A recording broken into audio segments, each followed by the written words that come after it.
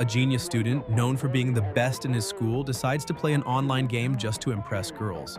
But everything changes when, on a rainy day, he is struck by lightning and gets transported directly into the game's world. Now trapped in a reality where monsters, demons, and even gods truly exist, he realizes he can't trust anyone, and that his only chance of survival is to rely solely on his own intelligence and strength. In an extremely dangerous world, he begins to grow stronger constantly, defeating increasingly powerful enemies and walking a brutal path where anyone who stands in his way must be eliminated. Anyway, let's get straight into it. Night falls over the school as Chen-Si Lee, lost in thought, once again shows himself to be the same genius he's always been, a student who has never encountered a question he couldn't solve. But this time, the problem is different. He's fallen for a troublesome girl. Tai Xiaomei walks up to his desk and hands him her notebook, saying she's giving him her homework again because she'll be gaming that night. The teacher notices and yells, telling her to get off her classmate's desk and stop disrupting the lesson. Chen calmly takes the notebook and says it's fine, but asks why she always does that. Xiaomei just smiles. Chen then asks if he can play with her, and Xiaomei agrees, saying she needs a healer, and setting their in-game meeting for 8:30 at the starter village, under the nickname Flaming Sweetheart. Later, the rain begins to fall and the news reports a severe storm approaching the city. Chen walks home under his umbrella, repeating her username as he goes. As soon as he enters the house, he calls for his mother and says he's back. She's surprised he's home early, and he explains that because of the storm, the students were released before time. Chen's mother remarks that the rain is heavy and tells him to rest a bit since dinner will be ready soon. He asks if any package arrived, and she replies that she left it in the hallway. Seeing the box, Chen recognizes the golden logo and realizes his long-awaited gaming helmet has finally arrived. His mother asks if he's started playing yet, reminding him she told him to relax sometimes. Chen rushes upstairs without answering, while she watches curiously, wondering if such excitement could be because of a girl. In his room, he looks at the open box and the sleek black helmet engraved with the word Cosmos. Lying on the bed, he says it's the most popular online game of the moment, offering a fully immersive mental reality experience. Smiling, he admits he should have started earlier, thinking Xiao Mei is probably already an experienced player. He adjusts the helmet, saying that for someone like him this should be easy. A notification pops up. Messages from Xiao Mei urging him to hurry up because she's waiting. Chen puts on the helmet and gets ready to dive into the world of Cosmos, thinking this might be the first time he's ever gone out with someone, smiling nervously before starting the connection. A beam of blue light envelops him, and his body begins to float before vanishing into the data stream. In seconds, he opens his eyes inside a digital space, taking in the surroundings as the game interface materializes in front of him. A system voice welcomes him to Cosmos and thanks him for his purchase. Chen, amazed, says everything feels too real.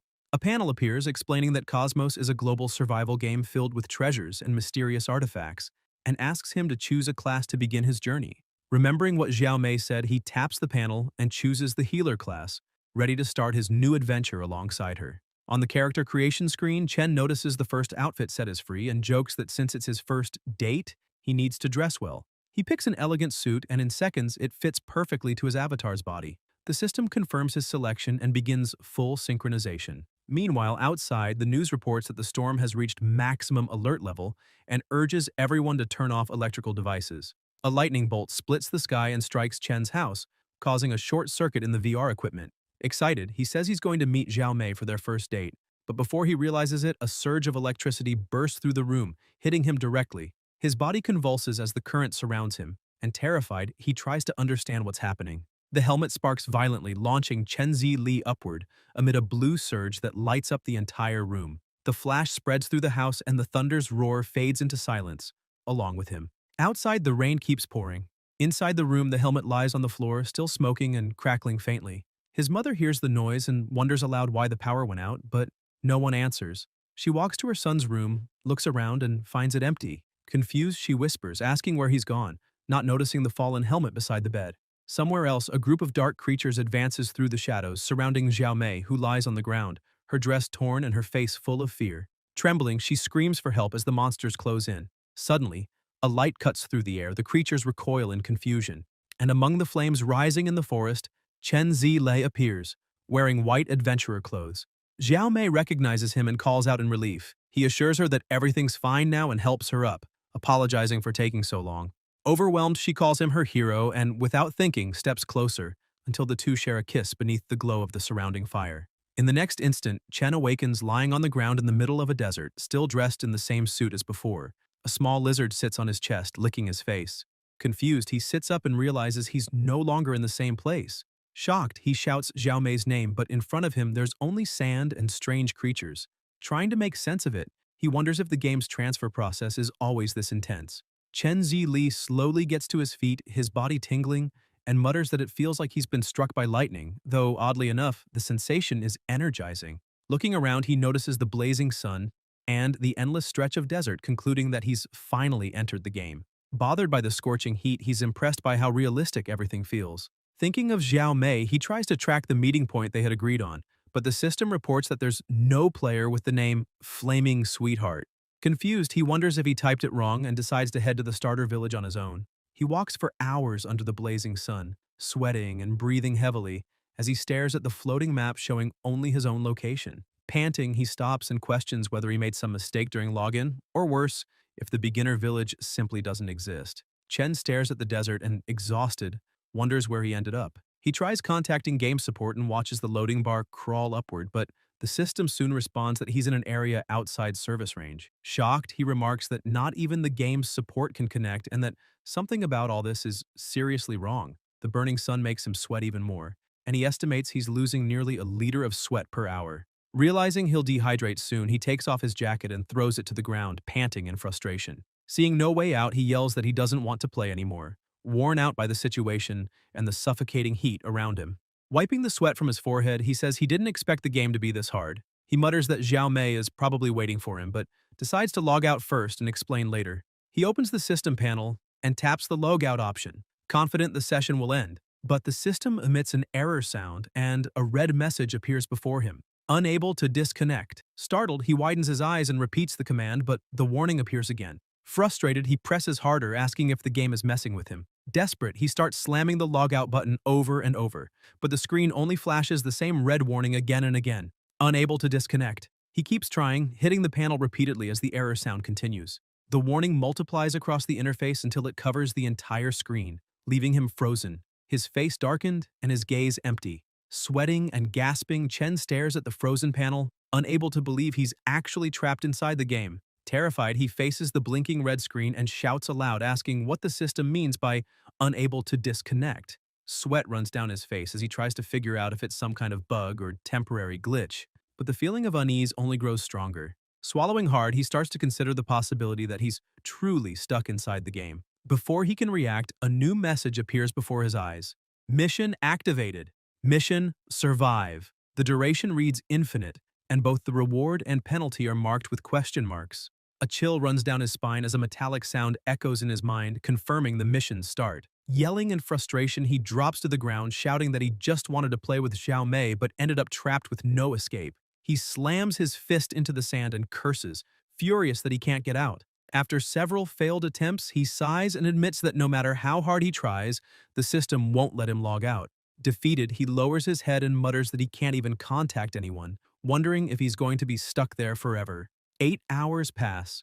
Chen trudges slowly through the desert, the sun burning his skin and his shirt drenched in sweat. He still tries to understand what happened, but slowly begins to accept that he's truly trapped there. With each step, he realizes the heat, the thirst, and the dizziness feel far too real for just a game. His body grows heavier, and he concludes that if he wants to survive, he needs to find a source of water before it's too late. Crouching, he picks up a small stone from the ground and examines its texture. He recognizes it as limestone and remembers a survival show where the host said rocks like that usually appear near springs. His eyes light up with a spark of hope. Looking around, he mutters that if there's that much limestone nearby, then water must be close. He keeps walking across the desert, leaving tracks in the sand and repeating to himself that he needs to find water soon. From afar, a creature watches him with its mouth open, drool dripping between sharp teeth. Chen leans against a rock and murmurs that he hopes his theory is right. Moments later, a droplet trickles down the stone and falls to the ground, hinting that there might indeed be water nearby. Entering the cave, he sees a crystal-clear spring. His mouth completely dry, he runs desperately toward it, diving into the water and drinking as much as he can. He gulps down mouthfuls, feeling the cool freshness spread through his body. Relieved, he thinks how good it feels to still be alive. Outside the cave, a glowing-eyed beast silently observes him. Satisfied, Chen lies down, realizing he's solved the problem of thirst, but still has no idea how to escape this place. Inside the cave, he stares at the holographic panel before him and mutters that, since this is supposed to be a game, there should be some kind of quest explaining how to leave the desert. He opens the map but sees he can only view areas he's already explored. He grumbles that, of course, it wouldn't be that easy, and decides to check his status first. The panel shows his basic attributes: strength, agility, wisdom, and vitality, all at 1 point each, along with a single skill, healing. Frustrated that he has no offensive abilities, he thinks that if he encounters a monster, his only option will be to run. Curious, he wonders how to unlock new skills and what the system means by special conditions. Opening his inventory, he finds his starting gear: an iron sword, a pair of leather gloves, 2 healing potions, and 2 bandages. Surprised, he remarks that he didn't expect a healer to start with a sword. Chen equips it, slips on the gloves, and decides that for safety he'll keep everything ready. He draws the blade, takes a deep breath, and begins practicing his swings, twisting his body and slicing through the air inside the cave. The water ripples with each movement, and he focuses, testing the weapon's weight and feeling for the first time that maybe he still has a chance to survive in this unknown world. After some time training, he notices that the sword's impact and motion feel incredibly real. A notification pops up, showing that the weapon's durability has dropped by 1%, and he concludes that everything really does function just like a game. His stomach growls loudly, and he mutters that if he stays here without food, he'll end up starving. Just as he's about to leave the cave, he hears a strange sound coming from the shadows and wonders what it was. Moving cautiously, he advances deeper, realizing how large the place actually is. Surprised he hadn't noticed before, suddenly something falls. A bone rolls to his feet. Chen steps closer, confused, and notices several more scattered across the ground. When he sees piles upon piles of bones, his expression changes completely. He wonders why so many animal remains are there and picks one up to examine it. He spots deep bite marks and remembers seeing something similar in a book. His eyes widen in fear. Realizing the danger, he spins around and bolts, shouting that he needs to get out now. A deafening roar echoes behind him, and a massive creature leaps from the shadows, its mouth full of fangs snapping right in front of his face. Chen freezes as the monster charges, its glowing eyes and razor-sharp teeth ready to tear him apart. He dives to the side, narrowly dodging the bite. A panel flashes before his eyes, identifying the enemy as Desert Wolf Level 5, a high-endurance and high-speed beast capable of running 15 kilometers per hour under extreme heat. His heart races as the system details: main attack, bite strength exceeding 200 kilograms, weakness, lower body. Chen realizes there's a 3-level gap and the monster can deal 200% more damage. Swallowing hard, he admits that this place really does have deadly creatures. As the wolf charges again, he realizes there's no way to run. Gripping the sword tightly, he tells himself that if he loses, he dies. With his eyes locked on the enemy, he takes a fighting stance.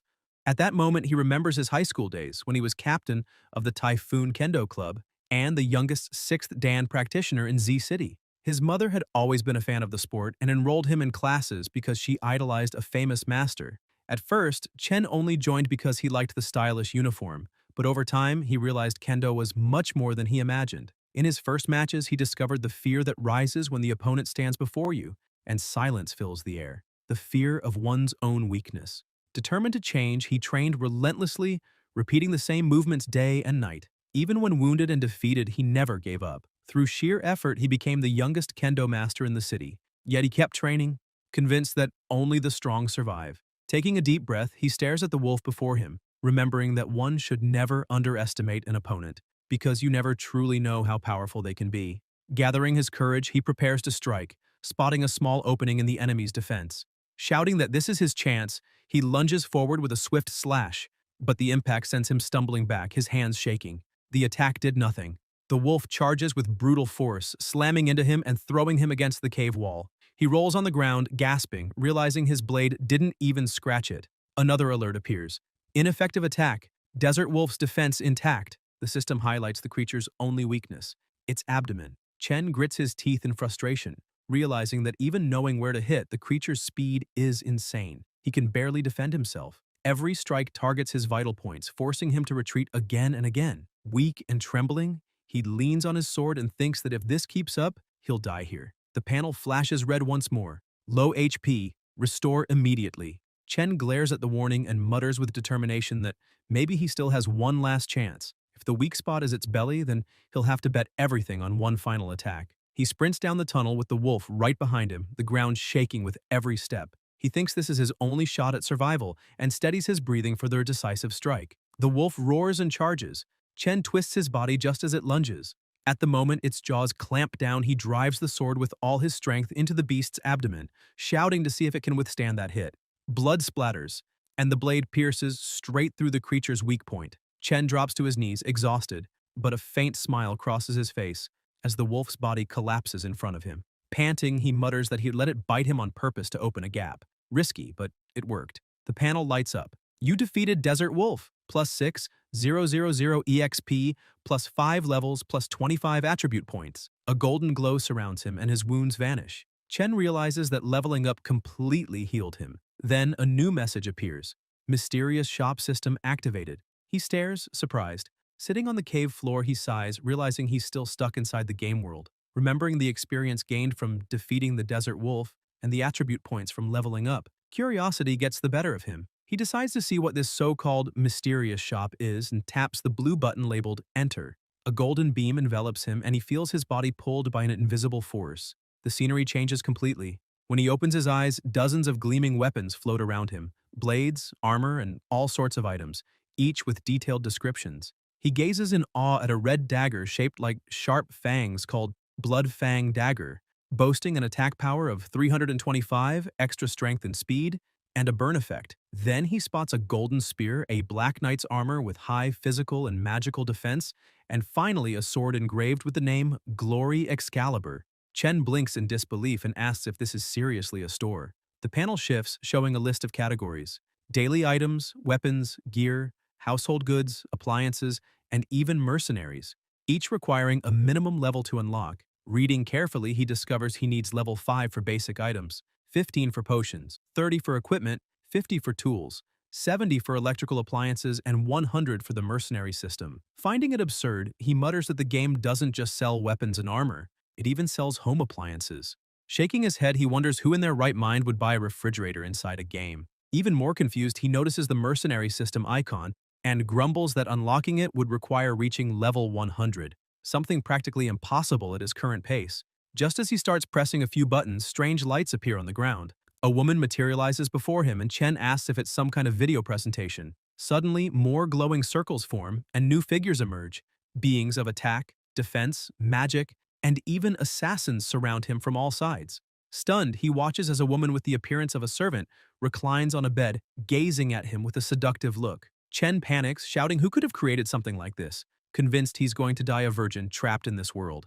The system then states that with his current level, he can only unlock daily essentials, asking if he wishes to proceed. Chen takes a deep breath and says he has no choice, confirming the action. The screen flashes, and the panel announces, Daily essential items unlocked, levels deducted, 5. In front of him appear the first results, 5 sweet buns and 3 bottles of water. Chen exhales in relief and laughs lightly, saying that at least the starving nerd finally has something to eat. Sitting in the cave, he realizes that, for now, he can only trade for a few items with his current level, but he needs to eat and recover his energy if he wants to survive. He then asks the system to display his status, and the panel appears before him showing ID. Chen Zili, level 1 healer. Condition stable with 100 GP, 100 MP, and 0 out of 100 experience. Has 1 strength, 1 agility, 1 wisdom, 1 constitution, and 1 endurance. His skills are heal and quick heal, and he has 25 unused attribute points, with a red warning below. Once attribute points are distributed, they cannot be changed.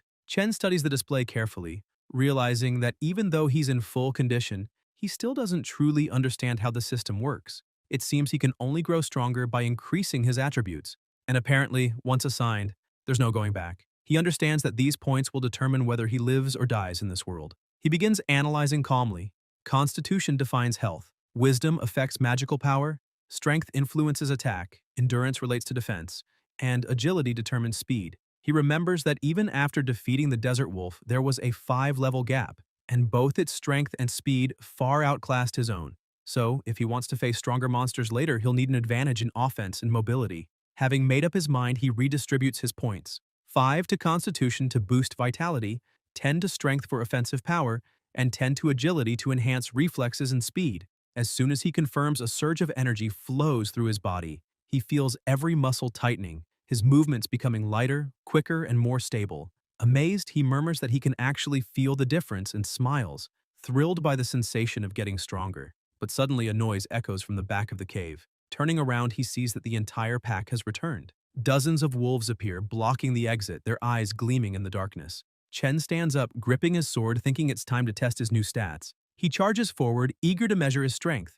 The first wolf leaps at him, but Chen moves like lightning. One clean slash, and the beast drops dead in seconds. His eyes widen in disbelief at the result. Now he doesn't even need to strike the weak point to deal damage. As the wolves rush him, he keeps cutting them down one after another without struggle. Each defeated enemy makes the system flash with new experience notifications. His swordsmanship sharpens along with his growing attributes, and his body reacts instinctively, as if he's practiced this art for years.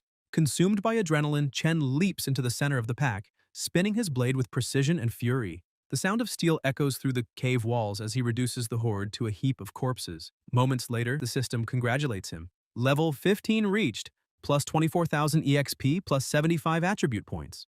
Chen smiles, sweaty and satisfied, thinking leveling up is much easier than he expected. All it takes is taking down a large number of monsters at once. Later that night, he decides to risk leaving the cave. It's late, but he has food and water, so he believes he can safely explore the surroundings. He walks through the silent darkness until he feels something under his foot. Looking down, he jumps in shock.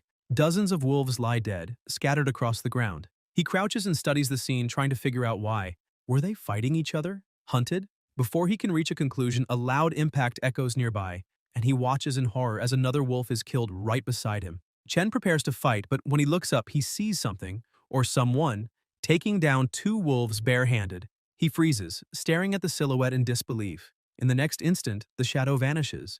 Chen frowns, still staring at the panel's data, thinking how strange this is. He's certain he just saw something there, and the wolves' corpses scattered across the ground are proof it wasn't his imagination. That thought makes him wonder if there are other players trapped in this world just like him. As he steps closer to inspect the bodies, he notices the blood has been completely drained from them, as if something had sucked out every drop. While analyzing the scene, a presence begins to form behind him. Focused, Chen tries to make sense of what happened, reasoning that such brutal attacks couldn't have been caused by a human. Suddenly, the system blares a red alert. Danger! Enemy attack detected! And Chen instinctively spins around, reacting on pure reflex. He slashes hard, the blade cutting into something behind him. Blood drips down the edge, and what looks like a severed arm hits the ground. The system notifies weapon durability reduced by 25%. Still on guard, Chen's pulse races as he realizes that whatever he hit was definitely not human. Before him stands a monstrous figure, vaguely human in shape, with glowing eyes and a body covered in dark markings. The creature steps forward slowly, and Chen instantly understands it must have been the one that slaughtered all the wolves. The monster raises its arm, the very one he had just cut off, and, to Chen's horror, the flesh begins to regenerate before his eyes. Within seconds, the limb is whole again. The system identifies the enemy: Wandering Dominator, Hidden Level, ruler of absolute speed within the Lucknaya Desert, feeds on the blood of living creatures. No being can escape its class. A chill runs through Chen's entire body. The Dominator's killing aura is suffocating, as if the very air around him has turned dense, pressing him into the ground. His muscles lock up. He can't move a single finger. It feels like standing before a supreme predator, and every instinct screams at him not to breathe. Cold sweat trickles down his face as he realizes this is the first time he's ever felt such genuine soul-deep fear. Then the Dominator moves. In a blink, its body disappears, and less than a heartbeat later, it's already in front of Chen, striking with impossible speed. He barely dodges, sliding across the ground.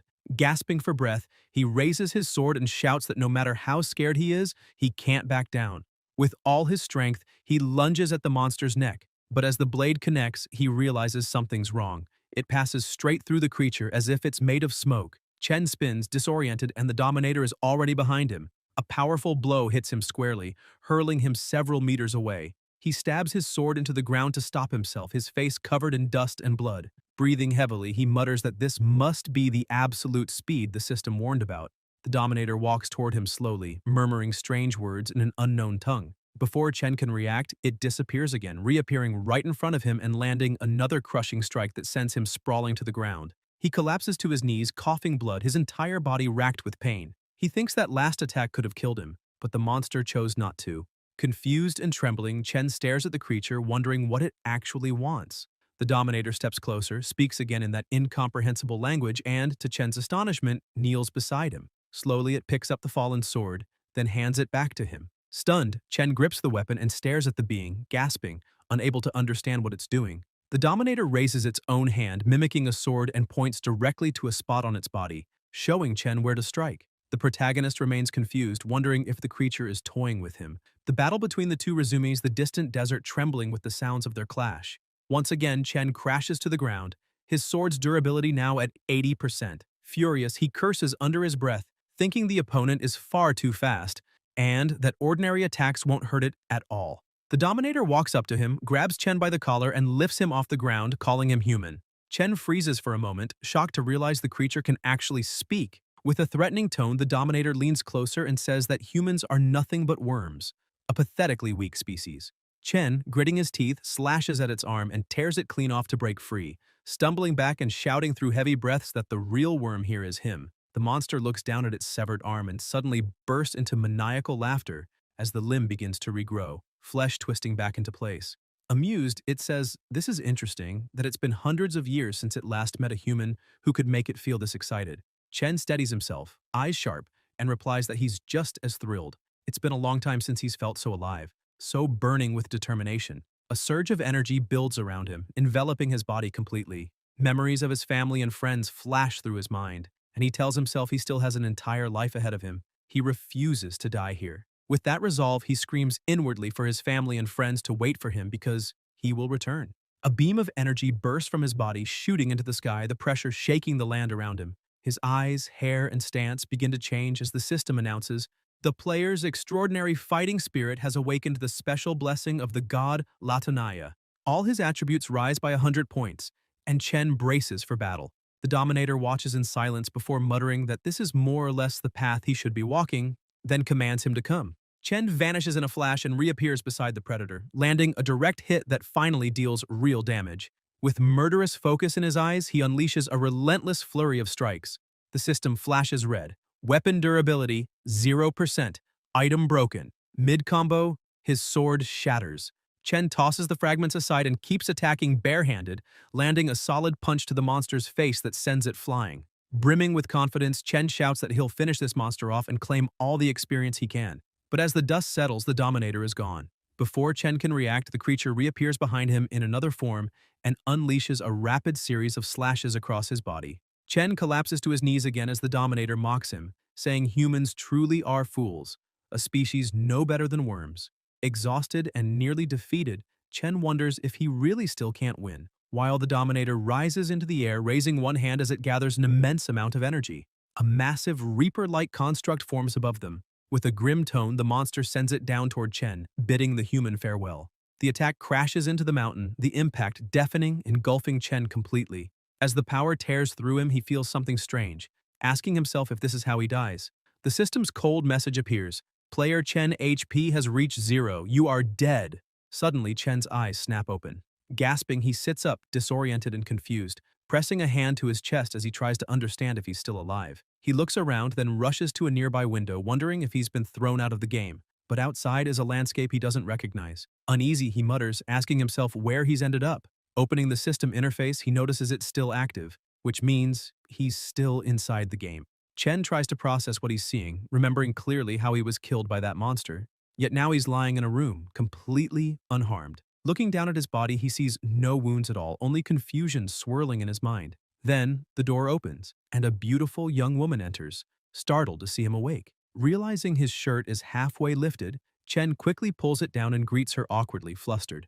Blushing, the girl runs out of the room, shouting for her grandfather, Wu Bulai, that the young man has finally woken up. Still dazed, Chen wonders if this place could be a beginner's village. Outside, the old man Wu Bulai is gathering herbs. When they return inside, the girl, still startled, asks if what Chen just said was true, that he actually died. He confirms it, explaining that his body had been completely pierced through, though he still can't understand how he ended up here. The girl explains that her grandfather found him during a hunt. At the time, he was nearly dead, but still breathing. Wu Bulai looks at Chen and states firmly that this place is not a beginner's village, and they are not NPCs or any kind of digital characters like he mentioned. Chen starts to lose his temper, convinced that none of this can be real. Everything around him looks exactly like the game world, and something is definitely wrong. Then an idea strikes him. He opens his system interface and tells the two to look. He shows them his status window, the mission list, his equipment, even the map. The girl stares blankly and turns to her grandfather,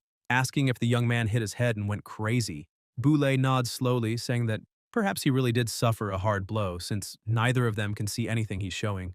Panicked, Chen realizes the system isn't responding. He can't contact support, nor can he find May's ID. After searching for a while, he finally understands he's completely cut off from the outside world. Anger takes over. He shouts, demanding to know how he can leave, yelling that he wants to go home. Bulay's voice turns grim as he says that no one can leave this place. The old man turns away and declares that anyone who enters the desert of Latanaya is doomed to remain there forever. Chen, still in disbelief, argues that even if it's a desert, there must be some way out. And if no one can escape, how did they get here in the first place? The girl, whose name is Sally, explains that years ago she and her grandfather traveled to the continent of Argama to hunt a dragon, but a storm struck, and when they woke up, they were already trapped here. Boulay confirms it, saying this is the legendary desert of Latanaya, a place said to imprison even gods, and that the only way to gain freedom is to find the palace of the god Kebli. Sally, her eyes welling with tears, adds that many have tried to find the palace, but almost none ever returned alive. After so much loss, the survivors gave up and chose to live here, accepting their fate. Better to survive in the desert than die chasing freedom. Chen falls silent as Boulay walks past him and rests a hand on his shoulder, saying that new people appear here every year, but he's never seen a single one leave alive. The old man heads toward the cabin's door and says the sooner the boy accepts reality, the better it'll be for him. Before leaving, he adds that once Chen's rested, Sally will take him to the city. Chen remains still, confused and furious, refusing to believe this is the real world. It must be like in the manhwas. He's been isekai'd into his own game. Suddenly, the system chimes. A new notification flashes before his eyes. Chen stares at the screen, shocked. The system reports a new mission. Avenge the death of the god Kebli. It asks if he wishes to accept. His body trembles as new messages flood the panel. Mission introduction. You have been reincarnated under the protection of the god Kebli. Your task is to remove the seal of the god Kebli. Mission objective. Find the palace of the god Kebli in the desert of Latanaya. Defeat the monster Nabus and free the god Kebli. Reward. The key to unseal the desert of Latanaya. Sometime later, lying in the grass, Chen stares at the system panel and thinks that even though he still doesn't understand how he got here, at least he's finally found a path forward. His goal is now clear. Find the palace of the god Kebli, defeat the monster Nabus, and maybe, just maybe, escape this place. Suddenly, someone calls his name. Sally runs toward him, out of breath, asking what he's doing there. She'd been looking everywhere. Chen stands up and apologizes, saying he just needed to be alone for a while and went for a walk. Pointing at the horizon, he asks if that's the desert of Latanaya. Sally explains that it's only part of it, emphasizing that the city is completely surrounded by that same desert, stretching endlessly in every direction. She gestures around to show how vast it is. Chen then asks how long she thinks it would take to find the palace. Worried, she asks if he seriously plans to go after it. Determined, he answers yes. He has to leave this place, no matter what it takes. Turning around, he starts walking, but Sally grabs his arm, pleading that there is no palace, that it's just a legend, and if he leaves the city, he'll die for sure. Chen keeps walking, replying that he's already died once, and he'll do whatever it takes to find the palace of the god Kebli and return home. He then calls Sally and suggests they head back to the city together for now. On the way, she asks if he really intends to search for that palace, and without hesitation, he confirms. Still anxious, Sally warns that the desert is filled with powerful monsters, ones even her grandfather doesn't dare claim he can defeat. Chen smiles and tells her not to worry. He's strong too. Suddenly, attacks fly toward them, catching them off guard. Explosions erupt, kicking up clouds of sand and smoke. Figures approach through the haze, and one of them laughs darkly, saying the prey has fallen right into their trap. Coughing and trying to see through the haze, Chen wonders what's going on. As the dust begins to settle, he's stunned to find that Sally has blocked the entire attack by herself. The man in front of them grins and remarks that she used the flame cage to stop his blades, and that it looks like they've met again. Furious, Sally glares at him. Bo-ban!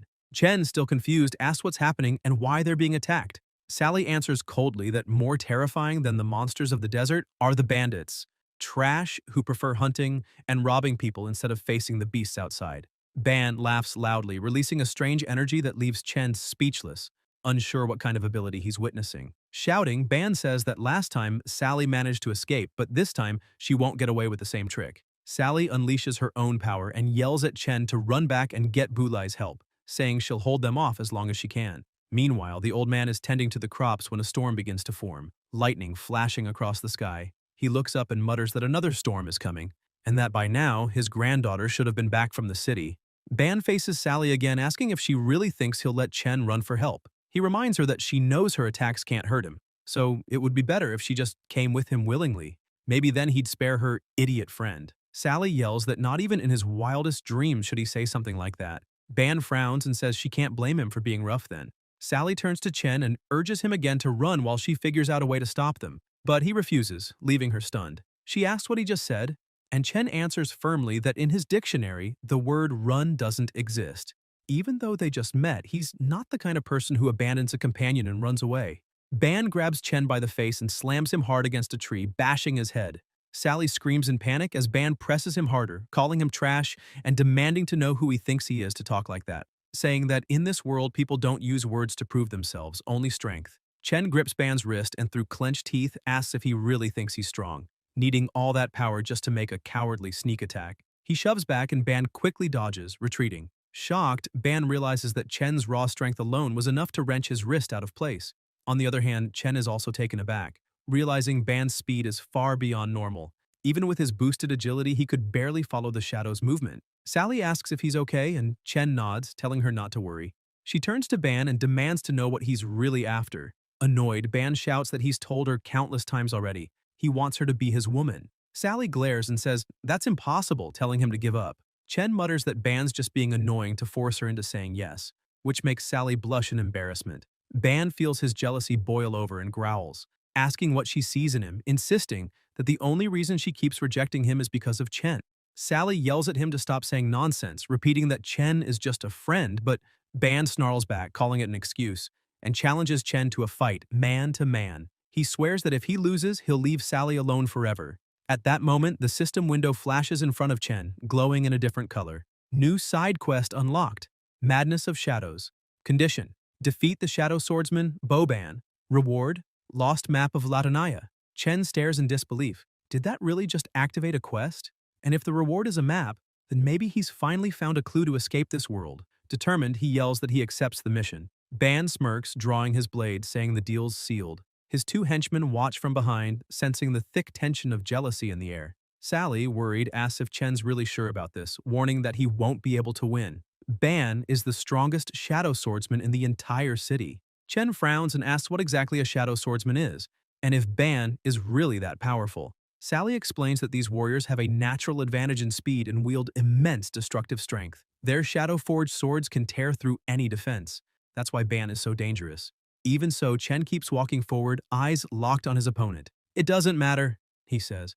I've already died once, and compared to death, I'd rather fight for a chance to leave this place. The two charge toward each other, sprinting across the sand. Chen throws a punch with all his strength, thinking almost bitterly how a perfectly normal life ended up turning into this.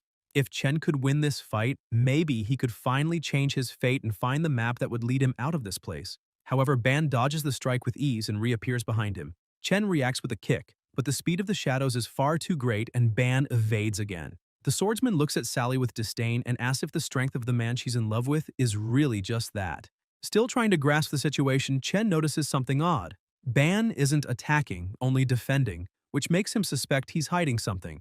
Growing desperate, Sally says she'll go with them and begs Chen to hurry back to find her grandfather, since Boulay is the only one in the city strong enough to defeat Ban. Chen interrupts her, saying he's not leaving. She shouts, asking why, and Chen smiles, telling her not to worry, saying that this battle has to happen, and if he wins, then they can finally leave this place. Hearing this, Sally freezes, asking what he means. What does defeating Ban have to do with leaving? Chen starts reflecting that nothing that's happened since he entered the game makes sense. Trapped in a world he can't escape, killed and mysteriously revived, and now the system requires him to defeat Ban to get a map. It all feels like coincidence, yet deep down he senses that someone is pulling the strings behind these events. Ban calls out and throws his swords to the ground, asking why Chen is standing still and if he's scared, adding that it's too late for regret. Chen laughs and says no. In fact, Ban is the one who's scared, hiding like a turtle. Ban replies that fighting an unarmed fool isn't fun or fair, so he grabs one of his swords, saying that since it's a formal duel, it should be fair, and tosses the weapon to Chen, who catches it. Ban adds that he wouldn't want Sally or his subordinates thinking he's taking advantage of the situation. His men exchange glances, realizing their leader is serious this time, and even Sally's anxiety grows. Chen, gripping the sword, says he never thought Ban was the type to follow rules, but reminds him he hasn't forgotten that cowardly sneak attack at the start. Ban tries to excuse himself, saying it wasn't intentional, just desperation, but Chen snaps, telling him to stop barking and fight, declaring that if it's a fair fight he wants, then they'll fight fair and head on. He thinks that no matter what, he must win to get the map, while Ban smirks, saying he'll let Chen taste the true power of the shadow. Chen charges forward, and Ban leaps with a grin, striking from above. The protagonist manages to block, but Sally screams for him to watch out behind him. Another Ban appears, attacking from the back. Turning to defend, Chen blocks the strike, but realizes too late it was only a shadow illusion. Leaving his back open, he's hit by the real Ban and knocked to the ground, blood spraying as Sally cries out in horror. A deep gash opens across his body, and the system alerts him that 300 HP have been deducted, leaving 700. However, if his life falls below 300, the mission will automatically fail. Ban watches the kneeling Chen and tells him to admit defeat, saying victory is impossible. The system window flashes again, detecting physical damage and asking if he wishes to use the healing function. Chen stands up and growls that he's never once admitted defeat in his life. Looking at the system, he confirms, and his wounds close as his clothes mend. His healing level is only 1, so his HP doesn't recover much. But the bleeding stops. Ban's subordinates burst out laughing, mocking that a priest challenging a shadow swordsman is the funniest thing they've ever seen. Ban tells Chen to leave Sally and go, saying a healer isn't worthy to face him. He turns his back and starts to walk away, but Chen taunts him, asking if he's scared to be beaten by a priest and humiliated in front of Sally. Ban freezes, furious, demanding to know what Chen just said. Chen tells him to stop talking and start fighting for real. Enraged, Ban growls that he'll show him the true power of a shadow swordsman, and his aura explodes. Shadow clones materialize all around him. Chen stares in awe. The opponent has split into 3. He realizes that shadow assassins must rely heavily on clones in battle and starts analyzing the pattern. Last time, the clone attacked from the front and the real Ban struck from behind. That must mean the clone and the real body can switch positions at any moment. He concludes that this is an extremely troublesome class to fight. Ban keeps talking, saying that Trash, who awakened as a healer, disgusts him, and since Chen wants to see true power, before dying he'll let him witness the invincible attack of the shadow assassins. Chen tells him to stop talking and use everything he's got, then charges forward. Ban, thinking Chen is just an arrogant child, orders one of his shadows to play with him for a while. Instantly, the shadow rushes forward, and when their blades clash, the pressure in the air is strong enough to make even the onlookers flinch. They keep exchanging blows, and Chen realizes that the clone is so powerful he can barely block its attacks, and there are still 2 more. Suddenly, another shadow appears behind him.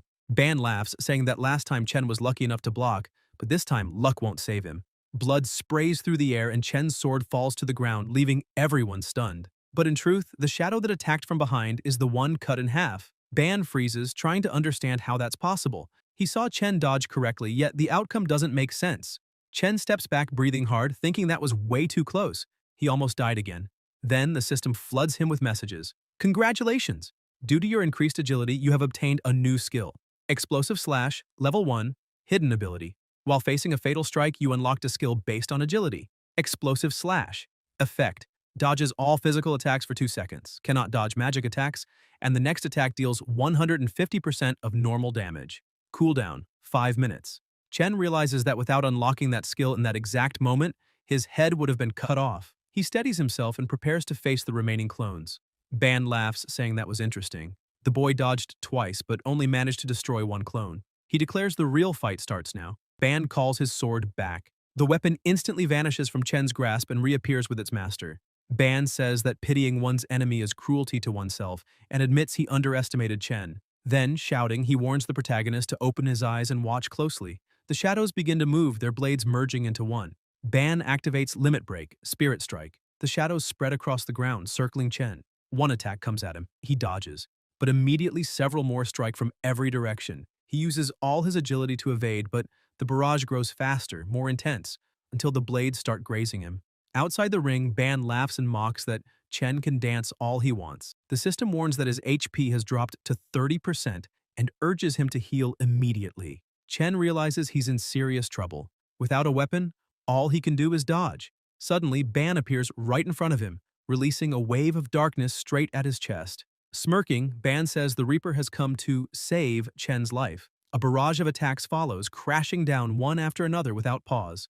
Ban steps back, saying he'll find a nice spot for Chen's grave. But out of nowhere, a beam of energy shoots forward at incredible speed. Ban turns just in time to realize he can't dodge. He braces for impact, but then someone steps in front of him. The explosion's sound echoes for kilometers, leaving everyone stunned. Ban, speechless, looks back and sees Bulai with his arm extended, having stopped Chen's strike. The old man orders them to stop immediately. Rain pours down as Chen, panting and exhausted, still stands ready to fight. Bulai insists he stop, but Chen, still angry, only steps back. Sally rushes to him, asking if he's okay. He nods, eyes still fixed on Ban. The old man walks closer, saying they all need to leave as a storm is coming. Ban, however, starts laughing, finding the situation amusing, asking if Bulai really thinks his arrival means they can just walk away that easily. Bulai replies coldly that if he hadn't intercepted Chen's attack, Ban would already be dead. Ban hesitates, unsure if he heard right, then scoffs, saying that's impossible, that Bulai's talking nonsense because how could a priest kill him? He insists that if he hadn't gone easy, he would have finished Chen off long ago. At that moment, the system window appears once more. Mission complete. Madness of Shadows. Victory condition. Defeat the Shadow Swordsman Ban. 1/1. Rewards. Map X1, 15,000 EXP. Hidden key obtained. Chen is stunned, wondering if the system really counted that as his victory. Bulai completely ignores Ban, puts a hat on his granddaughter's head and says the storm is getting too close. They need to leave immediately. Ban's subordinates also try to convince him to retreat before the storm hits. Even so, unable to accept defeat, Ban yells for Chen to come back, shouting that their fight isn't over yet. Chen glances over his shoulder while Ban keeps calling out, demanding to finish what they started. For a brief moment, Chen just looks at him silently until Sally calls his name again, asking what he's staring at since the storm is almost there. He exhales and answers that he's coming. Sometime later, inside a cabin, Sally is treating Chen's wounds, telling him to stop moving. Bruised and battered, he replies that it'll be over soon and asks her to just hold on a little longer. Sally sighs, saying it's impossible to apply medicine if he keeps squirming. Chen apologizes, saying he's caused trouble for her and her grandfather again. She asks why he's apologizing and admits she never imagined he'd be that strong. Chen thinks to himself that even after gaining experience, his level didn't increase and his wound still needed real treatment, making him realize he must understand the upgrade system better. He changes the subject and asks if she knows Ban. Finishing the bandage, she nods and says yes. They grew up together like siblings. Standing up, she tells him all his wounds are taken care of. Chen sits up on the bed and thanks her for helping him again. Smiling, Sally adjusts her hair and says, actually, she should be the one thanking him for everything he's done. She excuses herself, saying she'll go help her grandfather and tells him to rest. Alone in the cabin, Chen looks out at the rain and remembers another day when it poured just like this. He thinks of his mother, wondering how worried she must be, unable to find him. Then, determined, he opens the system. He tells himself he'll find a way back soon. After defeating Ban and completing the mission, he received the map of Latanaya. Now, all he needs to do is reach the sacred temple, defeat the boss inside, and finally return home. Looking at the map, he smiles, thinking this is great. Once the rain stops, he can move on to the next stage. The system reminds him he also received a hidden key and asks if he wants to learn about its function. Chen asks what it's for and the system explains. During battle, mysterious treasure chests of various colors will randomly appear. White, green, purple, red, orange, and black. Using a key to open one will grant a random jewel or equipment piece that cannot be purchased in the market. Discovering this, Chen realizes how interesting and potentially valuable the key could be. He puts on his coat, thinking he might be able to leave soon, when suddenly Bulai appears. Chen smiles, happy to see him. The old man apologizes for not visiting sooner, explaining that the storm had grown too strong and he needed to finish protecting the seedlings. Chen says it's fine and that he shouldn't worry, asking instead if there's anything he can do to help. Bulai asks about his injuries, and Chen replies that it's nothing serious, just scratches that will heal in a few days. Bulai nods, saying that's good to hear, though he admits he truly didn't expect Chen to win that fight against Ban since he's one of the strongest swordsmen in the village. Chen agrees, saying that if Ban hadn't underestimated him, he wouldn't have had such a clear chance to win. Bulai packs his pipe and says he knows Ban's strength well, but in a fight, brute force alone isn't enough. One must also have willpower and resolve. That's why, he says, Chen's victory was no coincidence. Chen mentions he learned from Sally that she and Ban grew up together and asks how Ban ended up the way he is. Exhaling smoke, Bulai says that's a long story. He begins explaining that 10 years ago it was raining heavily, just like today. He and Sally had just arrived in Latanaya when they passed a small house. As they approached to ask for shelter, they discovered a strange, demonic monster attacking the family inside. But they were too late. The creature had already killed the man and woman. Fortunately, their son was still alive, clutching his mother's body and crying out for her, asking what was happening. When the monster turned to strike the boy, Bulai reacted instantly, landing a direct hit that forced the creature to retreat and flee. That child was Ban. After burying his parents, Bulai decided to take him in. After hearing that story, Chen grows even more confused, asking why Ban would act that way toward the very people who saved him. The old man explains that Ban believes his only reason to live is to find the monster that killed his parents. But Bulai has always tried to persuade him to give up that obsession and live in peace. Since there are creatures in Latanaya so strong and terrifying that Chen can't even imagine them, he emphasizes that even if he himself used all his strength, he might not be able to defeat the monster that slaughtered that family, much less could Ban. Because of that, Ban eventually left. Chen starts wondering what kind of terrifying existence that creature must be for someone like Bulai to admit he might not be able to win against it. The old man stands up, saying they've talked long enough and that it's time for Chen to rest. Still lost in thought, Chen keeps reflecting on the story and the existence of that monster, realizing that even though he has a map, he'll have to travel through the desert to find the temple, and he has no idea how many powerful beasts lurk out there. He'd already been killed easily by one before, and with his current strength, he could die again before even reaching the temple. The last time he fought a powerful monster, he received an attribute bonus, yet he still died effortlessly. With his current power, it's no use. No matter what, he must get stronger. Determined, he calls out to Bulai, asking him to wait a moment, and shouts that he wants Bulai to train him, to teach him how to fight, saying he needs to grow stronger to find the temple and escape that place. Bulai grabs his hat and keeps walking out of the house, telling the boy to just rest well, but Chen insists, saying he's serious and has an idea of how to get out of there. Bulai keeps walking and Chen, frustrated, slams the door, asking what he's doing. Ban and Bulai separated for this very reason, and now he'd been too impulsive to bring it up. From outside, the old man replies that when morning comes and the storm ends, Chen should meet him on the hill. If he can pass the test, Bulai will agree to train him. Excited, Chen promises to give everything he's got to succeed. Walking away, Bulai thinks to himself that he doesn't fully understand why, but after meeting Chen, his hopes of escaping that place have been rekindled. During the previous battle, the boy displayed terrifying strength. Even the Thunder Shield, his strongest defensive ability, had begun to crack when blocking one of Chen's attacks. Maybe that young man really could be the one to get them all out of there. Still standing by the door, Chen receives a daily mission reminder. 10 kilometers of weighted running, 3,000 weighted push-ups, and 2,000 sit-ups. Upon completion, you will receive 4 bonus attribute points. Except, he thinks it sounds like hellish training, but the attribute points are too valuable to refuse, so he accepts. The next morning, he ties a log to his back and starts running, thinking how thorough the system is in adjusting the ideal weight. After completing the 10 kilometers, he moves on to push-ups and sit-ups. As he trains, he smiles, realizing it's been a long time since he's felt the drive to fight for a goal, and that challenge makes him happier than solving complex problems ever did. When he finishes, he collapses to the ground, exhausted, and the system announces the mission's completion and the reward granted. Lying in the shade, he wonders which attributes to enhance. Sitting under a tree, he concludes that, considering his healing and defensive skills, the best choice would be to add 2 points to intelligence and 2 to endurance. Suddenly, he hears someone calling his name. Sally runs toward him, wearing modest clothes, and Chen stands up, asking what she's doing there. She explains she brought breakfast and, not finding him at the house, asked her grandfather, who said he was probably there. Sally notices he's shirtless and asks if he's been training, saying that if so, he must be starving, then hands him a package with food. Chen explains that Bulai agreed to train him, so he came to prepare. Surprised, Sally asks if it's true her grandfather accepted to teach him to fight. Chen confirms, and she smiles brightly, excited to see what kind of abilities he'll awaken. Confused, Chen asks if he isn't already a priest and whether he can really awaken other skills. Sally explains that yes, he can. Priest is only the profession granted by God, while elemental attributes are determined by personal affinity. Just like she uses the fire attribute, Bulai wields thunder, and Ban the shadow, each one is unique. The profession defines one's path of growth, but the attribute defines combat ability. Hearing that, Chen becomes even more eager, excited to discover what his element will be once he awakens. The world was divided into 5 great regions, and at that moment the protagonist was in the human concentration area of the Latanaya continent, a land rich in resources and intense trade, a symbol of prosperity and a crossroads for people from all corners of the world. To the west lay the blazing volcanic land of Megara, birthplace of the legendary Dragon Knight.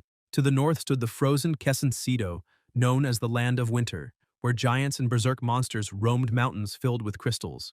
In the east stretched the mysterious Vergama forest, home to magical elves and mystical creatures.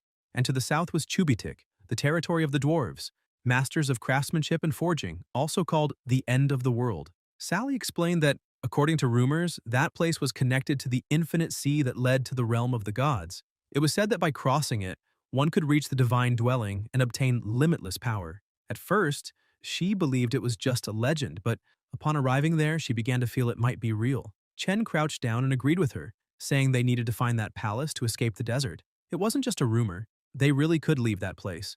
Sally's eyes lit up with hope, and she nodded with a faint smile. At that moment, Boulay suddenly appeared, saying he hadn't expected to see them so soon. Startled, Sally stood up, and the old man, with his teasing tone, asked his granddaughter if she had already confessed her feelings to Chen, since things seemed to be moving too fast.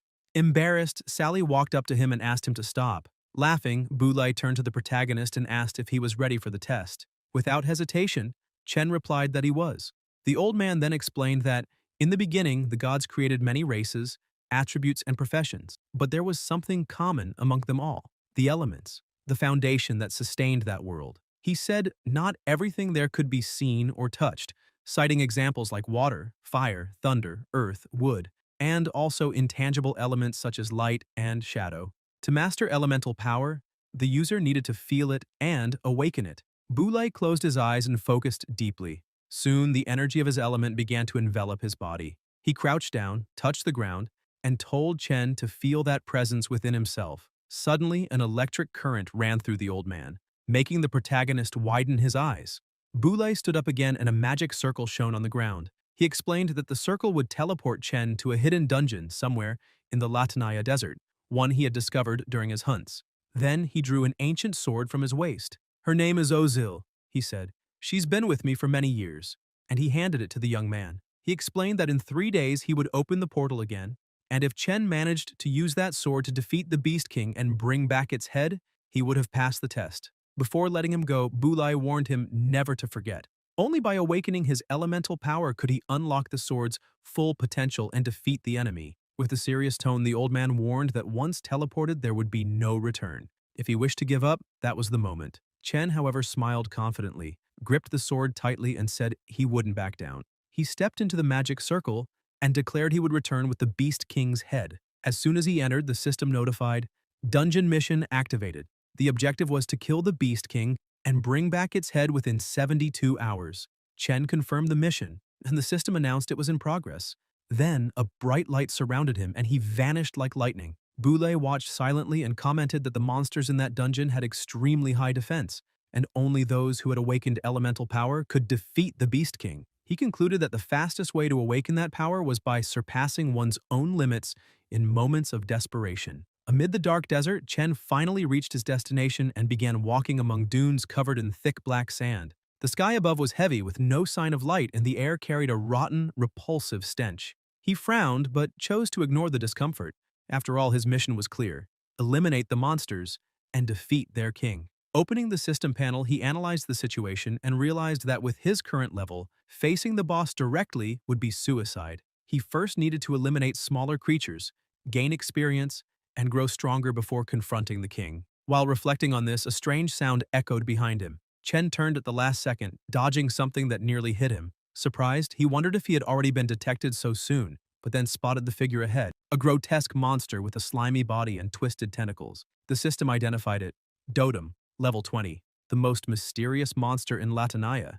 Chen raised his sword, thinking that even without awakening his elemental power, he could still fight. After all, the strength of a weapon depended on how it was used, and he wanted to test the true potential of the blade Boulay had entrusted to him. Advancing without hesitation, he attacked. Each movement was firm, driven by the certainty that the experience he gained would make him stronger. Dotem countered with a ferocious strike, hurling its tentacles like spears. Chen dodged with precision, guided by a battle instinct that grew with each clash. He sliced through the tentacles with a clean strike and muttered to himself that all he needed to do was keep defeating monsters, gain experience, level up, and grow stronger. The monster attacked again, this time releasing a storm of tentacles. Chen retreated, gathered momentum, and charged forward with incredible speed. Within seconds, he shredded every one of the creature's limbs. He felt his blood rush, and a smile formed on his face. The feeling of growing stronger with every battle was addictive. He drove his sword into Dotem with full force, twisting the blade until it cleaved the monster's body in two. The system immediately notified experience gained, 35,000 points. Level increased to 17. Attribute points gained, 5. Chen looked at the notification and smiled. It kept him focused, motivated to continue. But before he could rest, a horde of monsters appeared in the distance, charging toward him. He took a deep breath and prepared himself. The battle had only just begun. Meanwhile, somewhere else, under the night sky, Ban was training relentlessly, striking the same rock again and again until it crumbled to dust. Exhausted, he fell to his knees, panting and frustrated. "It's impossible. How could I lose?" he muttered, remembering the moment when Chen, a mere healer without elemental power, unleashed a devastating attack that made him tremble with fear. The image of Bulai blocking that blow also replayed in his mind. Even though he had never seen the old man use such a skill, Ban knew he had barely managed to stop Chen's strike, and that enraged him even more. Back in the desert, Chen continued his massacre. Each defeated monster raised his level, and the energy flowing through the system restored his wounds and vitality, turning him into a true war machine. When the last enemy fell, the system announced, "Level 25 reached. Attribute points available, 45. Medical shop unlocked. Do you wish to use 15 levels to activate the medical device?" Chen hesitated. He had no idea what this so-called medical device could do, and in the dark silence of the desert, he had to decide carefully whether it was worth the risk. He sighed, feeling a faint headache as he thought about how hard he had worked to reach that level, only to find he would need to sacrifice 15 levels to unlock the medical shop. The idea seemed absurd. He kept analyzing the system closely.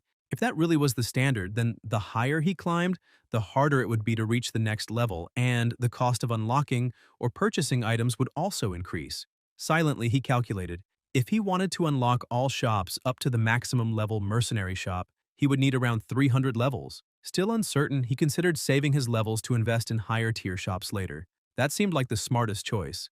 However, the current situation gave him no choice. He needed to survive the Beast King, and some medical items might be the difference between life and death. He opened the medical shop and was surprised by the options displayed. There were potions for recovery, enhancement, function, recharge, and speed. The first caught his eye. Recovery potion, Berserker Warrior's Release, costing 8 levels, instantly restored 50% of health and regenerated 300 points per second for 10 seconds, with a cooldown of 300 seconds. Another even more impressive one was the enhancement potion Burning Tears of Crumb, costing 10 levels, granting 300% critical damage, and applying a burn effect lasting 20 seconds, with a cooldown of 20 minutes. Chen's eyes widened. He realized the shop's potions scaled with his level.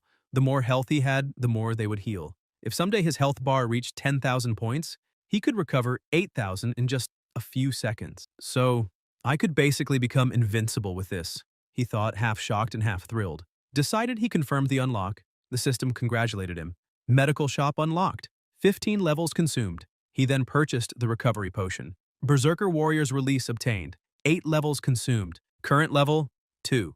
Chen looked at the sword and took a deep breath. Now, with 2 healing potions, he felt as if he had 2 lives, and that made him more confident. However, his glory didn't last long. His stomach began to growl loudly. He looked at the system and realized that after fighting for so long, he had spent too much energy. Only 2 levels remained. Curious, he opened the Daily Accessories tab and found a simple basket of bread whose effect read, "Quickly reduces hunger." He bought it without hesitation. As soon as he took the first bite, he grimaced. The bread was unbelievably hard. Sally's bread was so much better, he thought with a nostalgic smile. Walking through the desert while chewing, he opened the system map and noticed that 12 hours had already passed since he entered the dungeon. Around 60 hours remained to complete the mission. According to Bulai's instructions, the territory of the beast was northwest, so he needed to head in that direction to find the Beast King. Before advancing, the system notified him again. "Attention! You still have 45 unassigned attribute points." Chen blinked, remembering that he had completely forgotten about that. He opened the status panel and analyzed his stats. His strength and agility were high, but his health and defense were still low. Reflecting on his fight against the Dominator, he recalled how his attacks failed when his health dropped too much, and how he could die from a single hit before even using a potion. It's like an exam, he thought. To get a high score, you need to do well in every subject. The difference is that here I can retake it endlessly, adjusting my strategy each time. After thinking for a while, he began distributing his points. 15 in vitality, 15 in strength, and 15 in defense. Agility and magic each received 5 points. This way, he would have balance between offense and endurance. And if the battle became critical, he could use the Berserker Warrior's Lament to recover his health. "Perfect," he murmured, closing the panel with determination. Now, with his body reinforced and his spirit ready, Chen was prepared to head northwest, where the true challenge awaited him. With everything set, he began walking through the desert, saying that all he had to do now was find the beast's cave and complete his mission. The next morning, back in the village, Sally looked worried and reminded her grandfather that the place was extremely dangerous, scolding him for letting Chen go alone and asking if he would really be okay.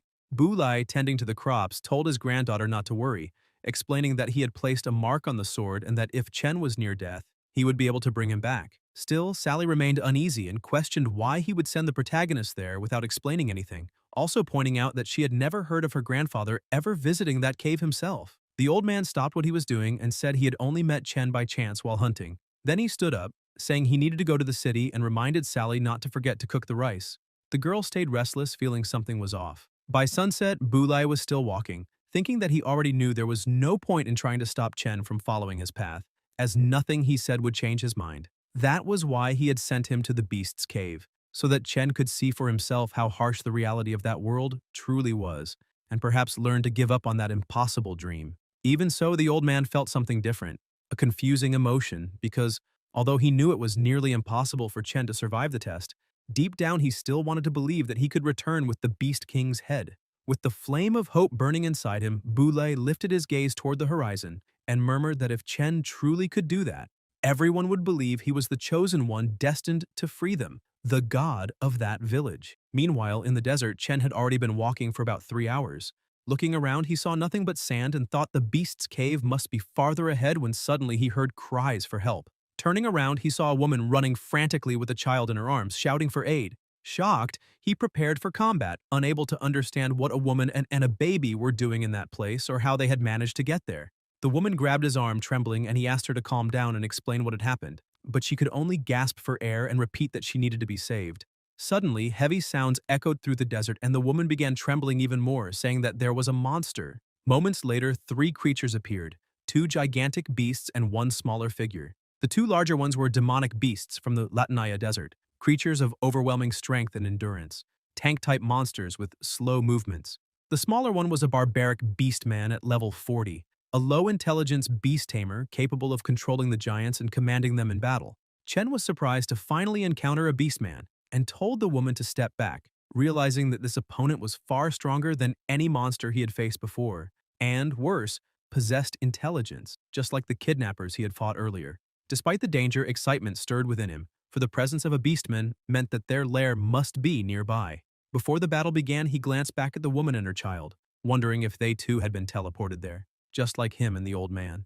The woman, panicked, held her child tightly, and Chen knelt beside her, assuring her that he would keep them safe. The beastman began to mock them, calling them foolish, cowardly insects, and Chen grew irritated, thinking this was becoming a joke. The last enemy he killed had called him the exact same thing. "Why does it always have to be insect?" he muttered before hearing the barbarian shout that they should stretch their necks and enjoy the pleasure of being chewed down to the bone. The beastman laughed loudly and commanded his monsters, saying it was time to feel the thrill of slicing those insects into pieces. However, before he could even finish his sentence, Chen charged forward and struck one of the giants with a devastating kick, sending it flying backward and slashing it repeatedly with his sword. Spotting an opening, he delivered another powerful strike, hurling the ogre far away. The woman, still clutching her child, watched in shock, astonished by the protagonist's strength. Chen realized he had indeed grown much stronger after leveling up. The beastman stared at the scene in disbelief, turned to the remaining creature and shouted, demanding to know why it was standing there like an idiot and ordering it to attack the human at once. But upon seeing its fallen companion, the ogre began to tremble in fear and then fled. Furious, the beastman roared, asking what the hell was going on, but quickly regained his composure, snarling that it didn't matter. He would show, all by himself, how to exterminate a worthless insect. In the blink of an eye, Chen's sword was already pressed against his neck. He ordered the beastman to drop his club and not move or his head would fly.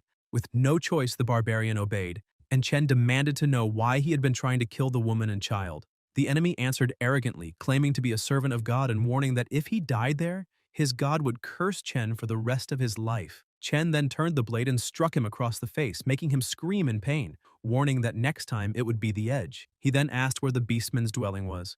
Trembling, the barbarian pointed toward a mountain and said it was there. Chen looked in that direction and realized he was probably telling the truth. It matched the same point marked by the system, the Black Rock Mountain, where the lair was likely located. Noticing Chen's distracted gaze, the beastman suddenly lunged toward the woman and her child, grabbing them. Laughing hysterically, he shouted that Chen had been working too hard to protect those two insects and that now he would watch as he devoured them slowly, savoring their blood. A dark energy began to radiate from his body. Enraged, Chen focused entirely on the target and charged, but before he could act, another man appeared beside him. Seeing the two of them, the barbarian realized it was over. Both struck simultaneously, sending the monster flying. Chen was stunned by the stranger's sudden appearance. The man smiled and complimented him, saying his move wasn't bad at all. Moments later, several others arrived, rushing to help the woman and child. Still confused, Chen asked who they were and how they got there. The blond man explained that he and his group had been mysteriously transported to the desert 3 days earlier and had been under constant attack from the beastmen ever since. During the chaos, one of their companions was captured, so they had followed the tracks until they found Chen. He introduced himself as Bros, a warrior, and said it was a pleasure to meet him. Behind him, a hooded man named Philoga, an assassin, and a green-haired girl named Rachel, a healer, were introduced. Chen shook Bros's hand and introduced himself as well. The warrior then asked if he happened to know why they had all been teleported there, but Chen replied that he had no idea, though that fallen beastman might know something. Trembling with rage and pain, the enemy growled that he had suffered yet another cowardly attack and that those insects were truly despicable. Glaring upward, he screamed that one day he would kill them all, but his expression changed to fear as he realized everyone was now standing around him. He demanded to know what they were planning to do. Still lying on the ground, the beastman shouted that they were all insects, nothing but food, questioning how they dared defy God and proclaiming that his God would kill them all. Chen stepped forward and slammed his sword against the ground, calling him by name, Rakidler. The beastman froze, startled, wondering how that human could possibly know who he was. The protagonist kneels down and says he has a few questions to ask, warning that Rakidler had better be a good boy and answer honestly if he wants to stay alive. Moments later, Rakidler was shouting that he had already told the whole truth, begging the protagonist to believe him. He had said everything he knew. As a lower-class member of the tribe, he only knew so much, but he confirmed that their god had indeed captured everyone to serve as food, and that he was merely following orders to guard that place. Beyond that, he knew nothing else. Suddenly, an extremely bright lightning bolt lit up the entire sky. Inside a church in Delktown, several people were murmuring that Boule must have gone completely mad, since even after all these years he still believed those rumors. They questioned what he intended to do even if he did find the palace. Hicks, a high-ranking mage of the wind element, claimed that they could never defeat the monsters guarding the palace, and yet the old man was placing all his hopes on a child who hadn't even awakened his elemental power. He also reminded everyone that Boule should know the consequences of angering God. The entire village could be in danger. Hicks urged the old man to heed his warning. Kill the boy in the beast pit, then quietly reflect, pray, and beg for mercy and forgiveness. Boulai grew irritated, asking if this was some kind of joke, and pointed out that the so-called God Hicks spoke of tortured them at will and treated them like worms. He added that Hicks sacrificed innocents in exchange for this so-called peace, while the villagers hailed them as heroes, when in truth they were nothing but failures who lived by sacrificing others. Offended, Hicks shouted, demanding to know what Boulai had just said, unleashing his power. He declared that he would execute the old man right there in God's name and charged to attack. But Boulai stood his ground, defending himself with his thunder shield. The attacks had no effect and he ordered Hicks to leave immediately. Hicks rose, even more enraged and confused by what was happening. Boulai began to walk away, apologizing, but thinking to himself that he could no longer live at the cost of others' sacrifices for an illusion of peace. He decided to rely on his own strength to find a way to escape and protect the innocent. Determined, he vowed to do whatever it took to achieve that goal, even if it meant defying the one they called God. Hicks, humiliated, insulted him, telling him not to look down on them as if he were superior. But a person beside him ordered him to stop immediately. And though furious, Hicks didn't dare disobey. Back in the desert, Chen stared at the mountain and said that treating people like worms and throwing them into Latinaya as food for monsters was outrageous. He thought that as a player, he could simply see it all as part of a game setting, but after meeting Sally, Boulay, and the others, he realized he couldn't think that way anymore.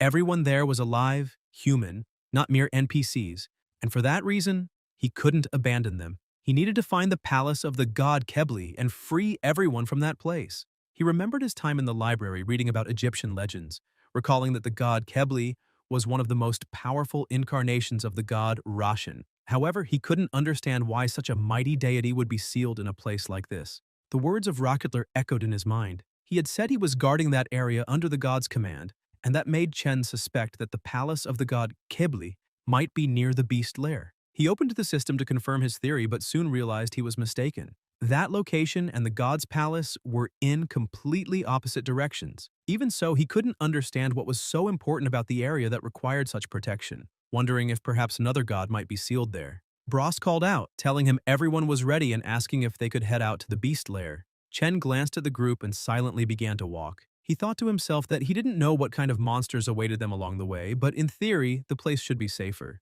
He watched everyone ahead without saying a word. Bros explained that although Rachel was a healer, she could also create magical barriers and amplify elemental attack power, so she would stay at the rear, protecting the group. She reassured everyone not to worry, promising to keep them safe until they returned. With everything settled, Bros announced it was time to move out.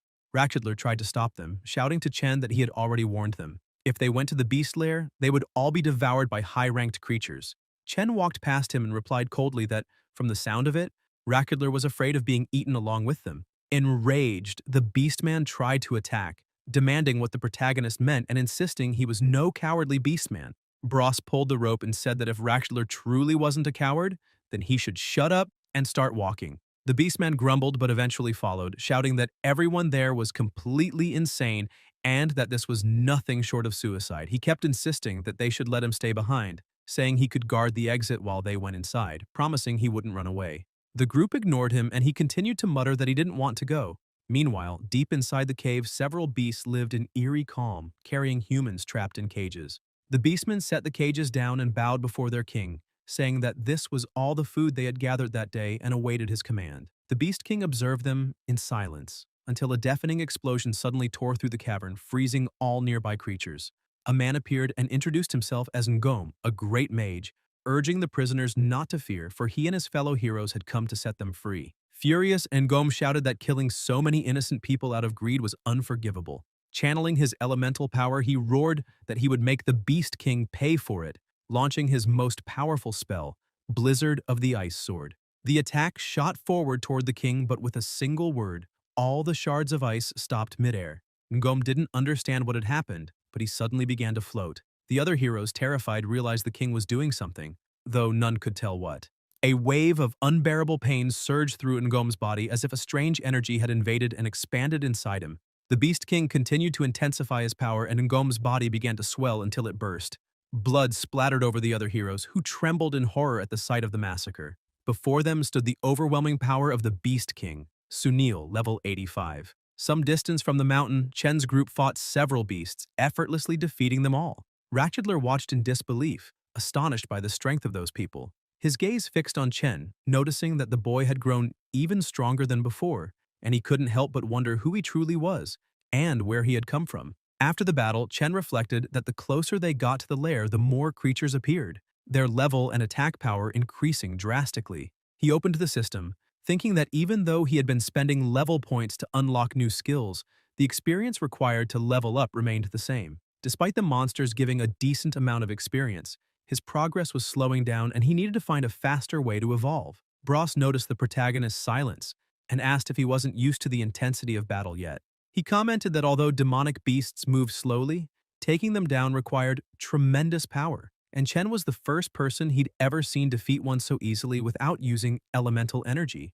That's why, Bros said, he believed fate had brought them together. The warrior grinned, saying he enjoyed Chen's company, and that if they managed to get out alive, he hoped Chen would join his guild. Chen looked confused and asked what he was talking about. Bros wrapped an arm around him cheerfully, saying there were many beautiful women with amazing bodies in his guild, and that he could introduce him to some, asking whether Chen preferred older women. Clearly uncomfortable, Chen demanded to know what that was supposed to mean. Filoga interrupted the banter, asking if Bros hadn't said his guild only consisted of himself. The warrior froze for a moment, then awkwardly laughed it off, telling Chen not to take those comments seriously. Filoga cut him off and pointed ahead, saying that the area in front of them must be the entrance to the beast lair. The three looked up to see a massive cavern before them. Chen turned to confirm with Ratchetler if that was indeed the place, only to realize the beastmen had vanished. Bros remarked that he had probably run away while they were fighting the other creatures. Inside the lair, Ratchetler was sprinting as fast as he could, thinking that he needed to warn the Beast King about the human invasion. Perhaps he'd earn a reward for it. Outside, the three continued to examine the cave entrance and concluded that it indeed had to be the lair. Bros said he could smell the stench of beastmen, proving that at least this time Ratchedler hadn't lied. He declared that it was time to go in. The group stepped into the cave, its walls lit by torches flickering in the damp air. The warrior commented that the place felt strange. They had walked quite a while without encountering any beastmen. Chen told him to look ahead. 3 separate tunnels stretched out before them. Bros sighed and said they'd have to split up there. He took Chen's hand and drew a symbol on it, explaining that it was the mark of the Flame Gate. With the mark, any of them could teleport to the other side if they found themselves in danger or discovered something important. Bros decided to take the left tunnel, Philoga chose the right, and Chen advanced through the one in the middle. Before parting ways, the warrior reminded them to memorize the mantra he had taught. If any of them were in trouble, all they had to do was recite it. Then they separated. The protagonist began running down the tunnel, thinking that his only option now was to level up as quickly as possible. Still, he worried that he might not encounter any beastmen at all. He kept running, observing his surroundings until he came across several demonic beasts devouring a woman's corpse. They were corpse-eating ghouls, level 47, souls abandoned by both God and hell. They possessed an incredible bite force, feared sunlight, lived in groups, and never appeared alone. As soon as they noticed him, Chen grinned. He had finally found what he was looking for. Then, countless more emerged, surrounding the entire area. Meanwhile, in the Beast King's chamber, Ratchedler knelt before his lord and reported that 3 worms had invaded the cave. They had split up and entered different traps, so they were likely already dead at the hands of the corpse-eating ghouls. In another section of the cave, the ghouls attacked Chen with everything they had, but he cut them down with ease. He thought to himself that this pack of trash didn't have much offensive power, though their numbers were high, and the experience they provided wasn't much either. With that in mind, he decided to finish them as quickly as possible. The system announced that he had slain 10 ghouls, earning 20,000 experience points. Realizing that killing them one by one wasn't efficient, he sped up his attacks. Soon, another notification appeared. 30 ghouls defeated, 60,000 experience points. Not long after, another update came. 100 ghouls eliminated, 200,000 experience points. He kept fighting until every monster in the area was dead. The system flashed again. Congratulations! You have slain 999 corpse-eating ghouls. Hidden level 14 unlocked. Current level 50. Thanks to the accumulated attribute points, 3 new abilities had been unlocked. First skill, Holy Light, consumes 100 mana points to restore 500 health points and deal 500 holy damage to enemies within a 3-meter radius. 3-minute cooldown. Holy damage ignores armor and magic shields. Second skill, Annihilation. Slash consumes 100 mana points to instantly attack enemies within a 5-meter radius, dealing up to 60% critical damage to a maximum of 20 targets at once, restoring 5% of health based on total damage dealt. 4-minute cooldown. Third skill, Blessing. Consumes 70 mana points, removes all negative effects, and increases speed by 20% for 40 seconds. With each enemy killed, the user recovers 3% of health. 2-minute cooldown. He could only choose 2 of the 3, so he began analyzing carefully. Blessing and Holy Light seemed like a good balance between healing and survival, but Annihilation, Slash, and Blessing formed a devastating offensive combo with built-in regeneration. Chen noted that all 3 skills were designed for close combat, allowing him to use Blessing to boost his speed and close the distance, then follow up with Holy Light or Annihilation Slash. However, the range of Holy Light was too short. If he wasn't close enough, it wouldn't deal damage, making its healing effect unreliable mid-fight. He dismissed that option and chose Blessing and Annihilation Slash. The system confirmed his decision. Professional skills acquired. Blessing and Annihilation Slash. Holy Light discarded. Chen began to worry, wondering if his 2 companions were safe or facing similar problems. But when he looked at the flame mark on his hand, he saw no signal, meaning for now, they were likely unharmed. As more monsters appeared, he decided to keep moving forward, cutting through them without hesitation. Meanwhile, in the left tunnel, Bros stomped his feet and unleashed hellfire, incinerating every monster that dared approach. Suddenly, he heard something strange. It sounded like music. The monsters seemed to hear it too, and immediately turned toward the sound, bowing and trembling in fear. From within the smoke, a figure began to emerge, chains wrapped around her feet, sharp claws on her hands, and a woman approached, singing softly. Bros demanded to know if she was the one sending all those monsters and warned that if so, he would turn everything there into ashes. The woman only smiled. Then, the ground beneath him cracked open, and from the darkness below, countless black hands reached out and seized his body. He tried to break free, but his strength was gone. It had to be the effect of the song he'd heard moments earlier. The woman laughed darkly, her hungry eyes gleaming. Her tongue, long and grotesque, slithered out as she whispered that it had been ages since she'd tasted such a delicious little worm. Then she drove her claws into Bross's abdomen. He struggled to move, but his body refused to respond. Panic rose within him as he realized he couldn't do anything. The woman laughed louder, saying she would save her every second, and Bross wondered if this was truly how he would die, devoured by such a monster. Suddenly, a flash cut through the air like lightning. Chen appeared, slicing off both of the woman's arms in a single motion. The shadowy hands holding Bross dissolved instantly. Smirking, Chen asked his companion if his timing was perfect. The woman staggered back in shock, demanding to know how he had escaped from Dakar. Chen tossed something toward her and replied, "You mean this?" A severed monster's head rolled to her feet. He remarked that Dakar had indeed been stronger than the ghouls, but even so, killing him hadn't been difficult. Enraged, the woman screamed and unleashed her sonic magic. Bross tried to warn him, but the spell hit before he could react. The system identified it. Death Spirit Sorceress. Skill, Enchanting Cry. Effect, Paralysis. The sorceress started laughing, saying that now the two of them could, but she never finished. In an instant, Chen activated Blessing and moved so fast that he decapitated her before she realized it. He commented coldly that her voice was so irritating he had to silence it. Bross was left stunned by the sheer speed and power he had just witnessed. Then both of them noticed the flame gate mark glowing brightly, and instantly shouted Philoga's name, sensing danger. In the right tunnel, a hell serpent, level 55, a monstrous being covered in infernal flames capable of spewing devastating fire, was rampaging. Philoga fought desperately, managing only to defend. The difference in strength was enormous. Even maintaining his elemental barrier was nearly impossible. Cracks spread across it rapidly before the wall behind him exploded, hurling him violently into the rocks. Gravely wounded, he looked up at the advancing serpent, wondering if this was truly his end. The creature lunged with all its might, but at the last second, Chen appeared once again, stepping in front of his comrade and unleashing a flurry of strikes that slammed the serpent into the wall, saving him at the very last moment. Turning to him, Chen asked if he was okay, his breathing heavy. Philoga could barely think of anything other than how Chen could possibly be that strong. Bross reached for the assassin, saying that both his and Chen's tunnels had been traps, which meant this one must be the true path leading to the Beast King. Philoga smiled faintly, relieved to see them both alive. The warrior helped him to his feet, asking if he was hurt, and the assassin replied that he was fine, but admitted that the monster was incredibly powerful, unlike anything he had ever faced. It seemed like one of the creatures from old legends. Philoga warned that if they encountered the Beast King now, all of them would die there. Bross began to waver with fear, but Chen interrupted him, saying the Beast King wasn't the greatest danger, and their own fear was. The two men fell silent as Chen continued, explaining that in battle, fear only drags you closer to death. Confident and resolute, he declared that it didn't matter whether it was the Beast King or something worse. He was getting out of Latanaya no matter how many monsters he had to face. Even if it cost his life, he would fight to the end. The serpent rose again, flames burning hotter than before. Chen shouted for them not to let fear control their emotions. The three prepared themselves and charged at the creature. Bross roared that he'd take the first strike, gathering all his strength and kicking the serpent hard, but it barely flinched. The beast turned and countered with a torrent of hellfire, forcing him to dodge just in time. Philoga seized the opening, activating his elemental power, though his hands still trembled with fear. He took a deep breath, telling himself he had to overcome it. He couldn't be a burden. He had to fight with everything he had.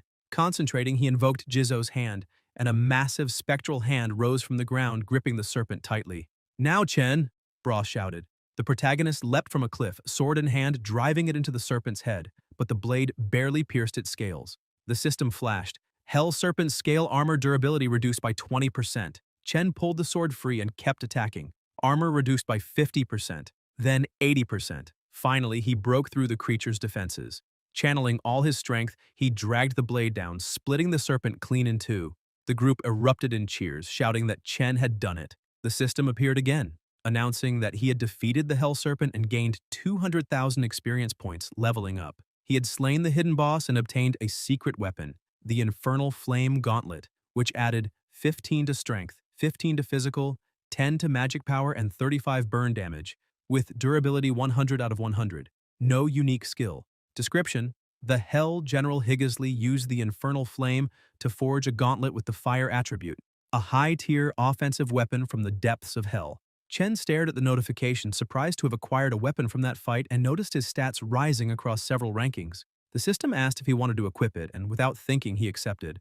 The Infernal Flame Gauntlet integrated with his body. Bross watched from a distance, impressed. It had been only a few hours since they split up, yet Chen's combat abilities had skyrocketed. He wondered how such a thing could be possible. Meanwhile, the system asked if Chen wished to hide the new weapon's appearance. He confirmed, and the gauntlet vanished from his hands while remaining equipped. The warrior kept watching, intrigued, and asked who that man could possibly be. Suddenly, a new noise echoed through the cavern. The protagonist and the warrior exchanged a quick look and attacked at the same time, repeating the tactic from the previous fight. Bros asked Rakudler what he was doing there. The Beastmen tried to play it off, saying he was lost because the Beast King must have triggered the traps. Chen thought it made sense now why they had encountered so many monsters along the way. None of it was coincidence. Rakudler rose slowly, saying the three of them were lucky to still be alive. The warrior stepped forward and kicked him, shouting that he'd better lead them to the Beast King, warning that if he tried to run again he'd be killed without hesitation. The Beastman replied that it was fine and that this time he would guide them there. Bros added in a threatening tone that if he tried any trick he'd be castrated on the spot. Rakudler muttered something strange and a magic seal began to glow over the gates, causing them to open before them. Meanwhile, in the village the storm grew increasingly violent. Bulai looked out the window, then turned with determination and opened his old wardrobe. Inside was his ancient battle armor, something he hadn't touched in years. Just then, Ban appeared at the doorway, remarking that after avoiding that place for so long, the old man had finally opened it. He recalled that in the past, Bulai never allowed him or Sally near that room. They had always wondered what was hidden there, and now they finally knew: his battle armor. Ban added that perhaps he had been wrong all along, because what was truly sealed inside wasn't the armor, but the old man's desire to leave that place. Bulai frowned, wondering when the boy had arrived. He hadn't sensed his presence at all. Ban continued, saying he'd heard the old man was assembling a team to leave Latanaya, and that maybe the monster who killed his parents could be found along the journey. He went on to say that ever since he left that house, all his years of training had led to this moment. Resolute, he declared that he wanted to join Bulai and asked if, this time, the old man wouldn't stop him. Back in the beast lair, the three followed Rakudler. Every few minutes, Bros threatened the beastman, warning that if he tried anything, he'd be killed instantly. Rakudler swore he wouldn't and pointed ahead, saying that the grand hall of the beastman's nest lay before them, where the Beast King awaited. Chen asked if he knew where the captured people were being held, and Rakudler nodded, saying he knew the place well. Chen then began walking, telling the others he would head for the Beastman's Hall while they focused on rescuing the prisoners. Bros frowned, asking if Chen thought they'd just get in his way, telling him not to get full of himself just because he'd saved them earlier. He wasn't that strong yet. Chen started to reply that wasn't what he meant, but stopped abruptly. The system began flashing red warnings. Unknown entity detected ahead. Current strength insufficient. Estimated chance of victory and survival, 10%. The system then asked if he accepted the mission. Chen hesitated. Only 10% survival? After all his grinding, all his leveling without even awakening elemental power, the odds shouldn't be that low. Filoga noticed his strange expression and asked what was wrong. Chen shook his head, saying it was nothing, and told them he didn't want to drag innocent people into his battles. Once inside, they should focus on freeing the captives. He'd take on the Beast King alone. Bros immediately refused, saying he would never abandon a comrade to fight alone in a place like this. Chen turned to him and warned that the monster inside wasn't as simple as they thought, that his odds of victory were barely 10%. The warrior shot back that it didn't matter. If Chen hadn't saved them before, they'd already be dead. Even if the chance was 0, he wouldn't run. Filoga agreed. Chen fell silent for a moment. He remembered how, growing up, at school or in kendo, he had always handled everything on his own. He'd never thought of himself as someone who struggled, yet somehow he had always been alone. Looking ahead now, he realized this was the first time he wasn't. Rakudler pointed forward, saying the Grand Hall was just ahead, but that he'd wait outside. The Beast King would kill him if he entered. The three looked toward the entrance, and Bros muttered to Chen that if he wanted to die, fine, but he didn't. Chen gave a faint smile, and they all agreed to go in together. Upon entering the hall, they saw the throne, empty. Chen frowned, wondering why no one was there. He turned to Rakudler, reminding him that he'd said the Beast King was always in that chamber. The Beastman looked confused, saying he didn't understand either. The hall was normally heavily guarded, yet now it was completely empty. Suddenly, the massive door behind them began to move on its own, slamming shut and sealing them inside. Filoga felt a strange pressure in the air, then began to float. Chen traced the source of the energy and saw that the Beast King had returned, now seated upon the throne. Filoga coughed up blood. Seeing his friend in pain, Chen rushed forward to attack, but his strike was blocked by an invisible barrier. The Beast King countered, the shockwave throwing Chen backward. Filoga, weak and bleeding, began to fall. Chen sprinted to catch him midair, shouting his name and asking if he was all right, but no answer came. Confused, he looked toward the throne, wondering since when that monster had been there. and realizing that it had nullified his attack effortlessly. Even trembling and wounded, Philoga stood up and tried to activate his elemental power. Bros shouted for him not to push himself in that condition, but Philoga yelled back that he was fine and told the warrior to get ready. He conjured a massive axe of pure energy and hurled it toward the Beast King. Bros activated his elemental ability and leapt onto the axe, using it as a springboard to launch himself forward at full speed. At the same time, Philoga released his magic. Their combined assault struck the enemy's barrier, cracking it just enough to open a brief gap. Seeing the opening, Chen moved behind the throne and struck with all his strength. A violent explosion shook the hall, destroying part of it. But when the dust settled, the Beast King stood unscathed. Chen couldn't understand what had happened. The boss merely smiled, slowly rising to his feet, then unleashed his true power. A massive shockwave filled the room, throwing everyone backward, except Chen, who managed to defend himself in time. Excited, Ratchetler began cheering, saying the Beast King truly was incredible. Chen was stunned to realize the enemy's defensive ability covered his entire body, and that his attack power was terrifying. Philoga and Bros got up, injured, and Chen asked if they were all right. They both said yes, but Chen was frustrated. He still didn't know what abilities the boss possessed, making it impossible to plan an effective attack. Suddenly, the Beast King started laughing, a dark aura radiating around him. Calling them insects, he said they were amusing and that he would play with them a bit longer. A black mist spread through the air and the Beast King vanished before their eyes. Chen looked around, trying to locate him until he noticed something and shouted for Bros to be careful. The boss appeared right in front of the warrior and landed a brutal punch to his stomach, making him kneel in agony. Bros tried to fight back, but the Beast King grabbed his arm and snapped it effortlessly. The warrior screamed in pain and tried to kick, but the enemy dodged and headbutted his leg, breaking it. Helpless, Bros collapsed to the ground. The Beast King watched for a moment, then launched another devastating strike, causing a massive explosion. Philoga shouted his comrade's name. When the dust cleared, the boss realized his attack hadn't hit. Looking to the side, he saw Chen carrying Bros's body and laying him down carefully. Philoga ran over to help, and Chen told him to take care of the warrior. Then the protagonist turned back and walked toward the Beast King. Even with his body wrecked by pain, Bros tried to rise, apologizing for being a burden again. Chen gripped his sword tightly, his eyes firm, and declared that from here on, they could leave the rest to him, because he swore he would kill that piece of trash. The Beast King smiled again, saying this was only the beginning and that those useless worms were worth nothing. This time, Chen realized he was going to try the same trick as before and fixed his gaze firmly on the opponent. In the blink of an eye, the boss appeared beside him, shouting that it was time to die. Chen blocked the strike with the gauntlet. He stated that even if he couldn't surpass the monster's abilities, in terms of raw strength and agility, he was no longer weaker. Bros watched in disbelief, saying that Chen had actually stopped the Beast King's attack, something he himself couldn't do even after 10 more years of training, and admitted that Chen was truly different, someone strong beyond reason. The Beast King laughed, surprised, saying it was the first time a mere worm had ever blocked his strike and that this was starting to get interesting. Still, he sneered that it didn't matter. Chen was still just an insect, and this fight would serve only to amuse him. Using his skill, he lunged again, declaring it was time to end it all. Chen deflected the blow with his sword and, in a steady voice, promised that first he would make the monster pay for everything he did to his friends, and then he'd cut off his head. He activated Blessing and vanished before the boss's eyes, reappearing beneath him and launching him upward with a crushing strike. Mid-air, Chen unleashed a relentless flurry of slashes, shouting that he'd show him what an insect was capable of. He kicked the Beast King in the head, yelling that he'd make him regret ever underestimating humans. As the enemy fell, Chen triggered his annihilation slash and struck him head-on, but before he could celebrate, the Beast King vanished, leaving only his crown on the ground and reappeared behind him. Chen reacted just in time, unleashing a burst of blades to counterattack. Using the impact, he leapt away and propelled himself off one of the walls, keeping a safe distance, as he vowed he would never again let that monster hurt innocent people. Everyone watching was stunned. The boss was hurled to the ground, causing a massive shockwave, but quickly rose again, now enveloped by an even denser aura.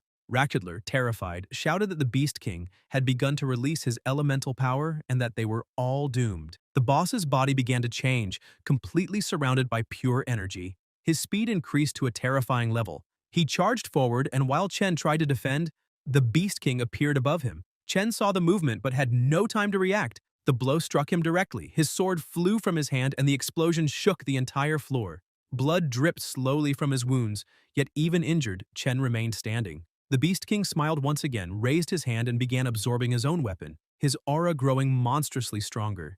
Chen tried to move his injured arm but realized he could no longer control his body. His energy and abilities were completely drained. He wondered if this was truly the end. The Beast King's body began to mutate, muscles twisting and expanding until he took on a new form. In a flash, he dashed forward, striking Chen and sending him flying upward. Before the protagonist could react, the boss leapt again and hit him midair. Chen's vision blurred as his body was flung across the hall, and before he could hit the ground, another blow landed squarely, smashing him headfirst into the floor. Motionless and drained, he couldn't even raise his arm. The Beast King materialized two new weapons and declared that worthless insects deserved to be crushed to death, ordering Chen to accept his fate. Unable to move, Chen could only wonder if this was truly how it would end. Then, faint voices began echoing in his mind, the same voices that had haunted him his whole life. People mocking his name, laughing, asking why his parents would name him after an insect, saying it suited him perfectly.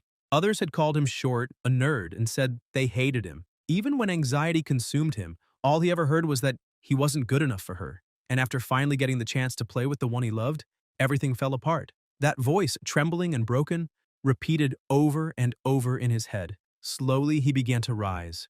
The air pressure shifted, the ground cracked, and stones around him started floating. Then he remembered his mother's face, pleading for him to come home. Suddenly, a dark aura engulfed his body, expanding violently as everyone nearby hid in terror of what was coming. When the darkness cleared, a completely different sword appeared in his hand. The Beast King watched as the energy around Chen formed into ribbons of shadow that wrapped around his body like armor. A mark appeared across his face and one of his eyes turned black. Moments earlier, Chen had heard someone calling his name, urging him to wake up. He opened his eyes and found himself floating in a void. Looking around in confusion, he asked what was happening because moments ago he'd been fighting the Beast King. Then he noticed something moving below and shouted, asking where he was. When no one answered, he looked at his own hands and wondered if he was dead. A voice answered that he wasn't. Not yet.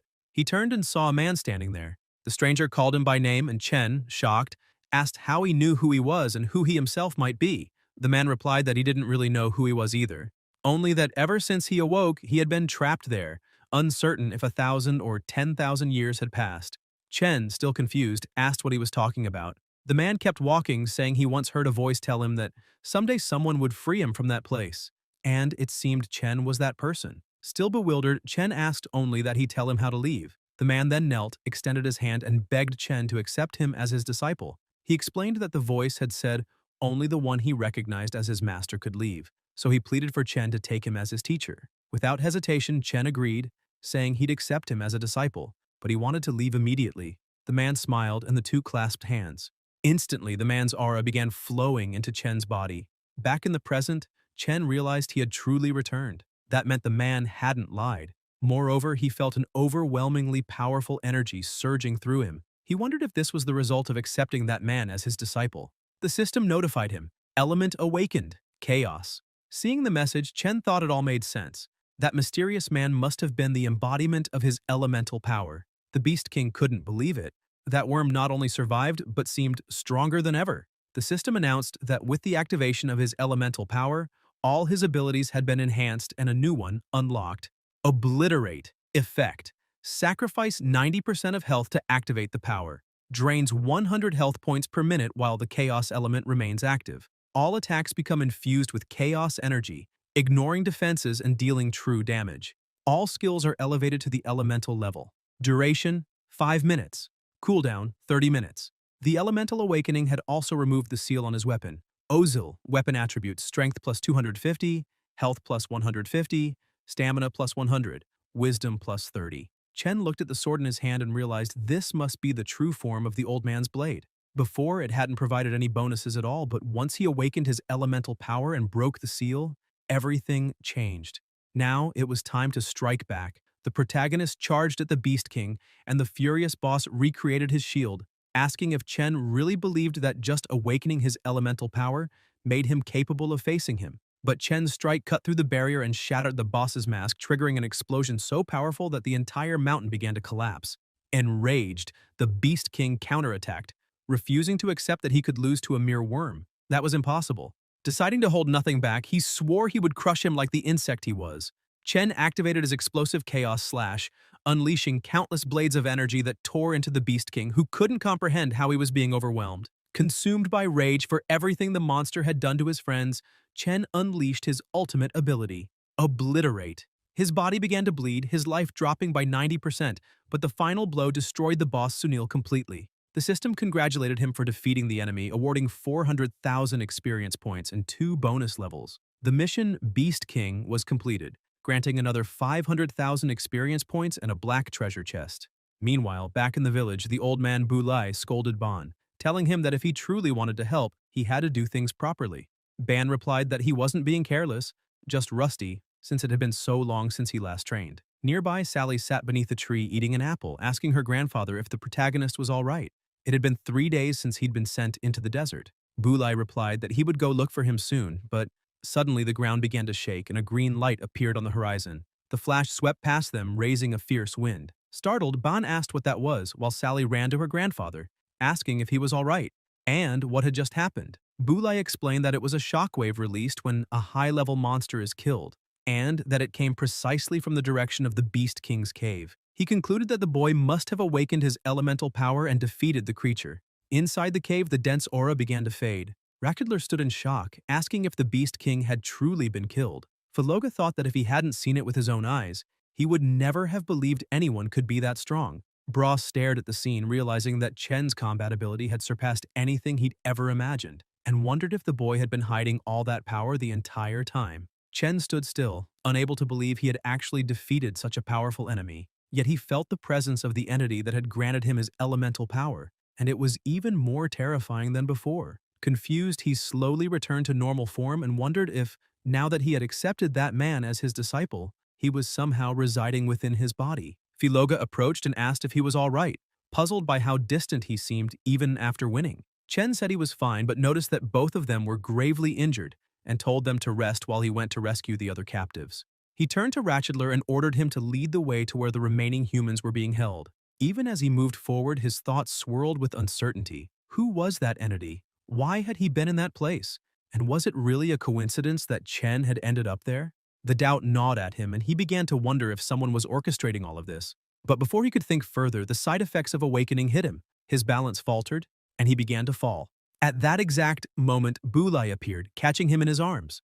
Just before losing consciousness, Chen whispered that he had completed the mission. Suddenly, a voice called out to him, urging him to wake up and open his eyes.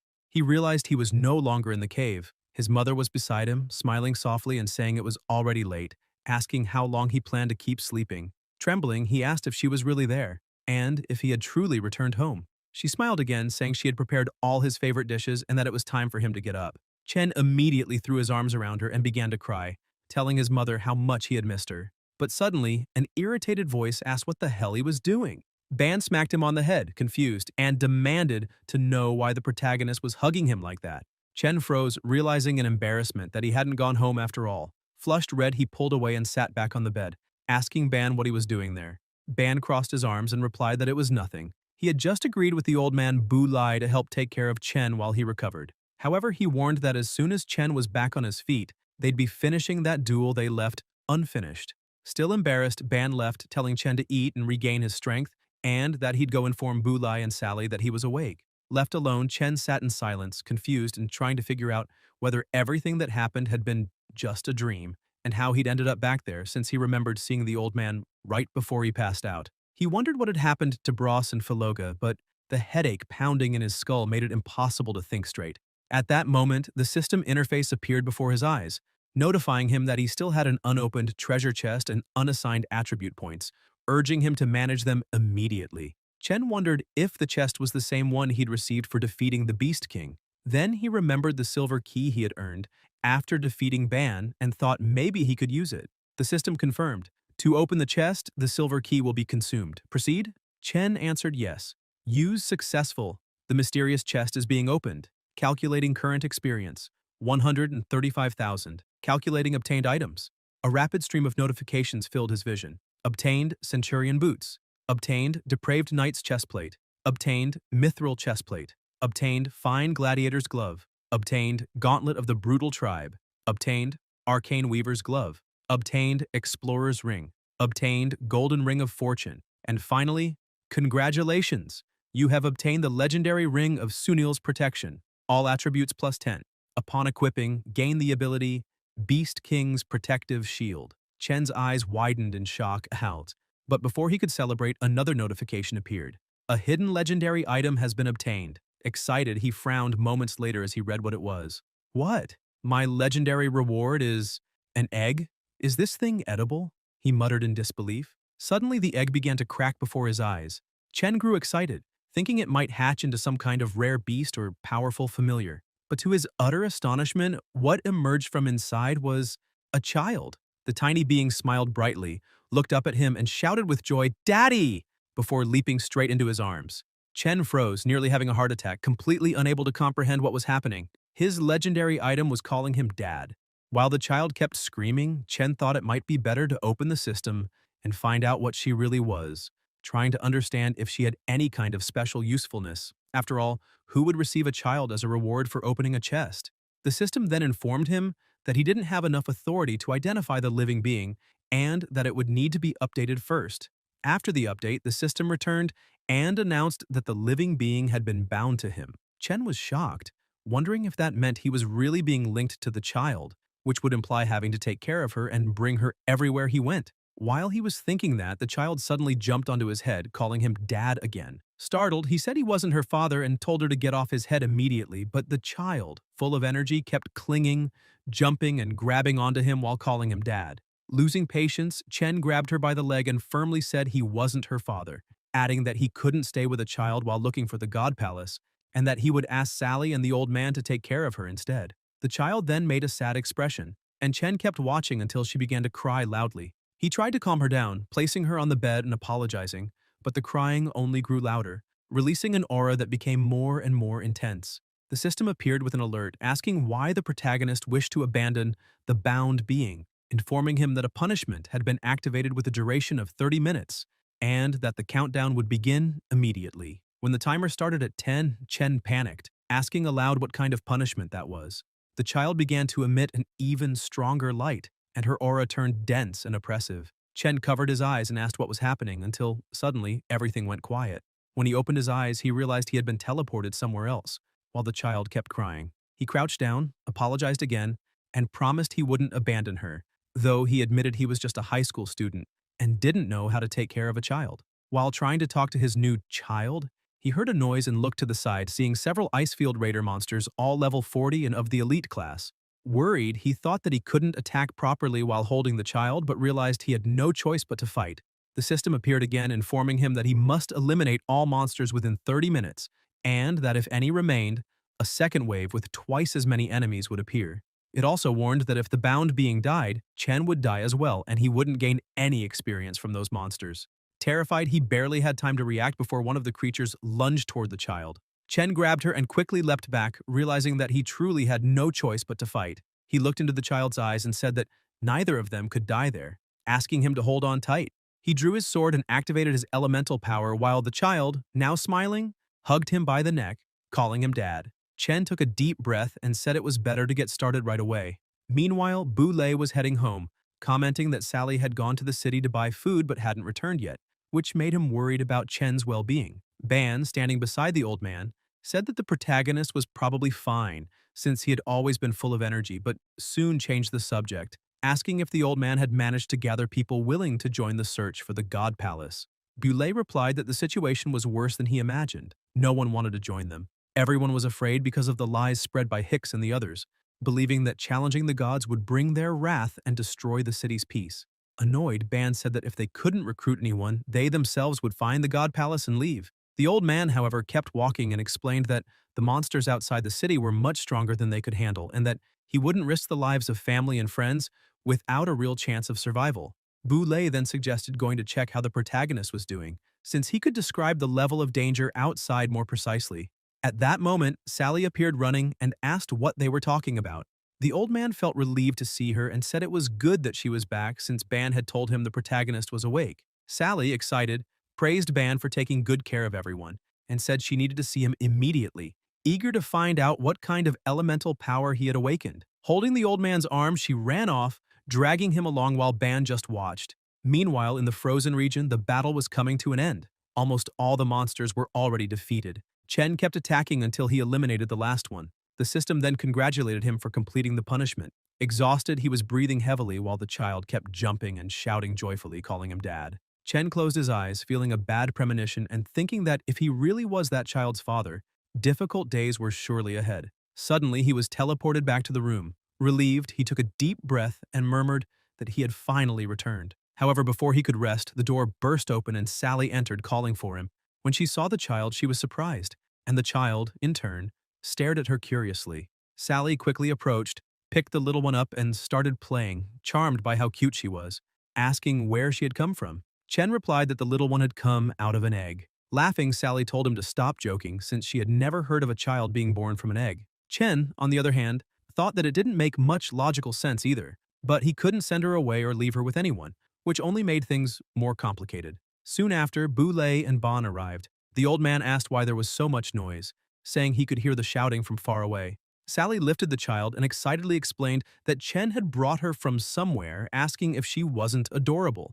The two were shocked, and Ban commented that he hadn't seen any child with him before, asking what had happened. Trying to play it off, Chen joked that maybe she had crawled out of bed, but deep down he knew there was no way to explain it, and even if there was, no one would understand. So he decided to just say that he had rescued the child from the beast's cave. Boulay sighed and scolded the protagonist, reminding him that he was still recovering and shouldn't be causing such a commotion. Then he asked Ban and Sally to prepare something to eat so they could talk more calmly over a meal. Ban pointed at the child's horn, curious, asking if they were real. Sally was surprised by the question but soon set the child on the ground and, smiling, told her to behave since her big sister was about to prepare a delicious meal for her. The child watched attentively, as if understanding her words, and tried to make a few sounds, seeming to want to communicate.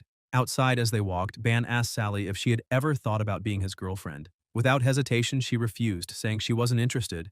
Inside the house, Chen noticed the child calling him insistently, saying she was hungry. He crouched down and asked if that was true, explaining that they just needed to wait a little longer since the big sister was cooking. The child then started running and playing around the room, and Boulay took the moment to approach and apologize to the protagonist. Surprised, Chen asked why. The old man explained that he had been careless not to imagine that a high-level monster was hiding inside the beast's lair, and that the boy had almost died because of it. Chen told him not to blame himself, saying that going in there had been entirely his own decision, and that, in the end, that mission had given him more clarity. Thanks to it, he had understood the old man's words, and realized that his arrival in that place hadn't been an accident. He told him that when he was about to die fighting the Beast King, he ended up entering some kind of spatial dimension, where he met a mysterious man who said he had been waiting for him for a long time. That man told Chen that he could only leave if he agreed to become his master. With no other choice, he accepted, and upon returning, he awakened the power of the chaos element, something that seemed destined from the very beginning. Chen looked at Boulay worried and asked if he might be overthinking it, wondering if everyone who awakened an elemental power went through something similar. The old man replied that they did not, saying he had never heard of anyone entering a spatial dimension to obtain an elemental power. He then explained that the chaos element was something he had read about only once, in ancient manuscripts over 1,000 years old. Curious, Chen asked what those books said, thinking it might give him some clue about what had happened. Boulay told him that, according to the scriptures, thousands of years ago the evil god Murius descended into the human world, spreading chaos, massacres, darkness, and pain. Humanity, desperate, fought to survive, but Murius's power was overwhelming, and the human army was almost completely annihilated. When all seemed lost, a hero appeared, Hesiod, who wielded the power of the chaos element, something never before seen. With that power, he gathered an army and fought against the evil god and his servants for years, until he finally defeated Murius, sealing his soul within the infernal tower known as Altalos. However, the price was high. Hesiod also had to remain sealed inside.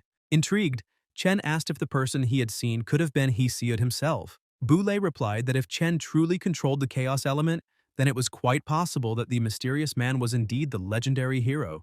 Elsewhere, beneath a dark and turbulent sky, a dragon cut through the clouds toward the lower world. On a castle balcony, a man toyed idly with a flower until he saw the creature land. The dragon took human form and Hades smiled, saying that Argolis had finally arrived. The dragon man asked why he had been summoned so urgently, and Hades replied that he had completely lost the connection with Sunil's energy in Latonia, as if he had simply vanished, and therefore strongly suspected that Sunil was dead. Argolis grew irritated and demanded to know if that was true, insisting it was impossible for him to be dead, since none of those weaklings could ever defeat him. Hades replied that he knew that, which was exactly why he wanted Argolis to go to Latonia and find out what had truly happened. Sunil had been stationed there to guard the seal, so they needed to understand what went wrong. Argolis nodded, said he understood, and declared he would depart immediately. Meanwhile, back in the city, the protagonist was telling everything that had happened during his journey. Sally was amazed, saying he had gone through far more than she imagined inside the beast's cave. She had thought he only needed to eliminate a few monsters, but it turned out to be something much greater. Ban, jealous, asked what was so impressive about that, claiming he could easily do the same. Chen agreed mockingly, telling him to go ahead and try, saying he'd be ready to collect the leftover pieces of the swordsman afterward. Annoyed, Ban asked what he had just said and challenged him to fight right then. Trying to change the subject, Sally asked which element he had awakened after defeating the Beast King. The protagonist replied that he still didn't know and asked which element healers usually awakened. She explained that it was normally the element of light, though she had seen healers with affinities for water and even fire. Chen nodded, saying perhaps his element was light, and Sally commented that she had thought he might have awakened something different. Ban agreed, saying he also thought it was light. Chen remembered the old man's words, telling him to wait for the right moment before revealing his element. After some time walking, Sally said they had finally arrived, pointing to the best healing center in Delktown. They stopped in front of a church and began to enter. As he crossed the doorway, Chen thought to himself that he hoped his friends were all right, but the moment he took his first step, he stepped onto a magic circle. Confused, he asked what that was, when suddenly the door closed behind him. Sally, puzzled by the delay, looked back and realized Chen was no longer there. Inside the place, Chen looked around and wondered what was going on this time and why he had ended up there. At that moment, Hicks appeared, telling him not to be alarmed as he had merely used a simple teleportation spell to bring him to that place. He introduced himself as Hicks, one of the 4 guardians of the city of Latanaya Delk, explaining that this was a place reserved only for the strongest in Latanaya. Chen asked why he had been brought there, and Hicks explained that he knew Chen had defeated the Beast King and wanted to invite him to join their ranks, promising to grant any wish he desired. Chen began to walk slowly and replied calmly that he wasn't interested in joining anyone, that he just wanted to leave. Hicks started to grow angry, thinking to himself that he had already told everyone that Brat was just like the old man, but they insisted he try to persuade him. Now clearly a complete waste of time. He thought his people were already on their way to eliminate all enemies and then turned to shout at the protagonist, saying he would give him one last chance. If he didn't accept the invitation, he wouldn't leave that place alive. Chen then released his power and firmly said he would also give Hicks one last chance, making it clear that if he didn't find Sally and the others when he got out, the Guardian would die. Hicks, the Guardian of Wind, prepared for battle. Outside, everything seemed normal. The children played, people walked peacefully through the streets, and nothing indicated what was about to happen. Sally, still confused, asked what was going on and where the protagonist had gone, since she was sure he had been right behind them. Suddenly, Ban smells something strange in the air and yells for Sally to be careful. In an instant, something rushes toward her, but Ban reacts quickly. He uses the shadows to pull her close and summons one of his clones to block the attack, then asks if she is okay, and Sally, still shaken, thanks him for saving her. Ban then glares at the man in front of him and, furious, asks how he dares try to hurt Sally, warning that now he will be torn to pieces. But the man remains motionless, staring at him in silence. Meanwhile, inside the church, Hicks continues launching attacks at the protagonist, who dodges every blow while protecting the child in his arms. Chen, worried, thinks he cannot properly fight while carrying a child, but when he looks at her, he notices the little one smiling with pure joy at his movements, which makes him wonder if she even understands the danger of the situation. Hicks laughs and compliments him, saying his reflexes are not bad at all and that he is stronger than expected, but warns that he should worry more about himself than about others. Chen replies that he does not understand the reason for this fight and asks whether it would not be better to work together to find a way to deal with the monsters outside. Hicks bursts into laughter and says that apparently the old man did not tell the whole truth, explaining that there is an agreement with the monsters. They stay away from the village in exchange for humans offered as sacrifices from time to time, and they do not interfere in hunts that occur beyond the borders. Hicks adds that Bu Lei has always known this and never opposed it, because sacrificing a few weak people in exchange for the peace of everyone is, according to him, a fair price. Chen becomes enraged upon hearing this, saying that then, from the beginning, they never intended to free Latanaya and only used that as an excuse to send people to their deaths. Hicks sneers, calling it a perfect plan and saying the protagonist should join them, because those monsters were sent by God and are invincible, claiming Bu Lei is merely a weak man pretending to be just, and that challenging a god is pure madness. Chen, with a steady gaze, replies that his decision remains the same. He has no interest in joining cowards. He guarantees Boulay would never accept such a shameful deal and asserts that whether human, monster, or god, anyone who stands in his way will be eliminated. Hicks smiles darkly and prepares to fight again, calling Chen a fool for thinking that way. The protagonist sets the child on the ground and tells her to stay there without moving, then stands and faces the guardian, who keeps laughing and promises to kill the boy after finishing him and bury them together. But in the blink of an eye, Chen surges forward with absurd speed and lands a devastating punch in the Wind Mage's stomach, leaving Hicks completely stunned by the strength of his opponent. People start running in fear, shouting that someone is fighting over there. Suddenly, an explosion goes off. Sally was using her flames to try to contain the enemy, but he dodged with ease. Ban also tried to strike him from behind, but the man managed to turn around and block the attack. Ban uses the opening and yells at Sally to throw it now. She positions herself behind the opponent and unleashes hellfire, causing another explosion in that spot. As the dust begins to settle, a hole had been blasted into the ground. Breathing heavily, she just stands there staring at it. Suddenly, the protagonist arrives, landing a kick on that guy. The two stop, facing each other. Chen points his finger, saying that no matter what kind of deal they have, if they ever try to touch his friends again, he will destroy them all. The attacker keeps looking and realizes the protagonist's gaze doesn't lie. He really is willing to destroy everything over this. The man decides to leave. Startled, Sally asks what's going on and where the protagonist went. He says he will explain later, but they need to go back immediately because the old man might be in trouble. Meanwhile, inside his house, Boulay was looking at ancient books, saying that if the element the protagonist truly awakened is chaos, then, according to the prophecy in that book, demons and gods will soon descend, and the entire world will be drowned in endless darkness. The only person who understood the element of chaos can save them. Suddenly, the three open the door and walk in. Sally calls for her grandfather, worried, but he simply closes the book and looks at them, asking if they have already seen the friends. Hicks, Lucius, Sarkia, and the Palazzas, the strongest mages on Earth, door up. They were the first to arrive there a few hundred years ago. That city was founded by them. Back then, Latanya was worse than hell. People who arrived there not only had to hide from monsters, but also faced other humans who killed each other for food. Those who couldn't find food started eating the corpses of their companions, and some even used their children as currency for food. When people were in despair, Dorup saved them and brought everyone to that city. He gave seeds to the people, taught everyone how to farm and establish a civil society with a system. However, the idea of leaving Latanya was considered taboo, and if they angered the monsters outside, the entire village would be in danger. Chen questions Boulay, asking why he didn't tell him that the peace of that city was bought with the lives of innocents. Ban is surprised and asks what the protagonist is talking about. Chen says that the city made a deal with the monsters and sends innocent people as offerings in exchange for a completely filthy peace. He asks once again if the old man didn't know that. Boulay remains silent, but the protagonist keeps pressing, asking why he didn't tell the truth from the beginning, if he's just like the others and feels no guilt for treating the lives of innocent people as merchandise. Sally yells at him, saying her grandfather is not that kind of person because he is one of the 12 heroes. The old man interrupts his granddaughter, saying it's fine because the protagonist is right. He really did agree to those criminal acts.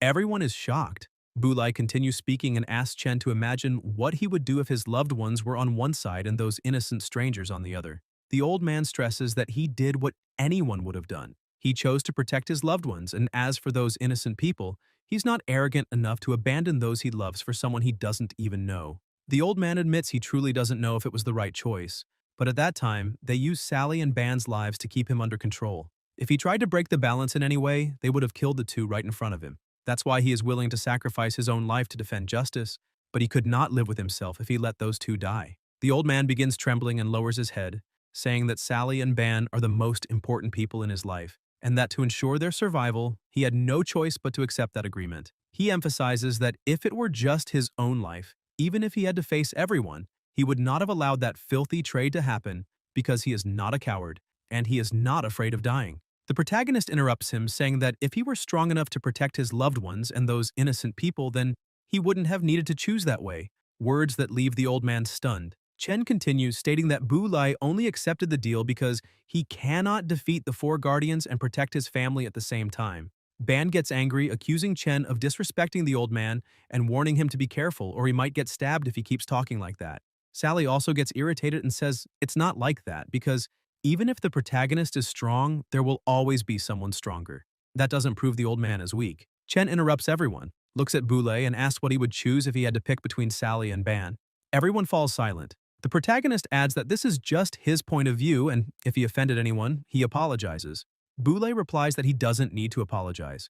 In fact, the one who should be grateful is him, because Boulay had already accepted staying there forever until the protagonist appeared and rekindled his desire to leave that place. He emphasizes that Sally and Ban are already adults, and so he must allow them to make their own choices, making it clear that if they don't want to take the risk, he will prepare everything right there to protect them. Sally declares that no matter where her grandfather chooses to go, she will always follow him. Ban states that no matter what the old man plans, he will always stay by Sally's side to protect her. Chen stands up and says, it seems the time has come to fight back, that they will fight for the innocent residents who are gone and for those who still live, for their loved ones, and for freedom. That's why they will fight together. Boulay is moved and immediately gets up, saying that if they want to leave the city, they must first defeat all 4 guardians.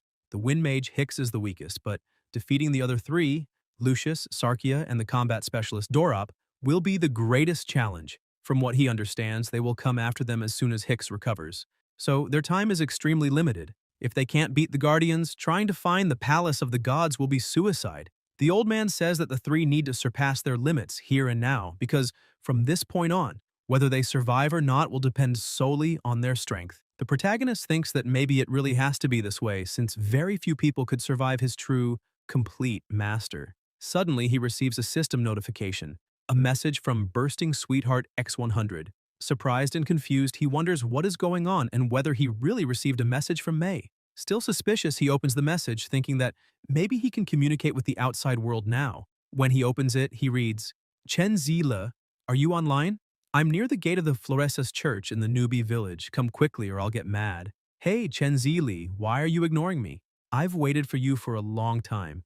If you keep ignoring me, I'll get mad. If you keep ignoring me, I'll teach you a lesson at school. I already finished my quests and logged out. I sent you a message on WeChat and you still didn't reply. Don't pretend to be offline, just wait. I'll make you pay at school. Chen Zili, why didn't you go to school today? Did you get addicted to gaming? If you don't answer, I'll call the police to your house to find you. Today, Xu Yuzhe and Zhao Feng also didn't come to school, and I don't know why, but the police showed up in our classroom. Do you know what happened? Chen Churile, today a bald uncle came here and said, you and your mother are moving to another city. Why didn't you tell me? Is it because I keep pestering you to help me with homework? Are you mad at me? If you hate me, you could just ignore me, but don't leave. The truth is, I like being with you. If you see my message, please answer. Signed, Xiao Mei. After reading all that, the protagonist is confused, asking himself if the game is showing that he is still online, and why his mother would be moving if he doesn't even know who that bald uncle is. He doesn't remember any man like that among her friends. Suddenly he gets scared, thinking something must be happening in the real world and that maybe because his consciousness is stuck inside the game, his physical body has entered a vegetative state. He keeps staring at the messages as he gets lost in thought, imagining whether his mother intends to sell the house and move to another city for some reason, but soon realizes that makes no sense since the best hospital in the country is in City B, and with the wealth she has, she wouldn't need to sell anything. These thoughts begin tormenting him, and he yells, asking what the hell is happening and how he is supposed to find out the truth. At that moment, a child picks a flower and approaches, calling him dad and trying to hand it to him. But the protagonist reacts aggressively, saying he doesn't want to see anything or anyone right now, pushing the child and knocking him to the ground, telling him to go play alone. The child lies still and suddenly, with glowing eyes, screams that, yes, he is his father, a bad father, and that it is true. Hearing that, Chen panics and apologizes, begging the child not to cry, but it's useless. The child opens his mouth and begins screaming loudly. The system notifies that a punishment is being activated because the living being educated by the protagonist is feeling sad and unhappy. He watches the child crying and asks what he did to deserve all of that, saying his life is already hard enough. Suddenly, a bright light appears around him and the teleport effect activates. He's taken to a mountain surrounded by lava with massive explosions on the ground, and a monster appears before him. Chen holds the flower and gives it to the child with a sincere look, saying he is sorry for what he did and asking if he can be forgiven. The child forgives him, and with that he transforms, saying that now it is time to end all of this. Meanwhile, in a house, Bros looks out the window deep in thought, unable to believe that Boulay is also there, and wondering why he asked them to hide the details of that fight. What was his intention? He remembers the conversation they had in which they said the old man is one of the 12 heroes, the one who defeated the demon Quink in the Battle of O'Brien, the strongest lightning warrior. He emphasizes that he never imagined seeing someone like that in person and cannot understand how someone of that level could be trapped there. Boulay says all of that is in the past and now he is just an old man. Besides, he has been in that place for a long time, so he asks Bros not to mention anything about his past. Still astonished, Bros replies that he cannot believe he is seeing the hero from the legends right in front of him and asks if Boulay looked for him for any particular reason. The old man confirms, saying yes because he needs him to promise something. Bros is surprised and asks what the great hero wishes, since it must be something important for him to have come personally. Boulay then reveals that it is about the protagonist and asks that if anyone asks for details about how Chen killed the Beast King, everyone must be as discreet as possible. He insists they should not reveal any important information about the boy.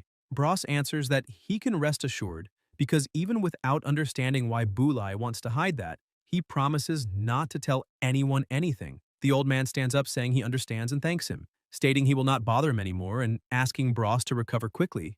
Bros watches the old man walk away and thinks that if even one of the 12 heroes is trapped there, then the desire to leave that place is nothing but a dream. However, before Boulay truly leaves, he turns back and tells Bros that if he really wants to get out of there, the only way is to find the Palace of the Gods, hidden somewhere in the desert. He explains that they are recruiting talented people from the city, and if Bros is interested, he can look for them on the south side of the city. Suddenly, someone arrives and asks if Bros is already up, since it seems his wounds are almost healed, but because it is late at night, they question why he is not asleep yet. Bros responds that thanks to the high-level healer there, his broken bones have already fully regenerated, and in a few days he will be back to normal, but after living through so much in these past days, his heart cannot be at peace. He then asks if one of the 12 heroes that Boulay also met Philoga to talk about the protagonist and the Palace of the Gods. Philoga is shocked, asking what he means by that and if that old man is really one of the 12 heroes. Bros confirms, saying that since they are both warriors, he recognized the man's portrait on the wall and used it as his goal, and if it weren't for that, he might not have recognized him at all. Philoga is unsettled, saying it cannot be true because the hero who ventured alone into the Black Sea and defeated the terrifying demon Quick in the Battle of O'Brien is also trapped there, and that the title of 12 heroes is not just symbolic, since they are truly the 12 strongest in the world. Every 5 years, the world holds a battle to determine the strongest.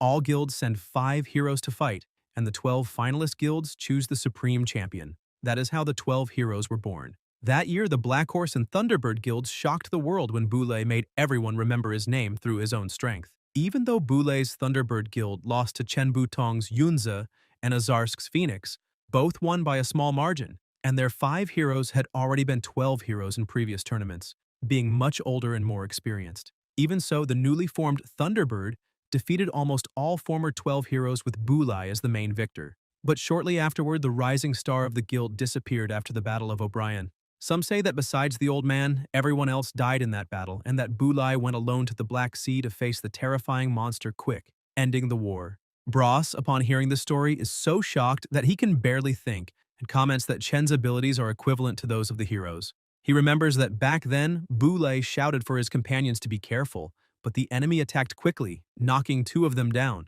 and Boulay panicked when he saw it. He then looks at the pendant with the photo of Morse and Luna, Sally's parents, and thinks about how he decided to take Sally and leave Latonia.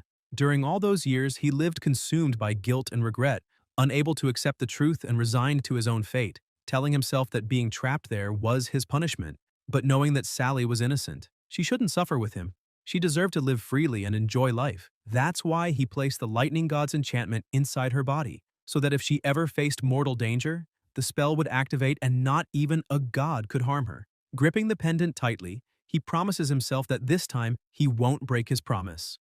Back at the top of the mountain, the teleport brings the protagonist back breathless as the system announces the punishment has ended. He comments that this punishment was much harder than the last and wonders what is going on. Suddenly, the system notifies him that with each new activation, the monster's combat ability will increase by 10%. Shocked, he stands up and questions why, realizing the punishments will only get more difficult. The child looks at the system screen thoughtfully and asks if that's really all. The protagonist asks what she means, confused by the tone of someone who seems to understand the matter, and complains that he had terrible luck. He expected to summon a weapon or a pet, but ended up receiving a child to take care of. The child gets annoyed and tries to speak to him, but he interrupts saying he can't understand what she says. Then he notices something and asks if she can see that. She smiles and answers yes. He is surprised since neither Grandpa nor Sally can see the system, but that child can, and he doesn't understand why. Even so, he decides to take advantage of it and asks if, by being able to see the system, she knows something he doesn't,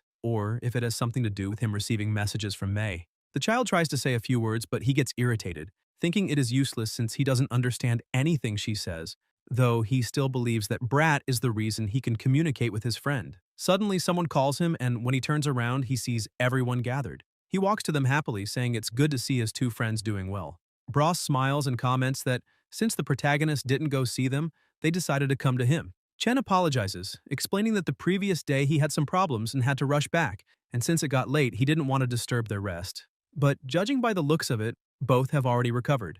Bros confirms, saying that thanks to Sally and Ban, they were able to recover so quickly. Ban, confused, asks who took care of them and if they know them, and Bros, embarrassed, asks him not to bring that up there. Chen changes the subject, saying the important thing is that everyone is fine, and asks why they came there. Filoga explains that they also want to join Bulai's expedition because they don't want to remain trapped in that place. Bros approaches, curious, and asks who that child is, saying he never imagined the protagonist was already a father. The child bites his finger, and the protagonist is left speechless as she strikes a pose and says, "Ya Luca." The protagonist takes the chance and says, "Yes, that is her name, Luca." Bon interrupts, impatient, asking what they are doing, reminding them they came there to talk because Grandpa is about to begin the training. Bros hugs the protagonist, saying it has been a long time since they last saw each other, and that they could chat a bit. Ban keeps getting irritated and yells for them to stop fooling around, saying they must take the old man's training seriously. Boulay, watching the scene, starts laughing. Bros asks what he's laughing about, and Boulay replies that it's nothing, only that since arriving there he hadn't felt so excited, and that moment made him feel alive again. Sally watches silently, amazed, thinking that it's the first time she's seen her grandfather smiling so happily. Suddenly, he stops laughing and says that for now they can relax, but warns that when training begins, he won't let anyone escape, not even if they cry. At the end of the day, a man asks the old man if he wants anything to eat, since he is preparing the meal so the three can dine together. Luca, beside him, was playing with the vegetables, and the man asks if the child can't play somewhere else, because if Luca gets hurt while he is cooking, the protagonist will kill him. Boulay comments that the cook should prepare enough for 20 people, not just 3, which leaves the cook shocked, asking if he is expecting so many guests. The old man answers that's not the case, and suddenly the door begins to open. Everyone walks in, completely exhausted from the training, saying it lasted a bit longer than they expected. The old man, however, asks if the training is already over, finding it too quick since only 30 minutes have passed. He tells Lakshi to keep cooking a bit more while Lucas celebrates happily upon seeing that his father has just arrived. Shortly after, all the food is placed on the table. Chen finishes eating and, with a bloodthirsty look, calls Lakshi, saying he wants another bowl. The others take the chance and also ask for more.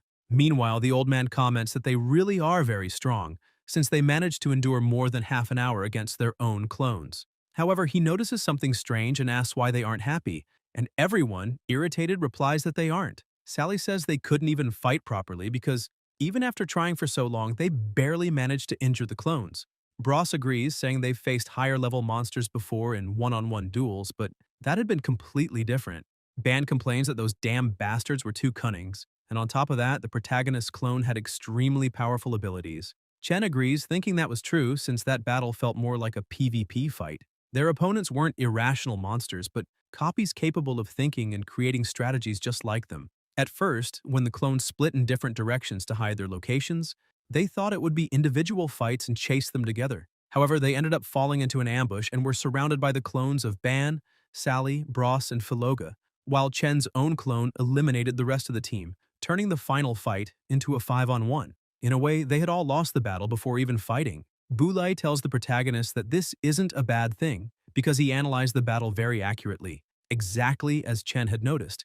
They were all defeated before the fight even began. The old man then explains that team battles aren't about individual strength, but about the ability to fight together, taking advantage of each person's strengths. It's like a chess game where some pieces must attack, others defend, and some must be sacrificed so the king can be defeated. He also points out that the clones don't truly think. They simply analyze the opponent's abilities and created an effective strategy, the simplest and most efficient plan to handle a team of novices. Chen reflects that this makes sense.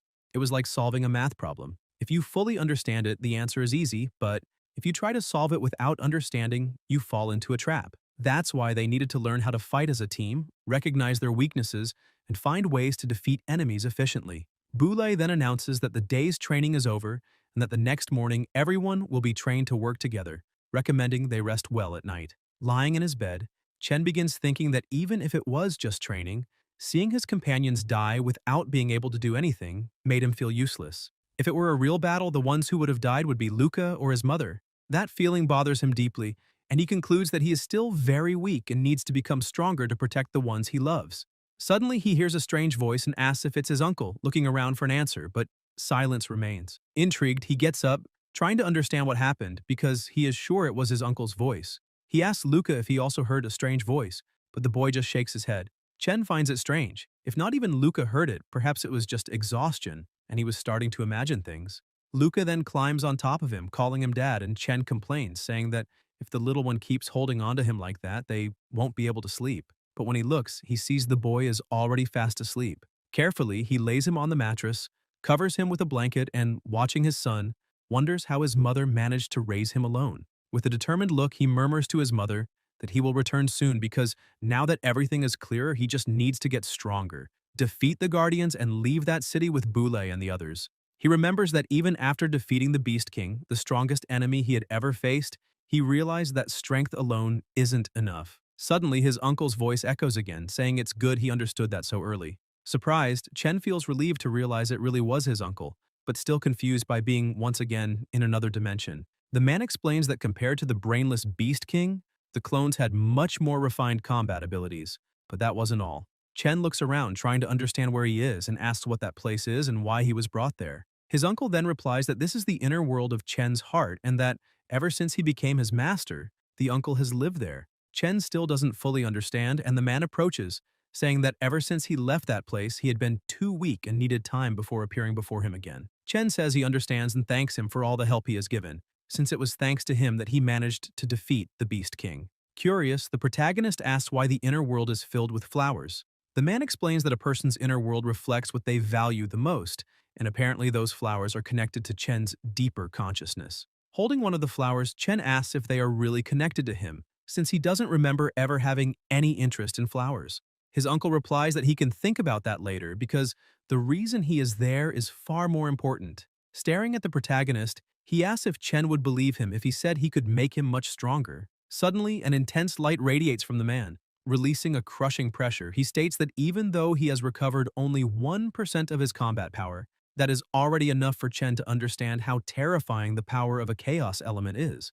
The man adds that right now, Chen can't even unleash 0.001% of that power. Shocked, the protagonist asks if that is a joke, because that would mean a difference of 1,000 times between them.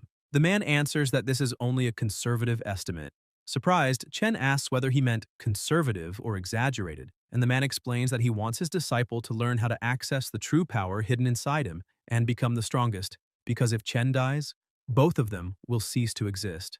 Suddenly, the system notifies Path of the Chaos, Element Master, Mission Requirements. Survive for 3 minutes against your opponent. Reward 400,000 experience points. Shocked, Chen thinks he only needs to survive 3 minutes to receive such a reward. The Chaos Master then asks if he is ready. Chen transforms, pulls his sword from within his own body, and declares that it's time to fight. Meanwhile, in the church, a healer was treating Hicks and commented that the protagonist must be truly powerful because he had never seen Hicks so injured. The Wind Mage, irritated, retorts that Chen is weak and that he only got injured because he was careless. At that moment, another person approaches and asks if that is really true. A woman named Lucius removes her hood and says that if Chen had used his full killing move, Hicks would already be dead. The Wind Mage becomes furious and asks what she means by that. Lucius explains that Lord Dorup asked Hicks to evaluate Chen's combat power and that he ended up gravely injured because of it. She also says she doesn't understand how someone so useless became one of the 4 guardians. Irritated, Hicks asked why she's acting so arrogant since not even she could face that monster. Lucius approaches, steps on the Wind Mage's head, and says she wouldn't mind helping the Lord get rid of Hicks before the real plan begins. Furious, the mage asks how she dares act like that. Lucius answers coldly that although Chen is powerful, in her eyes he's nothing more than a barbarian with no strategy. And she adds that even Bu Lai before Lord Dorop is nothing more than an animal waiting for its own death. The healer, watching everything, comments that the old man has begun recruiting ordinary people from the streets. And since he is one of the 12 heroes, the people trust him. But if Lord Dorup intervenes, the entire city will fall into chaos and panic will spread everywhere. Lucius asks what the healer is trying to say, and he simply summons a monster, shocking the other two. It is a waiterer of Latanya. The man orders the wolf to go and enlighten those people of the city quickly, and the wolf runs off to carry out its mission. Meanwhile, inside his subspace, the mission timer was at 2 minutes. Chen keeps running, thinking that he is sorry, but he must avoid fighting the Chaos Master until the 3 minutes are up. As soon as he gets the reward of 400,000 experience points, he will train properly. Then a massive explosion occurs. Throwing him far away, he tries to hold on by driving his sword into the ground, and when he looks ahead, he cannot believe it because a massive fissure has opened. He asks how that can be considered training, and wonders if the Chaos Master is trying to kill him, because he had to use the Beast King's protection shield to dodge the attack. Otherwise, he would already be dead. The Chaos Master on the other side of the fissure asks if the protagonist is trying to avoid direct confrontation. He notes that he truly didn't expect the boy to dodge that attack, and apparently he underestimated him. However, he warns that those tactics will no longer work. Chen asks the Chaos Master who is behind him, and the moment the Master turns to look, the protagonist bolts off again, saying he just needs to stall things a little longer to finish the mission. However, he realizes he might be caught again, so he tries asking if they could rest for a bit, promising they can continue fighting as soon as he catches his breath for a few minutes. The Master says that running from a fight is not the solution, and suddenly appears behind the protagonist with incredible speed, shouting that a real enemy will never give him a chance to stop and breathe. He strikes, but Chen dodges and flashes behind his opponent using the explosive slash, launching an attack toward the Chaos Master, but the Master nullifies it.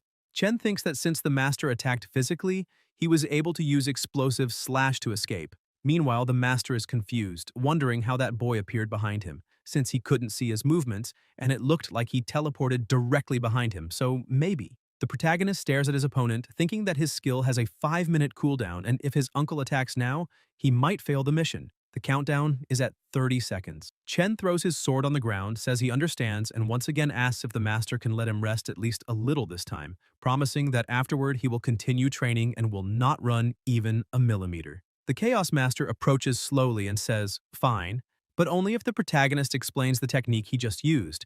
Chen is confused, wondering if he means his explosive slash, and right then the system notifies that the countdown has ended and the mission is complete. With that, the protagonist receives 400,000 experience points and levels up. Chen begins explaining that those abilities are produced by the system when he levels up, and that using skills is like following a command. He thinks about it, and his body moves on its own to execute the technique. He says he used explosive slash to dodge the attack and asks if there's a problem with that. The Master comments that he didn't understand most of what the protagonist said, but he remarks that he thinks he has seen that explosive slash before. Chen is surprised, asking if others have really used that technique. The Chaos Master says the way the protagonist moved felt very familiar, and he begins wondering who he fought that gave him that feeling, but no matter how hard he tries, he can't remember. Chen also starts thinking and recalls that the old man told him about the legend of Hesiod, and that Uncle was the one who gave him the power of the chaos element. So he is likely Hesiod, and if so, maybe he could regain his memories if he learns his own name. Excited about the solution, the protagonist calls the Chaos Master and says he forgot to mention something, but he knows who he is. The Chaos Master is surprised, and Chen continues telling the story, pointing his finger and declaring that the Chaos Master's real name is Hesiod, the one who killed the evil god Murius and saved the world. Chen asks if hearing that helps him remember anything, and Hesiod begins to think about that name. Meanwhile, in the real world, Loxi was sleeping and snoring loudly. Ban wakes up irritated, thinking it's fine that his grandfather brought a beast man back to the village, but he can't understand why he made that monster sleep beside him. He gets up annoyed, saying he can't stand the noise anymore, but then he smells something and becomes terrified, asking what that smell is. When he looks forward and realizes what it is, he dodges the first attack just in time as the bed is completely destroyed. The Beastman wakes up confused, asking what is going on. In front of them was Waderer. Laxi starts getting up, complaining that he is in pain and asking what is going on since the house is heavily damaged. He looks around and asks where Ban is, wondering if he is under the debris and calling for him without getting an answer, which makes him panic, thinking Ban might have been crushed to death. Suddenly, a rock hits his face and the Beastman becomes furious, yelling who the hell is throwing things around at midnight, because whoever it is must be begging to die. But when he looks forward, he realizes a fight is happening right in front of them. Ban manages to dodge an attack and tries to counterattack, but is instantly disarmed, and he thinks he is not mistaken. Consumed by rage and memories flooding his mind, he begins losing control, saying that this is the demon beast that killed his parents, and that he will never forget that smell, even if the monster turns to ashes. He unleashes all his power, saying he worked hard all those years just to one day find it and finally end everything by ripping off its head. But he never imagined the creature would come to him. Loxi shouts asking if Ban is alright and why there is a demon beast there. Vengeance had already taken over Ban's mind, and he looks back, ordering the beast man to get out of there immediately. He begins walking slowly toward the monster, saying that today he will tear it apart piece by piece, rip out every bone one by one, and then spill its blood over his parents' grave. He takes a deep breath and charges forward with everything he has, screaming for the monster to die. Meanwhile, outside, the three of them watch everything. Lucius comments that this is very interesting. Hicks says that only those people being attacked in the whole city seems far too specific, and the healer states that the Wind Mage is right, which is why he already summoned other demon beasts into the village. And when the time comes, they only need to lure Bulai out, because Lord Dorup will personally kill him. He orders Hicks to go deal with the other rookies, saying that this time he cannot fail. Lucius gets excited, saying he can leave that new healer to her, since she hopes he lasts for a while. It wouldn't be fun if he died too quickly. Laxi runs as fast as he can toward the old man's house, begging for help and saying the situation is bad because there is a demon beast in their house. Bulai opens the door asking what is happening, and the beast man, panicking, says Ban is fighting a demon beast. The old man looks toward the city and realizes it is under attack and, without hesitation, starts releasing his lightning power, ordering the beast man to find the protagonist and tell him to protect Sally. Still inside the subspace, Chen keeps explaining the story, saying that the legends describe the savior Hesiod as someone who can use the power of the chaos element, that he defeated the evil god and sealed him inside the Inferno Tower Altalos, but in the end had to remain there as well. So he believes the Chaos Master really could be Hesiod, and that the place they first met must have been that tower. He asks if Hesiod remembers anything, but the Master says nothing comes to mind, and his thoughts remain blank. The protagonist thinks that in anime and manhwas people regain their memories when they hear their names. The Chaos Master says he truly has no memories of that world and that the name is just a title to him. And even if he is Hesiod, he still cannot recall what happened. However, seeing the technique the protagonist used gave him a familiar sensation for the first time and made him feel slightly connected to that world. Chen stays quiet listening and starts thinking about what is happening to him, why he is there, why he saved Hesiod, why he obtained the chaos element. There are so many mysterious things going on that if his uncle regained his memories, maybe he could answer some of his questions. In the middle of the city, there is complete chaos. Everything in flames because of the attack. Monsters are everywhere and people run as fast as they can, screaming for help. A young girl sits beside her mother lying on the ground, screaming for her to wake up. One of the monsters notices and rushes to attack her, but at the last moment Bulai uses the triple thunder and lands an extremely powerful blow on that monster, throwing it far away. He holds the girl in his arms and asks if she is hurt, and she shakes her head saying no, but suddenly he is surrounded by other monsters, and just as he is about to be hit, another strike comes and takes down all three monsters at once. Bros and Philoga arrive to help. Bros asks what is going on and why the monsters suddenly attack the city. The old man sets the girl down in a corner and explains that the city has a barrier around it, and people guarding it 24 hours a day to prevent monsters from entering, so those creatures should not have been able to reach the center without any commotion. This means those bastards can't wait any longer, and that these monsters are just a distraction, because the real objective is to kill them. The old man stands up and orders the two of them to save all the citizens and take them to his house. Bros asks where he is going, and Bulai replies that he needs to go to the outer area of the city to reseal the barrier. The warrior says that place will be full of monsters and that they will go too, but the old man immediately refuses, saying he doesn't need them because they must stay there to protect the people. He uses the first flash of the royal thunder and shoots off rapidly toward the outer zone. Chen and Lucius finally meet. She says his speed is much higher than the last time they fought. The protagonist is confused, realizing that this woman is the same hooded person who attacked Ban and Sally. He is surprised as he didn't expect the Lucius mentioned by the old man to be a woman. He yells, calling her auntie and asking why she attacked him. The woman gets angry and asks who he is calling auntie. Chen watches everything without understanding why they insist on attacking them. Because if they manage to find the Palace of God, everyone in that city will gain freedom. Yet they keep trying to eliminate them. Lucius states that Lord Dorup invested too much time and effort into building that city, and she will not allow anyone to threaten it. She also says the Palace of God is nothing but a lie, and fighting against the will of God is pure foolishness. Chen grabs his weapon and says he's sorry to inform her, but the Palace of the Gods is real. Besides, he doesn't care who tries to stop him or who tries to hurt his friends. Whether humans, monsters, demons, or gods, he will kill them all. Lucius smiles and draws her sword as well, saying he is arrogant and full of himself, asking if he seriously thinks he's strong just because he defeated that trash wind mage, the weakest of the four guardians. Confident, she declares she is someone as strong as Lord Dorop. She opens her cloak and summons the Shadow Sword Wolf, level 45, a dark assassin summon known for extreme speed and flexibility. As soon as the wolves appear, she orders the demon shadow battle to begin. The wolves charge at the protagonist, who remains still. With a single attack, he destroys every wolf, shocking the woman, who thinks it's impossible. But she quickly uses the 3,000 shadow blades. The protagonist raises the Beast King's shield and blocks all the blades effortlessly, asking if that was truly her strongest attack. Lucius is stunned again, realizing he blocked everything without the slightest struggle and that she underestimated him. Then she begins to float, saying that wasn't her strongest attack. She was only warming up. Suddenly, a colossal wolf appears beneath her feet, and she says she wants to see how long he lasts before her true power. The system appears again. Mission updated.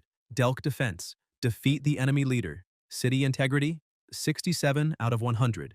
Beast tide. Progress, 1 out of 100. He simply stares at Lucius as the battlefield intensifies. On the outside, the city barrier now had a small opening, and some monsters were managing to cross.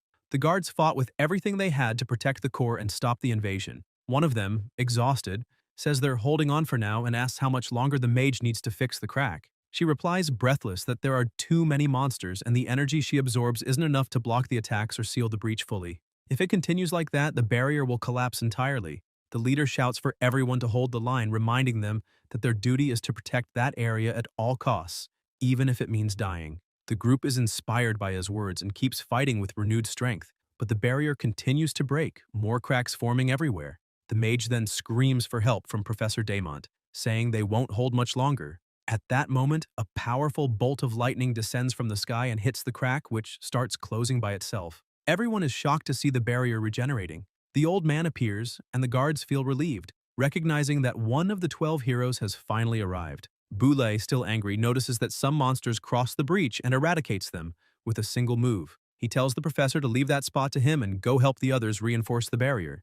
Daemont agrees and leads his team to another breach. Suddenly, a violent gust of wind sweeps the battlefield, obliterating the remaining monsters. A man appears, and the people feel even more relieved to see that Lord Dorop has arrived as well. However, within seconds, the ground is covered with magic circles, and everyone nearby is instantly burned to ash. The old man, shocked, asks what he thinks he's doing, but Dorop removes his hood, revealing his face, and says he gave those useless worms a chance to live there, so he has every right to take their lives whenever he wishes. He then looks at the old man and declares that this is the price for betraying him. Meanwhile, the protagonist continues his fight, dodging easily and moving at absurd speed. Sensing the wolf's movement, he pulls back and then bursts forward for an attack. The impact is so intense that the ground cracks beneath their feet and the unleashed power sends the wolf flying. Lucius watches in confusion, unable to understand what's happening, wondering how a simple healer's strike can be that powerful. The wolf crashes heavily on the ground, and Chen, acting as if he still isn't taking the fight seriously, tells her she should admit defeat and go save the city. She smiles with a disdain and says he clearly has no idea what's happening, because Lord Dorop himself opened the city barrier, and tonight every traitor will be punished, including Boulay, one of the 12 heroes, who will be personally killed by Dorop. The protagonist, confused, wonders if the old man is really fighting Dorop right now. He looks at his own sword for a few seconds, remembering that Boulay's blade is with him. If Boulay is facing an opponent like Dorop without his weapon, then he's at a huge disadvantage. Because of that, he decides he must defeat Lucius as quickly as possible and rush to help him. Focusing, the protagonist releases even more power and activates the annihilation skill.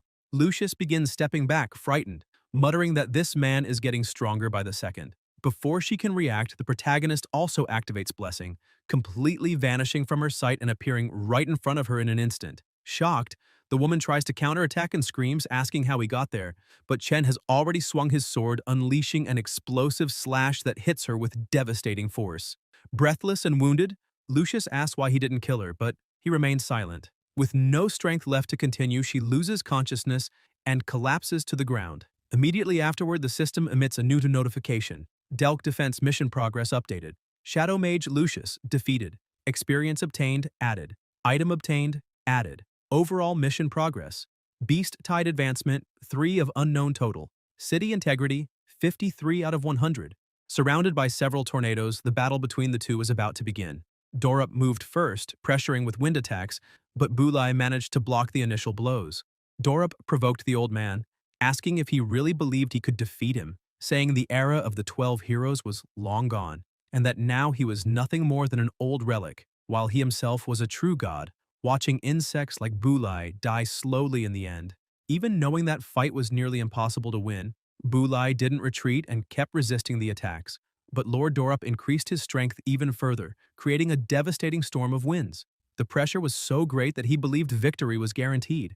Meanwhile, Lucius, coughing and trembling, could barely move. She remembered that the protagonist could have killed her easily with that last blow and wondered why he chose to spare her. In the middle of the storm, a sudden flash of light appeared, surprising Dorup. He couldn't avoid the first strike, which hit him square in the stomach, and immediately afterward the second blow hit his face. A flurry of attacks hurled him to the ground, completely destroying a house. The old man gathered a massive amount of lightning energy in his hand and activated the secret art, Thunder Fist. He charged in with everything he had and the resulting explosion was massive, but when he looked at the impact site, he noticed something strange. Dorup was no longer there. He reappeared behind Bulai, laughing, saying it was touching to see an old man far past his prime, trying so hard to protect pests, and that it had been a long time since an opponent made him feel that excited. Raising his hand, he said that, despite that, the old man had no chance of winning, but out of respect, he would let him experience real terror, the true power of a 4-element mage. Dorup unleashed his abilities, destroying everything around them, and 4 elemental monsters appeared at his side, ready to fight. In the middle of the city, Bros and Philoga were eliminating the remaining monsters to protect the citizens. The shadow assassin sheathed his daggers, realizing there were no enemies left nearby. The warrior commented that it looked like the old man had managed to repair the barrier and asked if his companion was all right. Philoga replied yes, but said it was the first time he had seen so many high-level monsters. Bros agreed, saying he had never witnessed such numbers either, and wondered how the people who arrived there first had survived if they faced something 1,000 times worse. He said it was time to help the people in the outer zone, since they must be going through even worse situations. Suddenly, both of them noticed something in the sky, the giants summoned by the Lord. The shadow assassin, stunned, said they looked like elemental summons of water and fire, and that it was unbelievable since he had never seen summoned creatures that large. He never expected to find such a powerful elemental mage in that city. Bros explained that many mages can use different elements, but their power is usually weaker than those who specialize in a single element, which limits their combat ability. However, that mage was different, the only one capable of controlling so many elements with that much strength. The warrior became tense, convinced that someone with such power could only be him. Philoga then noticed something descending from the sky and told the warrior to look. It was the old man, still fighting fiercely. Even before Dorup's overwhelming power, Bulai still managed to dodge every attack. He got close enough to use Triple Thunder, but at the moment he launched the strike, Dorup smiled, calling him naive. The earth creature tried to attack Bulai from behind, but the old man swiftly dodged and countered with a sequence of powerful blows, destroying the monster. Before he could catch his breath, a water elemental appeared behind him and fired a spear made of waves. The attack was devastating, but Bulai barely escaped. Before he could recover, another strike came his way. The earth monster, previously destroyed, had already regenerated. The hit completely demolished the mountain he was standing on, but once again Bulai survived, though now severely wounded. Dorup appeared behind him, laughing and saying he didn't expect the old man to dodge his attacks, admitting he had underestimated him. Even so, he said that in the end, Bulai was nothing but a mortal weakened by age, unlike him, someone who kept a young body and unlimited magical power that all envied. He declared himself a god ruling over weak and pathetic mortals. Even wounded, Bulai stood up and replied that someone who traded his soul to demons in exchange for eternal power was nothing more than a dog licking its master's feet. He asked if it was worth living without tasting, smelling, or touching, and said that in truth, Dorup was the one who envied others.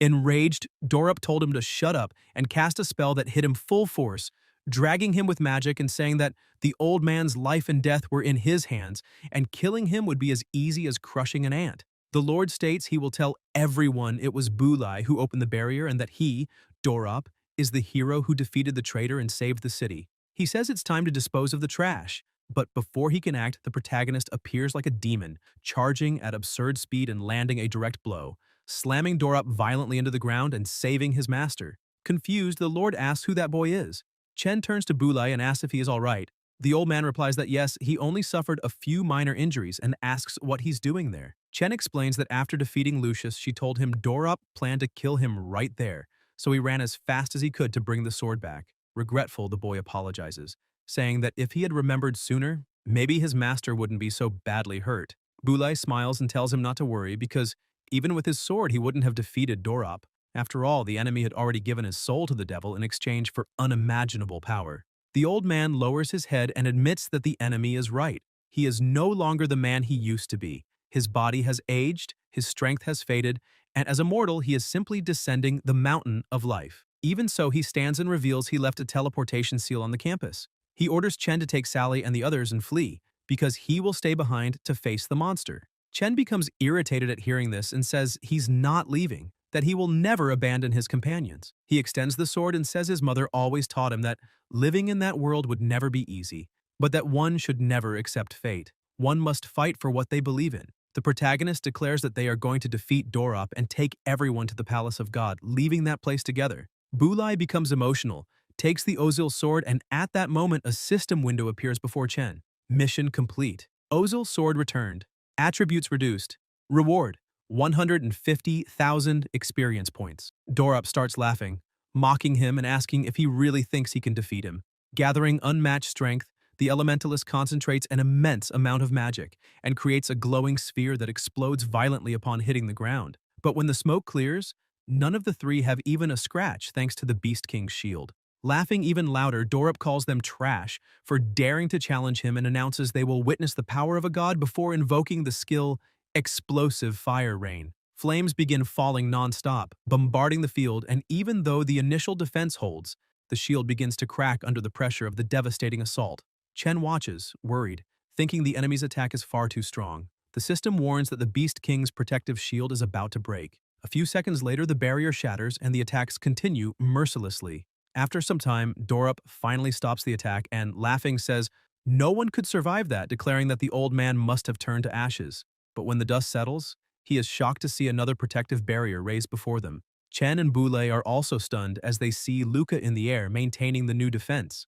Angry at the destruction and arrogance of the enemy, the boy glares at Dorop, who cannot believe what he is seeing, and asks how a child could use such a powerful magic shield. The system displays the message: Luca's battle will activated. Luca level 5, health 3000, mana 300, skill Aegis shield. Description: a powerful magic shield capable of absorbing damage and converting half of it into magic damage. Cost 100 health per second, no cooldown. Luca begins to fall asleep and Chen, worried, runs to him. The boy looks at him weakly, calls him dad, and collapses with no energy. Chen holds him in his arms and tells him everything is fine now because daddy is here. He is amazed, realizing that not even the Beast King's shield was able to withstand the attack, but Luca's shield did. If not for him, both he and Bulai would have been reduced to ashes. The system notifies that Luca's battle will has dissipated and that he will enter storage space to recover, which may take up to 24 hours. Luca begins to turn into energy, and the protagonist thanks him, wishing him a good night's rest and promising to take care of the rest. The system confirms Luca has been stored. The old Bulai comments that Dorop used too much energy casting so many spells in a row, so he must be in a cooldown period. He says he will draw the enemy's attention so that Chen can get close and use his strongest attack. Bulai charges forward and Chen watches, thinking he wishes he knew Dorop's level because clearly he is stronger than the Beast King. He tries to analyze his status, but nothing appears, which irritates him, reminding him of the time he fought the Dominator. Dorop sees the old man approaching and angrily says he is as irritating as a pest. The two stare at each other. Bulai raises his sword and tears off the bandages wrapped around it, declaring that it is time to settle everything once and for all. A red energy begins pulsing from his body, surrounding him completely. Dorop mocks him, saying this isn't a fight but a one-sided massacre. Bulai simply replies that they will find out. He then charges forward using the second form of lightning charge. Dorop says the old man is nothing but an overrated relic and invokes the power of Earth, raising a massive barrier in front of him. But Bulai slices the wall in half with a single strike. More barriers appear one after another, yet the old man keeps advancing without hesitation, cutting through all of them as if they were paper.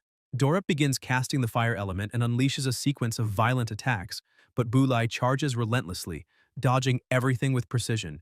Two elemental monsters appear to block him, but he destroys them with one blow.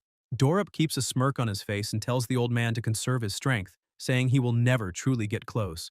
However, the protagonist suddenly appears beside him and, without hesitation, lands a punch straight to his face, sending the enemy flying. Boulay takes the opening, shouting that this is their chance, and launches forward. He says that even if Dorop sold his soul to a demon and gained immense power, he still has the weak defense of a mage. Concentrating all his energy into the sword, Boulay states that even if he is no longer in his prime, this strike is enough to kill him. Then he unleashes the attack with everything he has. A massive explosion engulfs the sky, hurling Dorop into the ground and triggering another detonation that destroys everything nearby. The energy released is so intense it reaches the clouds, warping the vision of the fighters. Boulay declares that it is over. When the two return to the ground, the protagonist looks at his master and thinks that this is the true power of one of the legendary 12 heroes. The force Boulay released wasn't inferior to Dorop's.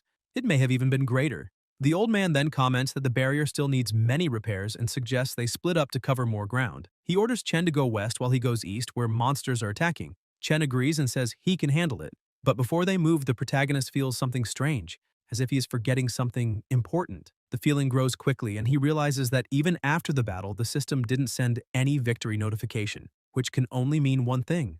At that moment, Boulay senses the same presence. Dorop rises, furious, saying he didn't expect that boy to break his control with a single blow. He says that in the end, none of that matters because the power he possesses is far beyond mortal comprehension. The wounds on his body start regenerating instantly, and Chen realizes with horror that the regeneration is identical to the dominator he faced at the beginning of his journey. Boulay comments that everything now makes sense, because Dorop's power doesn't come from demons, but from the underworld god himself, Hades. Chen looks confused and the old man continues, saying he remembers the man who killed Sally's parents.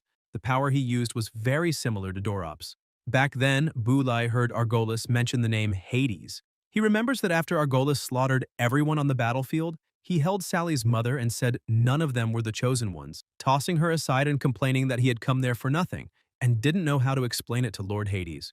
Wounded on the ground, Boulay cursed him and shouted that he would kill him, but Argolis ignored him and flew away. Even nearly unconscious, Boulay swore that no matter where that man went, he would one day find him and kill him. Now he says that the power he feels coming from Dorop is the same type of energy as that bastard's, which means there may be a direct connection between him and the reason everyone is trapped in Latonia. Dorop is surprised, admitting he didn't expect the old man to know so much. He says he intended to eliminate him without resorting to his true power, but now he sees that even at his age, Boulay is far more troublesome than he imagined. The Lord asks if they still haven't understood, since no elemental power can hurt him and all physical attacks are useless against him. Dorop says he wanted to give them a painless death, but now he will torture them until they beg to die. Suddenly, the Lord's body becomes wrapped in a strange force and disappears completely. Chen and Boulay look around trying to understand where he went, while the system flashes red warnings to the protagonist, repeating that the target has vanished. Chen says it wasn't a matter of speed. Dorop truly vanished from the spot. Then he senses a presence behind him, but it's already too late. Dorop appears behind Boulay, saying he's right there, and strikes him directly in the back, sending him flying. He then lands several consecutive blows. Chen rushes as fast as he can to help his master, but Dorop uses his abilities to push them apart. Even so, the protagonist recovers and charges for a counterattack. Just as he is about to hit the Lord, Dorop simply disappears again. Chen can't understand what is happening, since his punch passed through the opponent's head as if it were air. Then the Lord reappears, landing a devastating strike on his abdomen and mocking him, asking where he is looking. Dorop laughs and keeps attacking, calling the protagonist a useless existence and saying it's pathetic that he dares challenge him. Countless blows hit him, crushing him with overwhelming pressure until Chen is hurled violently against a boulder. He gets up with difficulty and the system informs him his health is below 10%, asking for immediate recovery. Hurt, Chen thinks that bastard really must have an invisibility skill, and that the previous strike was absurdly powerful. He watches the Lord and concludes that even receiving only a fraction of a god's power has pushed both him and Boulay to the brink of collapse.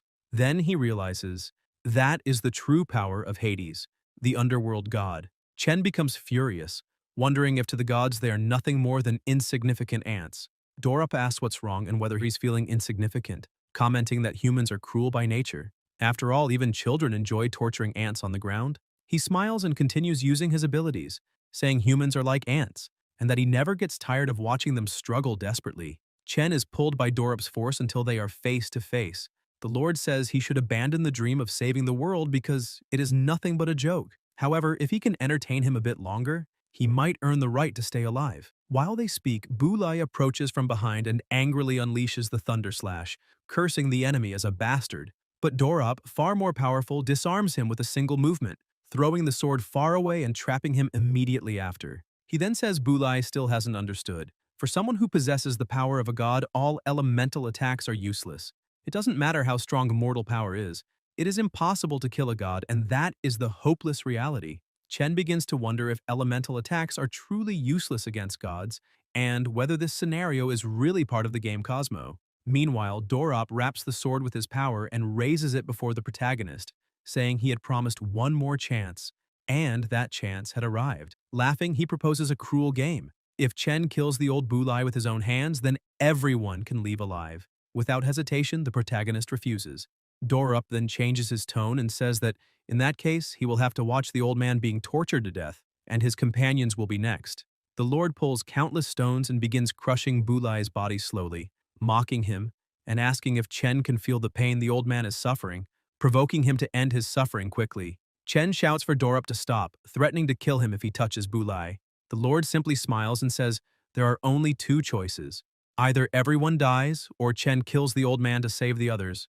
Bulai screams in pain and Dorup insists, asking what the choice will be. The protagonist is torn, wondering if there is truly nothing he can do except watch everyone die. He thinks of his son, of the friends he made, and of his mother, remembering that he still hasn't gone back to understand what happened in his house. Doubt consumes him until a voice rises inside his heart. Hesiod laughs, calling Dorup trash and asking how something like that could be considered a god. Surprised, Chen is pulled back into his subspace, the same place where flowers float everywhere. He asks himself if he's really inside his consciousness, unable to believe he ended up there at such a moment. Hesiod asks if he's going to give up, saying it would be shameful if the master he chose died to a worm like Dorup. Chen answers that it's impossible to hurt him, since he possesses the power of a god, and elemental powers were granted by the gods themselves.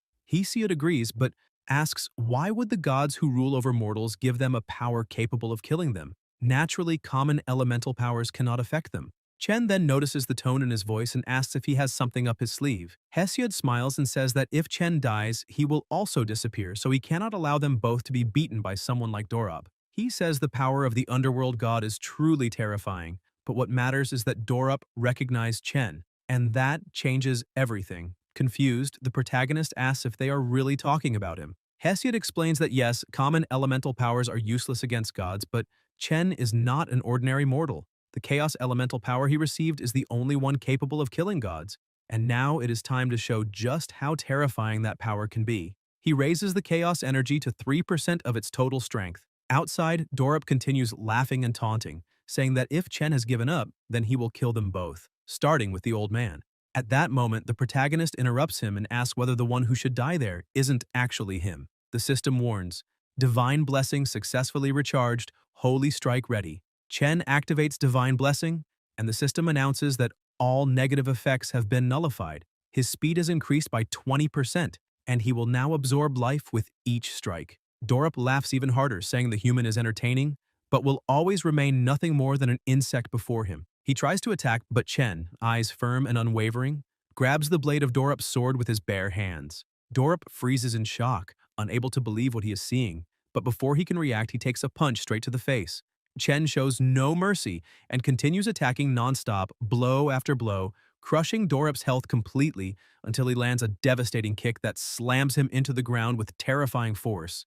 At that moment, Hesiod's aura appears behind the protagonist, explaining that if the power of the gods can be compared to fire, then the chaos elemental power is like water, something capable of extinguishing that divine flame. The system reappears, showing several notifications. The skill Elemental Extinction has risen to level 12. Now, the chaos power at that level can injure even enemies who possess the power of a god. When the protagonist enters extinction state, each damaging strike reduces the cooldown time of Divine Blessing and Holy Strike by 15 seconds, and when 10 strikes are accumulated on the same enemy, he will take 20% additional damage from the Chaos Elemental Explosion.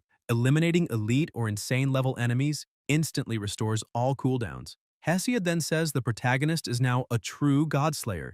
The system indicates Extinction active. 20 seconds remaining. Bulai watches from afar, impressed, asking if that is truly the power of the chaos element. The protagonist asks Hesiod why he only released that power now, and he replies after reflecting for a moment, if the enemy had not used divine power, he would never have revealed the god-killing power because it is an absolute taboo. No god would allow such a thing to exist. Now the gods have surely sensed the protagonist's presence with their sharpened senses.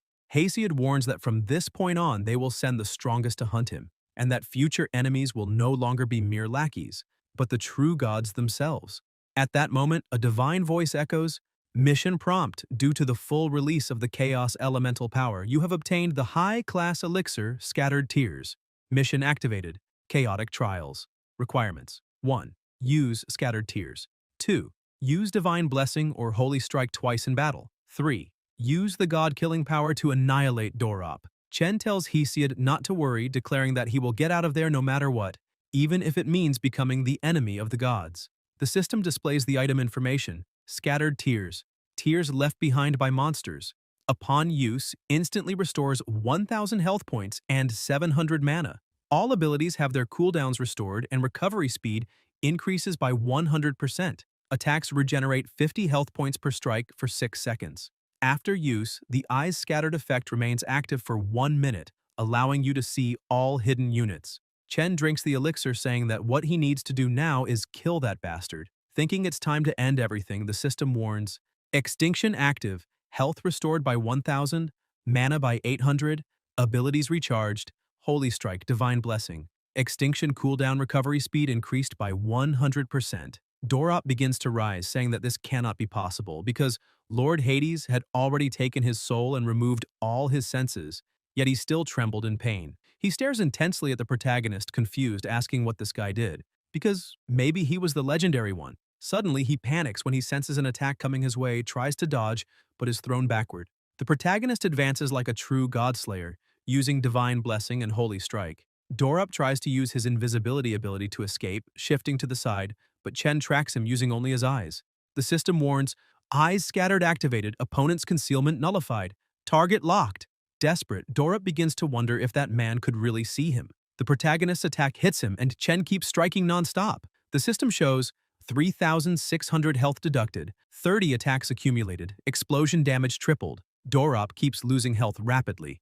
The system announces the cooldown of Divine Blessing is complete. Chen uses it again, removing another 3,000 health. Opponent's health below 10%, the system indicates. Scattered Tears effects end in 2 seconds. Extinction state ends in 5 seconds. Chen gathers all the remaining energy in his body for one final attack, shouting for Dorop to go straight to hell, but before striking he notices Dorop is smiling and asks whether that is truly the power of a god-slayer. Chen launches his maximum attack, generating an explosion so intense the entire forest trembles. His companions far away notice the light streaking across the sky. The system announces Dorop has been completely annihilated.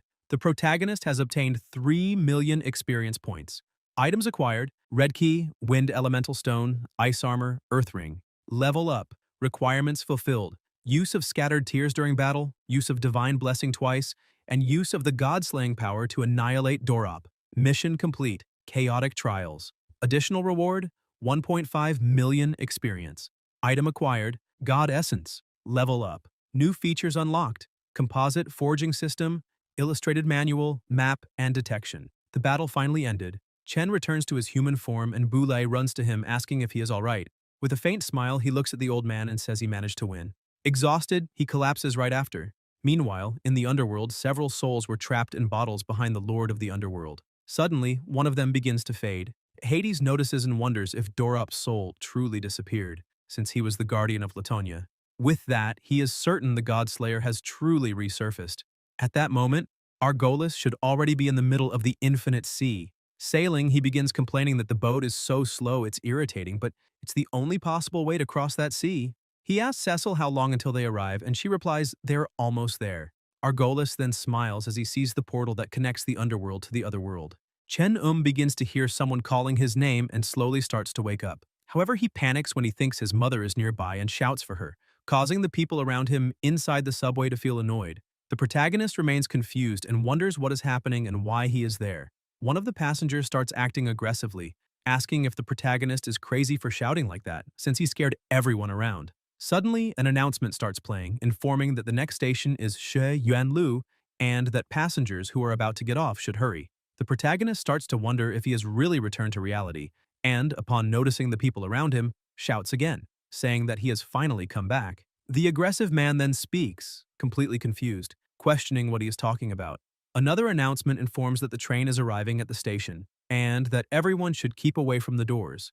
The protagonist apologizes, saying that he just had a nightmare. However, the system issues an alert about a nearby danger, warning him to be careful. The protagonist becomes confused, wondering why he is still hearing system alerts after having returned to reality. Some people farther back begin to ask what the two of them are doing. The bully gets irritated, saying that the kid is ignoring him and that it seems he wants to get beaten up. Suddenly, someone shouts for Chen to run and get out of there. The protagonist continues to understand absolutely nothing, questioning himself about what is happening and whether the voice he just heard telling him to leave really does not belong to his mother. Suddenly, he is teleported and the bully starts asking why that guy simply disappeared. The men in black who were approaching ask the bully where that high school boy went. The bully replies that the boy simply disappeared, asking if they did not see that happen. However, the men in black only observe without saying anything. Suddenly, the protagonist wakes up again, sitting up in shock and breathing heavily. Looking around, he realizes that he has returned to Latanaya and wonders if everything he just saw was only a dream. However, everything felt so real. And even if it had been reality, how could he have heard his mother's voice out of nowhere? Sally enters the room, beautiful and radiant, saying that he has finally woken up. The protagonist asks if she is okay and how Grandpa and the others are doing. Sally tells him not to worry, as everyone is fine. Moreover, Boulay rested for 10 days and was feeling very bored, so he insisted on helping everyone repair and rebuild the city. Chen starts looking at his own hands, asking if she really said 10 days, and wonders if he had been sleeping all that time. Sally confirms and emphasizes that his injuries were healing, but he did not wake up, which gave everyone a big scare for a while. Laxi spent a lot of time and effort making a medicinal tonic and food for the protagonist. She places the tray beside the bed and smiles, saying that she now needs to go help Boulay and the others, asking him to go to the city after he finishes eating. Before leaving, she points out that she almost forgot to mention that the residents prepared a grand banquet that night to thank the protagonist for saving the entire city, and that now that he has woken up, he should prepare his speech, since he is the new savior. Chen asks what speech, as he is confused, but she just continues leaving, saying that she prepared some new clothes for him and that he needs to change before going. He thinks that Luca must still be inside the system space and that, since many days have already passed, he must have recovered. When he tries to summon Luca, the system returns an error, saying that Luca has not yet managed to recover. The protagonist is surprised to see that he has not recovered even after 10 days. Suddenly, the system notifies that he has an unread email. Chen is surprised but decides to open it to see what it is about. Upon opening the email, he reads the message stating, "Congratulations, you have completed the first area of the Infernal Difficulty chapter of the Godslayer Cosmos of Latanaya. All system information has been unlocked, including the crafting system, alchemy system, evaluation function, map census, title system, teleportation matrix system, and the Chaos Godslayer power growth system." The protagonist wonders if it is because of the infernal difficulty that he cannot leave the game. In addition, he has just unlocked the complete system, which is absolutely insane. However, he decides to leave all these questions for later because first he needs to check the new features that were unlocked in the system. When he taps one of the functions, the system notifies that he has activated the crafting system. That is the basic system for crafting weapons and equipment. First, crafting equipment requires the necessary materials and blueprints. The protagonist's current crafting level will affect the quality of the equipment. If the level is too low, the crafting will fail and all materials will be destroyed. Materials can be obtained in different territories, and blueprints can be acquired after defeating bosses. Second, gem crafting. He can add gems to equipment, increasing their attributes, and the crafting level will also affect the success rate. Third, dismantling. He can dismantle equipment to obtain part of the original materials, and the crafting level will also affect the dismantling process, or the damage caused to the materials. Chen comments that this creation system is similar to what he knows from games, so alchemy must be something similar as well. As soon as he takes a look, he receives the details. First, alchemy, using different materials and recipes to make potions and necessary consumables. The alchemy level affects the quality of the products, and a low level will cause the alchemical process to fail and the materials to be destroyed. Second, dismantling. Dismantling potions and consumables to obtain part of the original materials. A low alchemy level will affect the dismantling process and may damage the materials. He thinks that all of this is really similar to a game. In addition, there is the evaluation function, so if he encounters someone dangerous, he can evaluate them to obtain information. He enters the evaluation system, and the details say that after activating the function, the system will automatically record all creatures and items he encounters. If the protagonist wants to evaluate higher-level beings, he will need to upgrade the evaluation system. While observing, he notices that Luca and the Dominator appear only with question marks, and it seems he will only be able to see their details after improving the evaluation system. He takes a look at the map census, which will detect nearby high-level monsters, making it easier to find and eliminate them to level up. Titles can be obtained after accomplishing unique feats, and different titles grant different bonuses. The teleportation system uses the power of the area's element and creates teleportation zones, with the current limit being 3 zones. After carefully analyzing everything, the protagonist comes across the main feature, the Chaos Godslayer Power Growth System. The system informs him that he possesses an element that has slain gods and that, by using it, he will release 1% of its power, asking whether the protagonist wishes to use it. He realizes that, originally, to release this strength, he would need to obtain the power of the divine element, and that currently he can only release 3% of the Godslayer power. Because of that, he needs to find the palace of the god Kebli and defeat the monster Nabus, so it would be better to increase his strength first. He then tells the system to use the Godslayer element. A dense aura begins to emanate from his body, and he watches the energy surrounding him, thinking that it is only a 1% increase in power. But as he feels this energy, it seems like an endless sea. He remembers that he obtained some items and begins to analyze them. The system informs him that it is the Ring of Earth, a ring that possesses a high-level earth element and, when worn, grants 30 more wisdom and 25 physical points, as well as a passive that grants 30% more resistance to earth element damage. The ice armor is a high-level body armor that grants 35 vigor, 20 wisdom points, and 5,000 health points, as well as a passive that releases an ice shield around the user when attacked and applies a 50% movement speed reduction effect. The protagonist puts on the armor to test it and then equips the ring. He uses his ability to make the equipment disappear into his body even while still equipped. Now the only thing left is that key. The last time he used a key, he obtained the egg that contained Luca, so he is curious to know what it will do this time. Meanwhile, in the city, Bros tells Boulay that he has already made sure all the injured have been treated and that the barrier has also been repaired everywhere it was damaged. He emphasizes that now they only need to take care of a few minor things and that the city should return to normal starting tomorrow. Boulay comments that this is great and asks about the ceremony that will take place that night. Bros replies that Lakshi and Filorga woke up early in the morning and began the preparations, so everything should already be practically finished. He adds that the 2 guards, Hicks and Lucius, are imprisoned and being watched by Ban, but that the last one, Sarquia, escaped and his current whereabouts are unknown. The old man asks whether he really escaped the city, since that is a strange being. Bros emphasizes that if he chooses to live outside the city, he certainly will not survive for long. Boulay says that maybe so, however he feels that Sarkia has some secrets of his own. Secrets that could make him even more dangerous than Dorop. Still inside the house, the protagonist is surprised to discover that it is a dungeon key. The system informs him that the crimson red key, when the blood moon descends upon the world, will allow a hero to rise to slay evil and obtain infinite power. It can be used to activate a dungeon, and by doing so, the protagonist will be teleported to a designated dungeon, gaining triple experience when eliminating monsters. Once he manages to defeat the dungeon boss within the time limit, the mission will be completed. The rewards will be random, legendary grade equipment. Note: if the character dies, the real body will also die.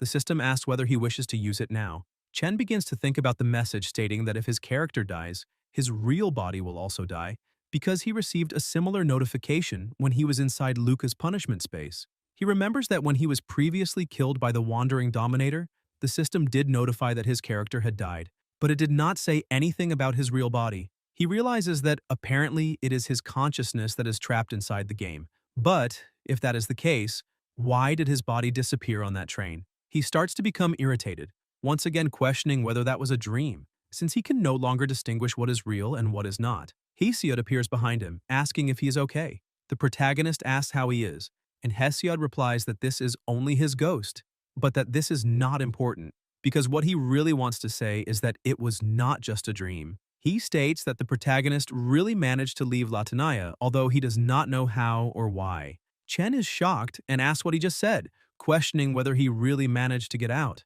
Hesiod confirms it again and emphasizes that he was able to see everything through the protagonist himself. Chen comments that that bald man was looking for him and that apparently he seemed to know that the protagonist would appear at the training, and that suddenly he heard his mother's voice telling him to get out of there as fast as possible. Hesiod says that he did not hear any voice. However, he states that he has never seen that kind of teleportation method before because the protagonist did not use any elemental power or divine power, something he has never seen in his entire life. Chen begins to think that if he really managed to leave Latanaya, then there are only two possibilities. The first is that his consciousness never left the game, but that Latanaya was transferred to the map of the train facility. The second is that he really returned to reality, but was unconscious while he was on the train, and then what entered the game in the beginning was only his consciousness. He becomes increasingly irritated, thinking that in the end, it does not matter what happened, because all of this only proves one thing. The world he is in is not real, but virtual. And then that bald man he saw before may be the same person mentioned. He becomes even more irritated and worried at the same time, questioning whether it is possible that his mother was captured by them. Yet he cannot understand the real reason behind all of this, or why he is the only one who was teleported to that place. He starts to lose control and shouts, cursing everything and everyone, questioning why this is happening to him. Hesiod notices that the protagonist is starting to lose control and shouts for him to stay calm. The system asks once again whether he wishes to use the red key. The protagonist falls silent, and the system informs him that if there is no response within 10 seconds, it will be used automatically. Chen calms down a little and tells Hesiod not to worry, saying that he is fine. However, he asks him a question, commenting that apparently in the past, Hesiod had already managed to defeat a true god, and asks what would happen if he recovered all of his strength and whether it would be possible to defeat the strongest god in that world. Hesiod thinks for a while, sighs, and apologizes to the protagonist, saying that unfortunately his mind is still blank and that he cannot answer that question, but he states that he truly must have eliminated a god before, because if that had not happened, there would be no reason for him to have been sealed in that place. He states that all gods fear the power of the chaos element and says that one day he is certain the protagonist will be able to eliminate the strongest god. Chen thinks that Hesiod is right and that what he needs to do now is become even stronger. Hesiod emphasizes that from that moment on, the protagonist is already capable of activating the power to kill gods, and because of that, those gods will start causing trouble very soon, so he needs to be prepared. Chen starts getting dressed, saying that this really does not matter because he refuses to die there. He leaves completely focused on what he needs to do, thinking that he will leave that world and unravel all the mysteries one by one. And since he still has some time before the ceremony, he will level up a bit more. At the beginning of the night, the preparations were basically finished. Laxi, who was finishing the food, tells Sally to relax a little, since she has already asked the same question more than 10 times, saying that everything is ready and that they only need to wait for Chen. However, Sally remains irritated, asking what difference it makes whether she asks 10 times or not, because if Laxi messes anything up, he will be punished. Ban also gets angry, asking how Laxi dares to irritate Sally. Laxi starts cooking even faster, saying that everything is fine and that it was his fault. Meanwhile, Bros is relaxing comfortably, saying that he has not felt this comfortable since arriving in Latonia, and that he should definitely enjoy the ceremony that night. The old man agrees, pointing out that if the protagonist had not defeated Dorop, he really does not know what state they would be in now. Bros says that he always believed Chen would not lose because he witnessed the protagonist killing the Beast King with his own eyes. Boulay comments that the Beast King cannot be compared to Dorop since his power comes from Hades. Hearing that, Bros is so startled that he ends up falling to the ground, asking if the old man is really talking about the god of the underworld. Chen appears, saying that apparently Bros is as lively as ever, and adds that he is very happy to see that the old man is also doing well. Sally starts shouting with joy as she calls out to the protagonist. Ban is also happy, though he remains grumpy and jealous, while Laxi can barely hold back her tears upon seeing that the savior has finally awakened. Boulay stands up, saying that it seems the hero has just arrived, so they should begin the ceremony that night. They light the torches and throw them into the bonfire, and all the people begin chanting the protagonist's name, calling him a hero and savior, which leaves him surprised by all that affection and warmth. The people keep shouting as loudly as they can until Sally climbs onto the stage and asks everyone to calm down a bit. With a smile on her face, she extends her hand and says that she would like to invite the hero Chen Zile, who saved the entire city, to give a speech. The old man asks him to go up as everyone is waiting. The protagonist tries to speak, but Boulay interrupts him, asking if he is nervous about speaking in front of everyone. The protagonist replies that it is not exactly that, and with his gaze lowered slightly, says that he simply does not think he is a hero because the city was saved thanks to everyone's efforts, and all the people who fought to protect it are also heroes. Moreover, if it had not been for Bulai's help, he would never have been able to defeat Dorop, and for these reasons, he cannot take all the credit alone and allow everyone to praise him as a hero. The old man places a hand on his young disciple's shoulder and asks him not to downplay his own efforts, because everyone there knows that if it were not for the protagonist, everyone in the city would already be dead. In addition, the city desperately needs a hero, a ray of hope they can cling to. The old man looks deeply into the protagonist's eyes and says that he is the embodiment of that hope. His companions smile and say that they believe in him. Bulai asks him to go and pass that hope on to the people, because now he needs to be the light that will guide everyone out of that cursed place. Those words deeply touch the protagonist. He walks toward the stage thinking that everything the old man said is right, because the city's residents have just experienced a small-scale war and what they need now is someone they can trust. And since everyone sees him as a hero, he needs to become much stronger to protect all the people who are placing their last hope in him. Being a hero is really not easy, but the feeling of being loved and praised feels very good. As soon as he reaches the center of the stage, everyone begins to shout even louder. He greets everyone and introduces himself, saying that he is not really sure if he is a hero, however, he is sure of one thing. He declares with absolute conviction that he will leave that place and that if everyone believes in him, he will lead them all out of that hell. Argolis arrives at his destination and asks Cecil to stay there and wait, saying that he will return shortly and that even after hundreds of years, the time in that place remains extremely bad. He begins to smile, saying that now he can find out what really happened to Sunil, as well as finally learn who the being strong enough to kill him truly is. Argolis transforms into a dragon and begins to scour the area. Meanwhile, Chen is sitting alone on top of a building, drinking his beverage and thinking about life. Suddenly his friends begin to approach, and Bros praises him, saying that the speech was truly good, because he never imagined the protagonist could remain so calm and composed while speaking in front of so many people. Ban points out that it was nothing special since anyone can say pretty words and they do not mean anything useful, so Chen needs to prove it through his actions.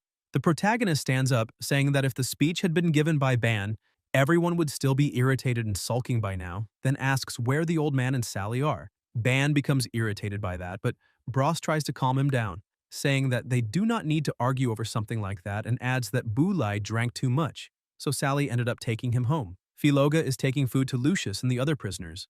They fall silent for a moment, then Bros asks whether the old man said anything about what their next step will be and when they will go to the Palace of the Gods. Chen says not yet, however before they leave he needs to further increase his combat abilities and become much stronger. Otherwise, even if they find the Palace of the Gods, they will not be able to defeat the guardian beast that lives there. Ban is confused by this conversation and Bros asks what kind of beast that is.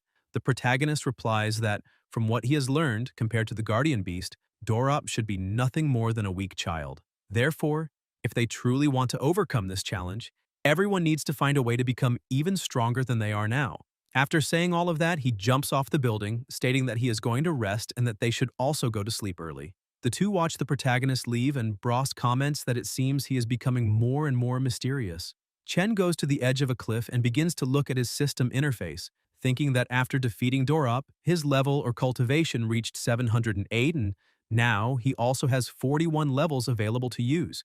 In addition, he has 65 undistributed attribute points. The upgraded Obliterate skill reduces the cooldown of all other skills, however it consumes a lot of energy and he needs to increase the attribute related to his energy, which is Wisdom, as well as use the Ring of Earth to further boost this attribute. After analyzing the situation, he decides to increase Wisdom by 15 points and divide the rest between Strength and Agility, leaving 25 for each. However, he realizes that he still does not have a weapon, and even after unlocking the weapon shop, he will only have 11 levels left to use, but he has no other choice. Thus, he decides to unlock the weapon shop and try to find something decent with the remaining budget. As soon as he unlocks the weapon shop, the system notifies him that he has just spent 30 levels to unlock that function, and several pieces of equipment begin to appear before him. He takes a good look and comments that the gold level Light of Glory does not seem bad. However, it costs 40 levels, and even if he could buy it, it still would not be comparable to Ozil. He continues browsing and finds the Elite Magic Sword Karthus, which costs 10 levels, increases Strength by 30 points and Agility by 45, and also grants 150 MP, with the equipment level being 70. It has a special effect that causes every successful attack to restore 3% of the user's MP, as well as generate magical burns, causing attacks to deal additional damage equal to 2% of the enemy's MP value. The protagonist thinks that even though it has no special attribute, the MP recovery effect is something he likes very much, so he decides to take it. The system informs him that he has just spent 10 levels to exchange his weapon for the elite magic sword Karthus. He grips his new magic sword, saying that it is not bad at all, and that now it is time to challenge the dungeon. He holds the key in his hand, and the system asks whether he wishes to use the crimson red key. Chen replies yes, and a terrifying aura begins to form as a portal to the dungeon rapidly opens. The system asks him to pass through the teleportation portal as the mission will begin in 5 seconds. The protagonist starts walking toward the portal and places his sword on his back, and upon crossing it, he observes that the environment is completely shrouded in darkness. He begins to walk and the system notifies that he has successfully entered the Crimson Red Dungeon. The endless massacre of Bayside covered all the land in blood and turned it into a river that changed the moon in the sky. And the protagonist starts wondering why the name Bayside sounds so familiar to him. The system instructs him to find the evil Bayside of the moon and defeat it, with the mission reward being a random legendary weapon or piece of equipment, a purple moon key, and 10 million experience points. Chen thinks the reward is extremely generous. A legendary weapon and 10 million experience is very good, because afterward, when he levels up, he will be able to buy things in the shop. However, before obtaining the reward, he needs to find Bayside, yet he has no idea where to start looking for information, since the place has no markings or signs at all, so he does not even know which direction is which. Chen starts thinking that if he searches without a plan, he will definitely get lost before finding his target, but then he realizes that he must find Bayside before moonset, and as soon as he focuses on that, he gets an idea of where his objective might be, because this is a riddle, and the phrase before the moon sets does not only indicate the time, but also the location where his target is. While he looks at the moon, he feels something appearing in front of him. A fog begins to emerge out of nowhere, and a powerful monster appears, bringing with it countless smaller monsters. The system informs him that it is Bayside, a spiritual undead, a level 60 beast.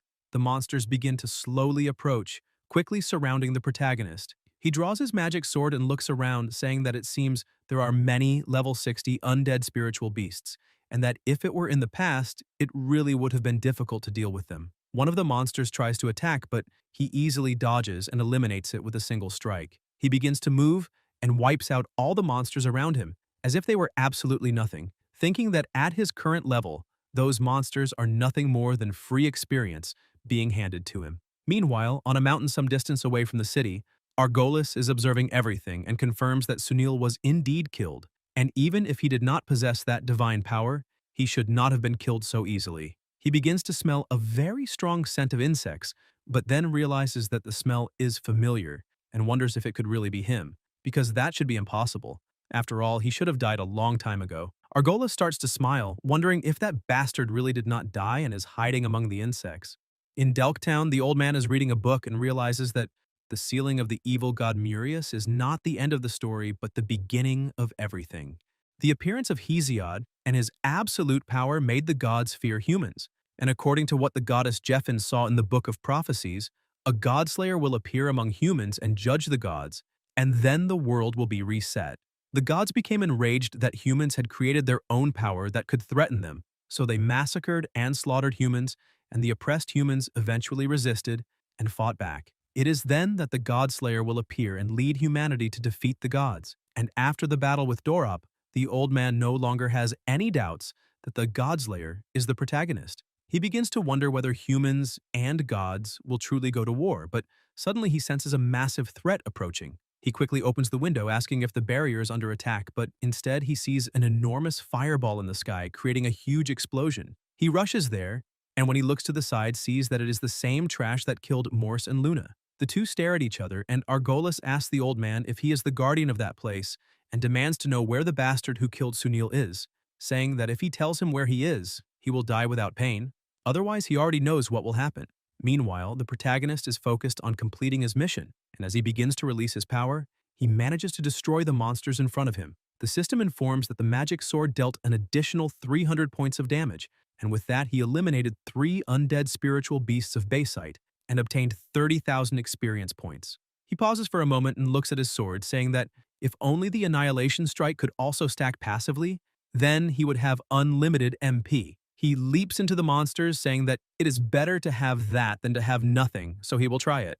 Chen activates the Annihilation Slash skill and begins to deal massive damage to the monsters, but this confirms exactly what he was expecting. The MP he used recovers very quickly, so he does not need to worry about MP at all, and this will greatly increase the efficiency of his hunting. He continues annihilating all the monsters around him, and a short while later the system notifies that he has successfully eliminated all the spiritual beasts. However, he realizes that he did not level up, and when he looks at the system screen, he understands why. He eliminated 25 monsters, gaining a total of 250,000 experience points, but he needs 500,000 points to evolve, so it is no surprise that he did not level up even after killing so many spiritual beasts. With this amount of experience required to advance, if it continues increasing at this rate, then even the 10 million experience from the mission will not help much with leveling up. The current durability of his weapon has also dropped to 93%, and the note indicates that when durability reaches 0, the weapon will be completely destroyed. He stares at the sword, thinking that for a moment he almost forgot about weapon durability, and that this sword wears down very quickly, since he barely fought spiritual beasts, and its durability has already dropped significantly. Even though he can fight monsters without using a sword, it is difficult to avoid relying on it, because back when he had to choose professional skills, there was a sacred skill that could increase weapon durability, but its damage was very low, so he ended up not choosing it. The biggest question on his mind now is whether he will truly be able to obtain even stronger skills as his level continues to rise. Suddenly, Luca appears on the system screen, extremely happy, calling him father. The protagonist is also delighted to see that he has awakened and decides to release him from the system space. Luca immediately starts hugging the protagonist, repeatedly calling him father, and Chen replies that he missed him a lot as well. His son asks if he is alright, and the protagonist tells him not to worry, saying that everything is fine now because he defeated that trash and they are safe. Then the protagonist says that he still had not been able to thank him, and takes the opportunity to do so, thanking Luca for saving both him and Grandpa. Luca flies around happily with his energy, thrilled by the affection he received. Chen watches him with satisfaction until Luca comes back and asks where they are now, and the protagonist explains that they are inside a dungeon to complete a mission and need to find the boss and eliminate it as quickly as possible, so it is time to move forward. The two of them begin advancing rapidly. Meanwhile, in other cities, a major commotion is unfolding in an emergency department. Doctors rush while carrying a person and shout for everyone to move aside. The person brought in from the woods appears to be in critical condition. The doctors say the heartbeat is extremely weak and that they need to inject aspirin immediately. Then they rush into the emergency room. They do everything they can to save him, but just a few seconds later they realize there is no longer any heartbeat. After declaring the death, an assistant goes to Chief Sue and informs her that this is already the third person who has died of cardiac arrest that month, all of them men around 20 years old, and the cause of the cardiac arrest is still unknown, since no abnormalities were found even after the autopsy. She asks whether these people have anything in common, such as the same schools, universities, or residential areas, and the assistant replies that there is no apparent relationship or connection between them. However, according to the investigation, all of them played a game called Cosmos. The chief is confused and asks if all these people played the same game and then died, because that seems like more than a mere coincidence. The assistant adds that there is another case related to the game Cosmos. Last month, a woman went to the West District Police Station to report that her son, Chen, disappeared while playing the same game, and initially the report did not receive much attention. However, last week, someone posted a video in which a young man suddenly appears inside a train, emerging out of nowhere, and then disappearing. And the video quickly went viral on TikTok. After analyzing the case, they confirmed that the young man in the video is Chen. The assistant asked the chief how they should proceed from now on, and she begins reviewing the reports, saying that first they need to remove the video and control discussions about the protagonist. In addition, they must ensure that public panic does not spread. Next, they should contact Cosmos Management to see if they can obtain more information, and if there is any progress, they need to be informed immediately. The assistant says he understands and will handle it right away, while she continues analyzing the protagonist's report, which lists his name, age, address, school name, the date of disappearance, and the information that he was last seen 6 days ago. Back in the small village, Bulai, Argolis, and the old man are still staring at each other down. Argolis asks if he is deaf, since he is not answering. However, Grandpa releases his lightning power and appears in front of his opponent, attacking with everything he has.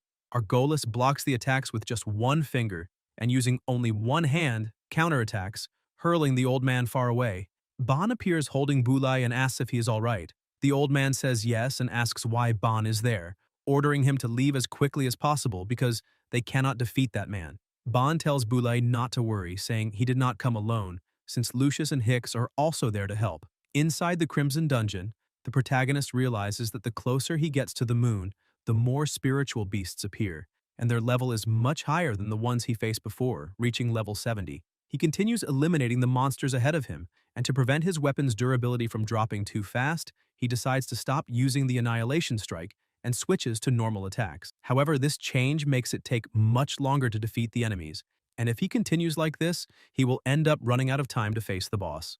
The monsters begin to approach, but suddenly they stop moving and start floating. Luca is using his powers to defeat them. Chen praises Luca, saying he is very impressive, and Luca celebrates, showing that he is strong too.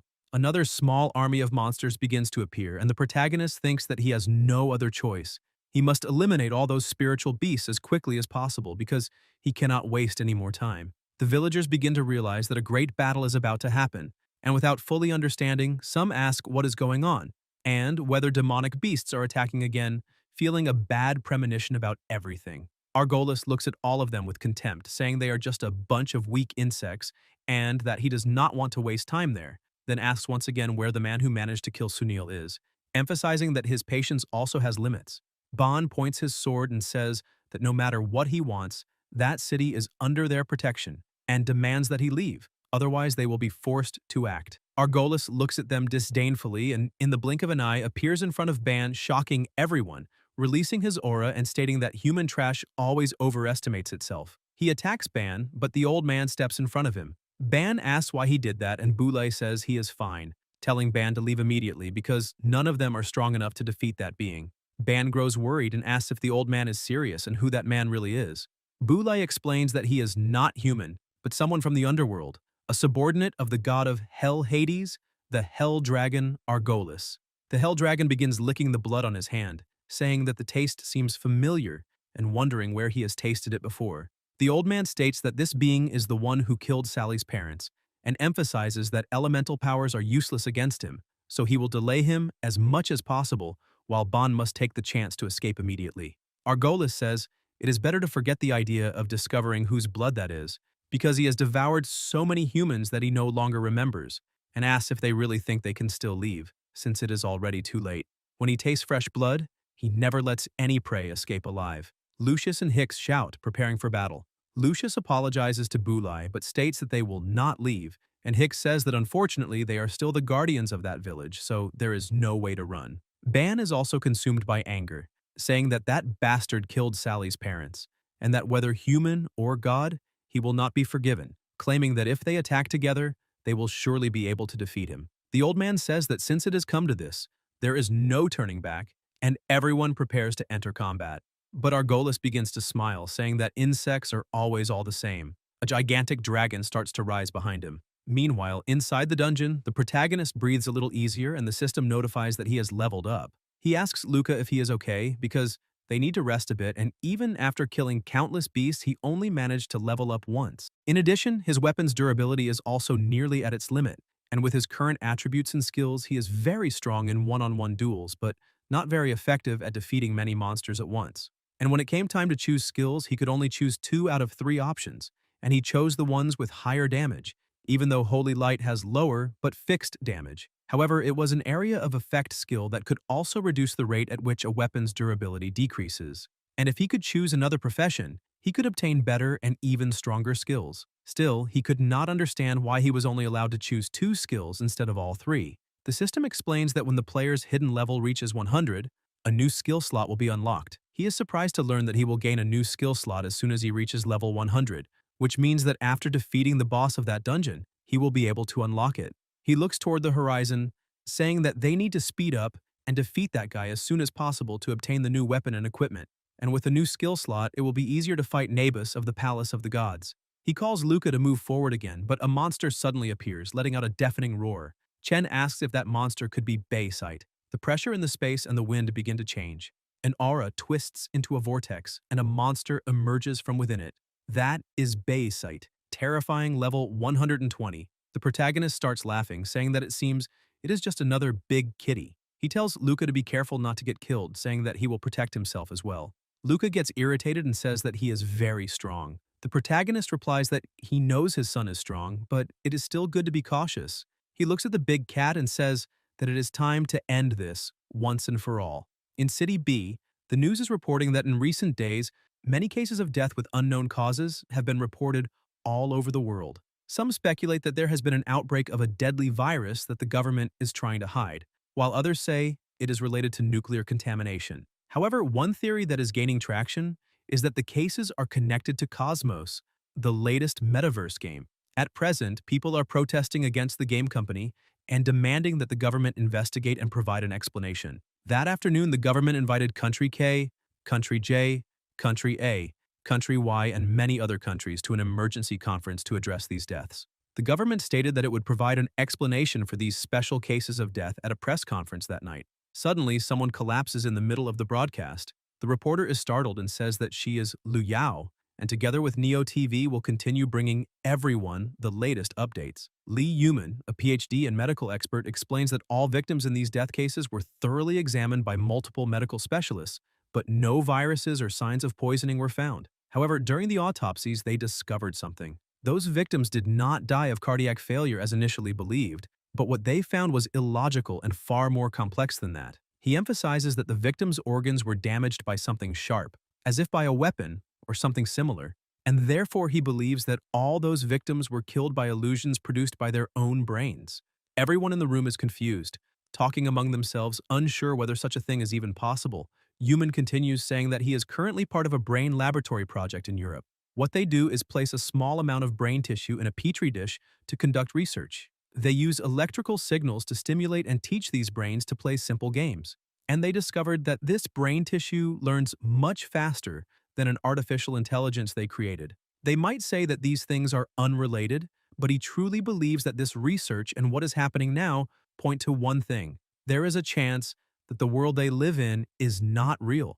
Back in the dungeon, the final boss charges straight at the protagonist, who moves flawlessly, as if dancing, dodging the attacks. He counters, and the monster, also enraged, is struck and knocked backward. However, Luca creates a sphere around the protagonist, protecting him. Chen smiles, thinking that this big cat is much stronger than the others, and as expected of a monster that is the boss of a mini-dungeon, its attack and defense are on the same level as the Beast King or even Dorop, and in some aspects may be even stronger than them. Because of that, if he is hit even once, he will be seriously injured, so he cannot let his guard down for even a single second. Moreover, he does not know what abilities the boss possesses, so he needs to conserve his energy and keep his skills off cooldown. First, he must figure out what the monster's abilities are and only then begin the counterattack based on that. With the plan set, he charges at the monster again, but the protagonist suddenly notices that something strange is happening and wonders why the monster is not attacking. He keeps advancing and leaps onto the creature, but while he is still in the air, he realizes that the monster may be trying to lure him closer. Suddenly, the boss begins to growl, its eyes glow, and several monsters appear around the protagonist. He realizes that this is the moment and uses the Annihilation Strike, charging at the boss and landing a direct hit on its head. Chen says that with the Annihilation Strike, he can evade the opponent's magical attack and counterattack at the same time, forcing the monster to use other abilities. The protagonist unleashes a sequence of attacks, reducing the monster's health, which makes it even more enraged and causes it to use another skill. Luca flies toward his father to try to help him, but a monster delivers a blow that hits both of them, slamming the protagonist violently into the ground. He holds Luca in his arms to protect him. Without even a moment to catch his breath, monsters begin to appear beside him again, and the boss says that this is the imprint of the spirits of death. The protagonist is shocked, and seeing that the situation is not easy, he throws Luca out of the attack's range. An explosion occurs, hurling the protagonist backward. Luca sees that his father was hit and quickly flies toward him, but the protagonist gets back on his feet, showing that he is fine. Even so, he starts questioning why he could not avoid that explosion, even though he used the Annihilation Strike to dodge. Yet it felt as if something was locking his movements. The system informs him that base seat's attacks apply a mark effect, and after being marked by the imprint of the spirits of death, the attacks become locked onto the target. The protagonist begins to understand what really happened, which is why the boss did not attack earlier and waited until he got close, then tried to kill him with the imprint of the spirits of death and used explosions to deal damage. This is essentially a critical counter against someone like him, who relies on close combat. And now the question arises of what he really needs to do.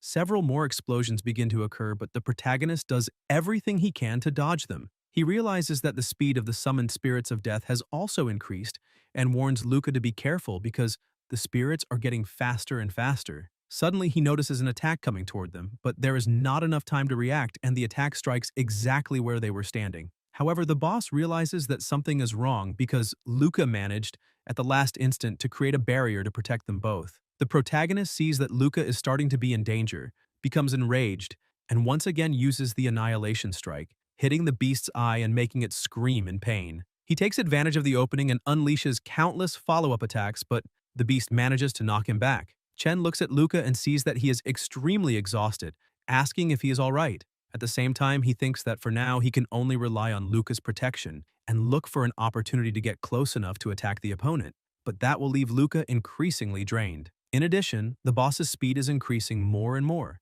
and if the protagonist activates Obliteration and fails to kill the boss, when the skill enters its long cooldown, it will put them in an even worse situation. However, Luca is already very tired and he cannot push him any further. And besides dealing with the boss, he still needs to stay alert to dodge the constant attacks from the spirits of death. The protagonist finds himself lost in thought, not knowing exactly what he should do, but then he remembers when he was training with Hesiod, when Hesiod used a type of long-range sword technique, and if he can use that same technique, it will be possible to defeat the opponent. Baesite charges at him again, and the protagonist tries to contact Hesiod, saying that he needs his help to defeat that beast. He blocks the attack, but receives no response. While using his skills, the protagonist wonders if it is because he is in the middle of a mission that he cannot contact Hesiod, but that is very strange, because even when he returned to reality, Hesiod was with him. The system warns that only 30 minutes remain for the mission, and he realizes that he does not have much time left, starting to question whether he will really have to give up the 10 million experience points and the legendary weapon. The boss tries to attack him again, but Chen retreats. He looks to the side and sees that Luca is also giving everything he has just to defend himself, and this makes him think that he cannot give up, because if he cannot even defeat a dungeon boss, then he will have no chance against Nabus in the Palace of the Gods. Because of that, he has to keep going, since there must be a way to defeat Baesite. However, while he is trapped in his thoughts, the protagonist ends up lowering his guard just enough for the boss to reach his back. Chen is shocked to see that the monster's speed has increased once again. He takes a direct hit that slams him violently into the ground, leaving him unable to get back up. Another attack comes straight at him, causing a massive explosion, and the system repeatedly issues alerts that the protagonist's health has fallen below 10% and that he must recover immediately. Chen begins to analyze the situation, realizing that the boss's speed has increased yet again, and that, with his current health, he will die instantly if he takes another hit. That means the only thing he can do now is activate the extinction state and use some potions, giving everything he has while Luca's shield can still hold. However, before taking action, he remembers that until now, the power of the chaos element and the skills he has used were all guided by the system, and he has never tried to do it on his own. The sword strike Hesiod used seemed to concentrate all elemental power into the weapon before releasing it at the moment of attack, so if he fuses all of his elemental power into the sword, he might achieve the same result. He begins to release all of his power, channeling the chaos element into the sword, questioning whether Hesiod's attack is truly similar to what he is doing now. After accumulating a massive amount of the chaos element, he unleashes the attack and a cutting shockwave bursts forth, causing a huge explosion and slicing through everything in its path.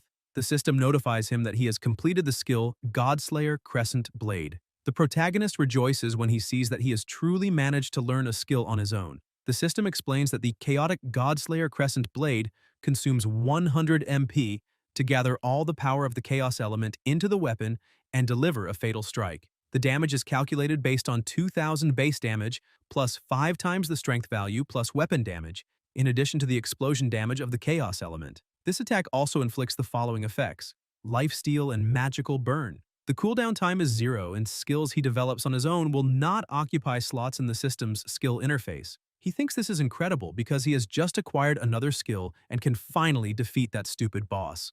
The monster roars once more and charges straight at him. He activates the Obliterate skill and the aura around his body completely changes.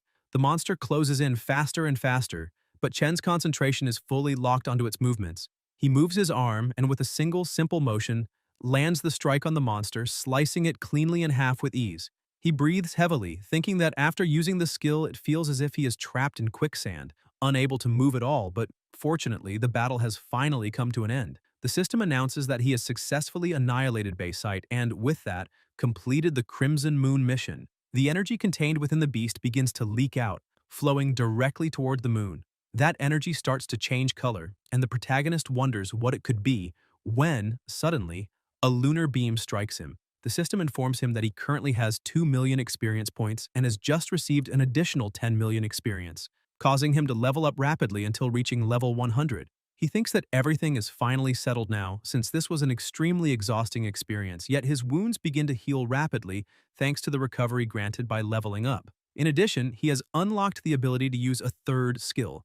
The system appears again stating that the God Annihilator skill, when used, will cause the user's attacks to leave a mark, and this mark will remain for 30 seconds. Marked targets will no longer be able to become invisible, teleport, or perform other actions after being branded. Using Divine Annihilator a second time will immediately trigger 3 consecutive basic attacks on the target.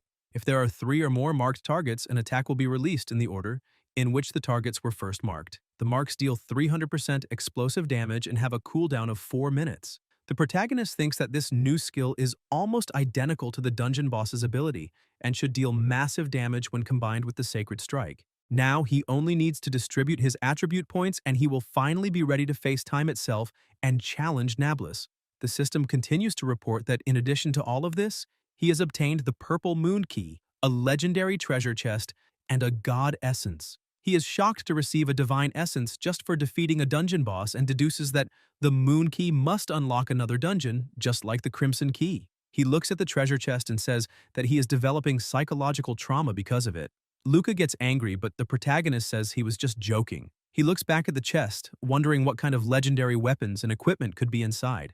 Suddenly, the chest opens and the system congratulates him, saying that he has obtained legendary equipment, receiving a piece of clothing and 2 earrings. One is the Jacket of Fortune, which increases the chance of obtaining magical equipment by 20%. The earrings are the earrings of the singing god of the underworld of Latania.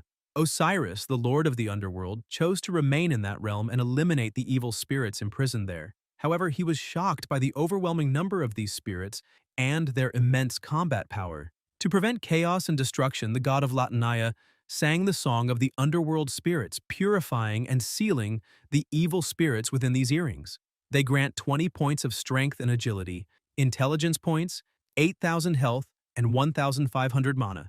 When equipped, the user gains a 5% increase in experience gain, a 5% chance to deal magical critical damage, a 10% increase in resource regeneration speed, an 8% chance to evade physical attacks, and a 100% increase in all damage dealt to spirit-type enemies. Chen holds one of the earrings in his hand, thinking that this is exactly what should be expected of a legendary item. In addition to the intelligence bonuses, there is also an 8% evasion chance. And now that he has such an item at this stage, he can invest all of his attribute points into strength and agility without much concern from now on. However, he realizes that his ears are not pierced and thinks that he may need to select the equip option. As soon as he does, the earring simply appears on his ear and the jacket is placed on his body. The system warns that the mission dungeon will soon be closed, and therefore the already open teleportation portal begins a countdown. He calls Luca to return home and visit the temple together. As soon as he passes through the portal, he returns to the exact cliff where he was before, but he wonders why it is still early night, considering whether time may have stopped while he was inside the dungeon. However, when he looks down, he is shocked by what he sees, because the center of the city is completely destroyed. In City B, 2 people are in an alley relieving themselves, and one of them asks his friend if he has heard about a game called Cosmos, because they say that people who play it end up dying. The friend replies that he has heard about it and thinks it is nonsense, because he honestly does not believe that a stupid game could kill anyone.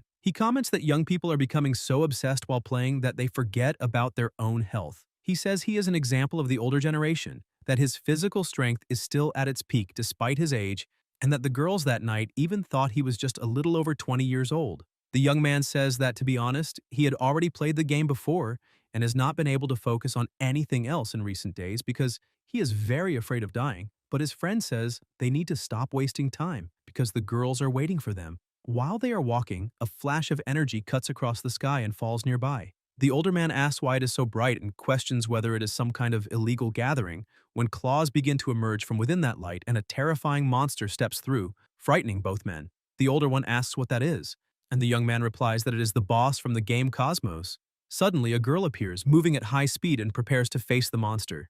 Back in the small village, the protagonist begins walking among the ruins and wonders what happened to the city during his absence, thinking about whether time flows differently between Latonia and the dungeon. Hesiod appears saying that the protagonist has finally returned, but Chen is confused and asks Hesiod where he was.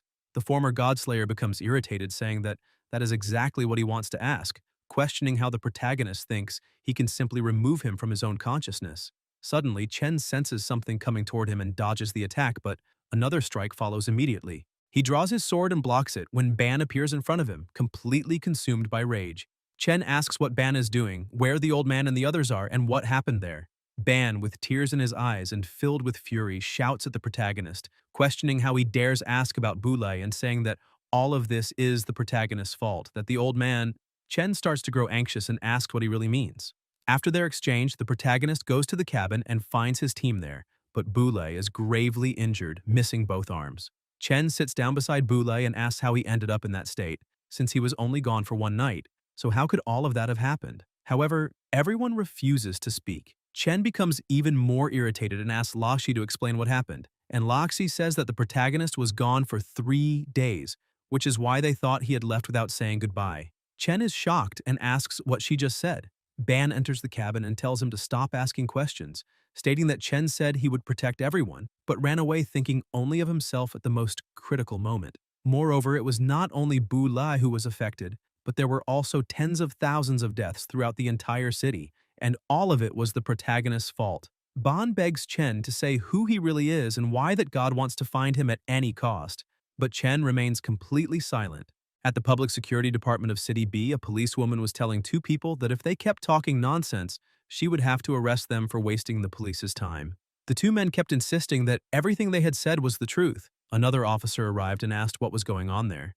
The woman explained that the 2 of them were claiming they had been attacked by a monster. They explained the story again, saying that everything was true and that it had been terrifying. Suddenly, a girl had appeared and used a sword to kill the monster. The officer began to tell them to leave, warning that if they kept causing trouble, he would have to arrest them for disturbing the police. The men continued to insist that they be believed because the story was completely true.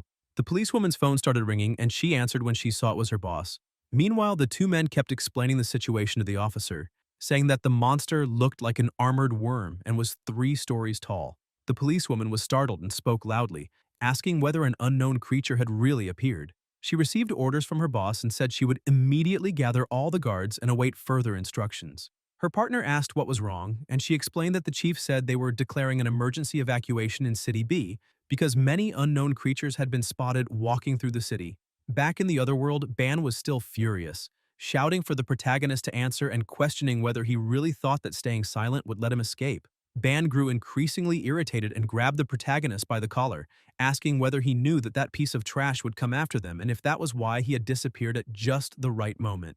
Ban took this as the truth and said that the protagonist was nothing more than a selfish coward who was afraid of dying. The others merely watched the argument. Ban lost control, and since the protagonist said nothing, he took it as an admission of guilt and tried to throw a punch, but Chen blocked it with just one hand. Ban cursed him, but Chen interrupted, apologized for not being there when he should have been, and explained that he had not known someone would arrive so quickly. He said that no matter what, he had caused all of that and therefore would take responsibility. For that reason, he would go find the trash responsible and eliminate him from that world. Bros interrupted, saying that this was impossible because that guy was not someone they could defeat, since he was extremely strong. Even so, he was very curious about why someone that strong was after the protagonist.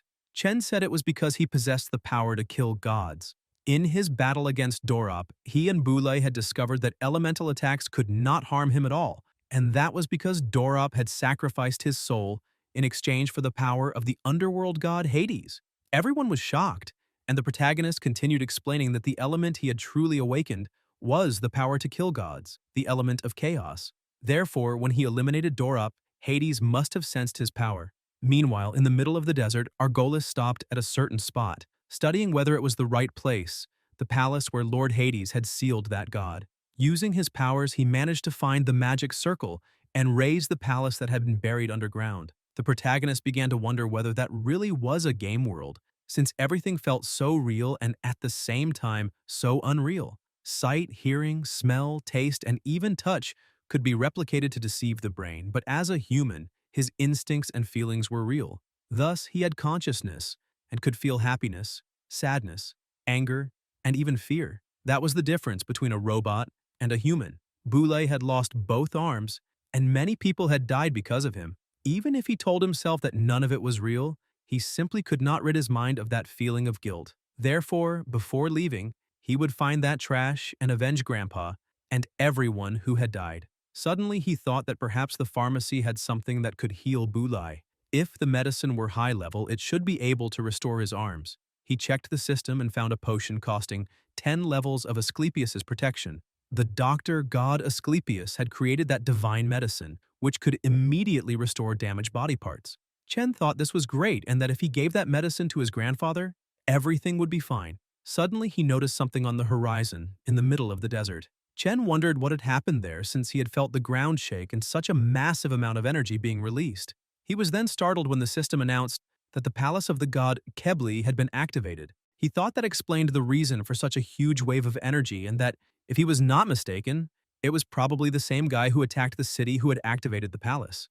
Meanwhile, inside the palace, Argolis was feeling irritated because if it had not been Hades himself who ordered him to go there, he would have refused, even if it were Zeus. He thought that his master wanted him to check the power of the seal before leaving, however, he had never revealed the name of the god sealed there. That place was the palace of an exiled god, and if Latania had placed such a massive seal on it, then it must be a god that Lord Hades feared. Using his magic, he managed to find the sealed throne room, and inside it, there should be the divine beast that protected the seal. Concentrating his power on the door, he carried out a test, and the beast awakened. The protagonist was still somewhat confused, questioning why that man had gone to the palace, but he realized that the gods could sense the power of the chaos element, and that if that bastard found him again, then everyone who remained there would be in danger. He asked Hesiod how the gods sensed his presence, and whether there was any way to prevent it. Hesiod explained that when the protagonist used the power of the chaos element for the first time, it reformed his aura.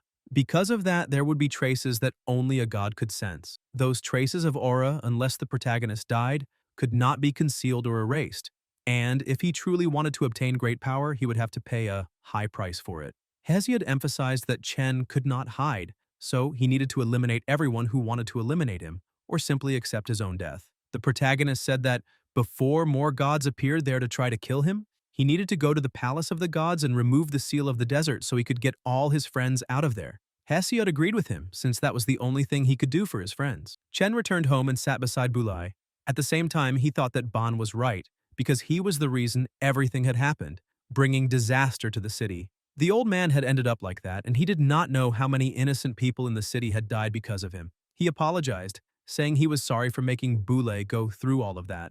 Loxi entered the house and asked when Chen had arrived. The protagonist said it had been just a short while ago and asked where Loxi had been. He explained that Sally had asked him to go look for some medicine, but he had not been able to find much. However, he hoped that what he found could help at least a little. He asked the protagonist not to blame Ban or Sally for what had happened to Boulay, since the entire city was grieving. Chen fell silent in thought, handed the potion to Laxi and asked him to give it to the old man. Loxi asked where he was going. Chen only asked Loxi to take care of Boulay and the others since he did not have the power to restore everything to how it was. He would do everything he could to protect what remained. Looking back, he apologized to everyone for leaving without saying goodbye, but said it was for a better reason. Chen began to run, thinking that if he were fast, he might find that piece of trash. Meanwhile, in the real world, monsters were taking over the city, and people were running while crying for help. A woman appeared before them, and a monster stopped right in front of her. She warned through the system screen that this was the strongest monster they had encountered so far, capable of reaching S rank. Her companions responded by informing the clan leader that 3-level 120 heroes were on their way to her location, asking her to wait for their arrival, since facing such a powerful monster alone was far too dangerous, even for someone like her. Chin informed her clan to tell the 3 heroes to immediately go to City S and leave that place, because she would handle it alone. Her companions remained anxious, saying that she should at least wait for 1 hero as reinforcement. Chin drew her swords and informed the clan that in the Eastern Sea, near City S, there were 3 monsters with similar levels, so they needed to stop them before they reached the city. She charged forward thinking that the two worlds had connected faster than she had expected. At the same time, countless monsters were appearing all over the world, causing chaos and destroying everything in their path. Humanity's nuclear weapons proved useless against them, thus marking the fall of human society and pushing it into an existential crisis. Back in the desert, the protagonist had already been traveling for about 3 hours and 28 minutes, and there were still 8 hours and 37 minutes left to reach his destination. He wonders whether he really needs to walk for that long, and even though he could use the teleportation array, he does not know where he should teleport to. Hesiod points out that if he had a dragon as a mount, he could save a lot of time. The protagonist asks where he could possibly find a dragon there since that suggestion is completely useless.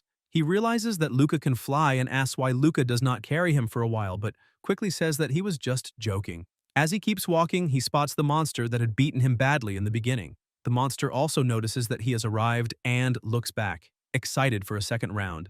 The protagonist is certain that it is the same monster that killed him when he first entered the game, however the system did not notify him. The monster also recognizes the protagonist, saying that an insect with that smell seems very familiar. Chen realizes that the system is unable to detect creatures of that classification, so his plan of relying on the system to warn him about any high-rank monster so he could avoid encounters will not work. Thus, if he runs into someone, he will have no choice but to fight. But then the system notifies that it has detected an elite monster named Wandering Dominator with an unknown level. The protagonist starts smiling and calls the monster an idiot, saying that they have met again. The Wandering Dominator asks whether the protagonist really is the same insect he had eliminated before and how he is still alive. Chen keeps smiling, saying that thanks to the monster, he is not only alive but doing very well. The Wandering Dominator charges forward with everything he has, saying that all he needs to do is eliminate him again, but this time the protagonist is far stronger and easily dodges all the attacks. And when he finally counterattacks with just a single punch, he sends the Wandering Dominator flying far away as if it were made of paper. The protagonist asks whether the monster really thought he was still that weakling, who only knew how to slash and hack, and releasing his power says that now he is someone capable of killing even gods, transforming into a godslayer. The Wandering Dominator also releases his strength, saying that in that case he will be cut into pieces. The system warns that the Wandering Dominator has used the skill Dominator's Scythe, increasing his attack power by 30%. The protagonist realizes that this must be the elemental power of that piece of trash. Hesiod warns that for a creature to be able to manipulate elemental power means that it is not ordinary, so the protagonist should be a bit more careful. The monster charges again and the protagonist merely watches, thinking that this being truly is not ordinary, because back when he was defeated, his attributes had increased by 100 points, yet he was still defeated easily, which is already enough to prove the opponent's capabilities. However, now he is already at level 100, and after eliminating Bastet, his weapon and equipment are the best he has ever had, and this fight will be a great test, because if he cannot defeat his opponent, then he can forget about the temple. The battle between them begins, causing massive explosions that echo throughout the desert. After measuring each other's strength, they pull back, but the protagonist suddenly rushes forward trying to catch the opponent by surprise, who, with astonishing speed, manages to dodge, and appears behind Chen saying that an insect is still an insect, slow as always. The protagonist uses Sacred Slash, striking the Wandering Dominator and forcing it to retreat. The monster cannot understand how that attack was possible. The system also notifies that the durability of the protagonist's weapon has dropped below 70%. He realizes that the weapon's durability is falling far too quickly, so he needs to end the fight immediately. He releases Extinguish and his body begins to change completely, and the Wandering Dominator recognizes Chen's covered face. But in the blink of an eye, the protagonist closes the distance and lands a blow on the opponent's chest. Even though he is vastly stronger, Chen realizes that something is wrong and wonders why the monster did not dodge the attack. The Wandering Dominator begins to say that this is impossible and asks whether Chen is its true master. In the real world, inside an airplane, everyone was in panic as tons of unidentified creatures had suddenly appeared in the northern waters of the Pacific Ocean. The joint squadron of Country J and Country H was already on its way there. And, in addition, the troops of Country A, located to the east, had also departed from Hawaii. Chief Su was questioning Mr. Zhang Wu-san, asking him to explain why the monsters from the game Cosmos were appearing in the real world. He says that he is very sorry, however, they are just a game company. The monsters in the game are merely pieces of code that they write. And as for why those monsters are appearing in the real world, perhaps he is not the right person for her to ask, since he is the CEO of the Cosmos company.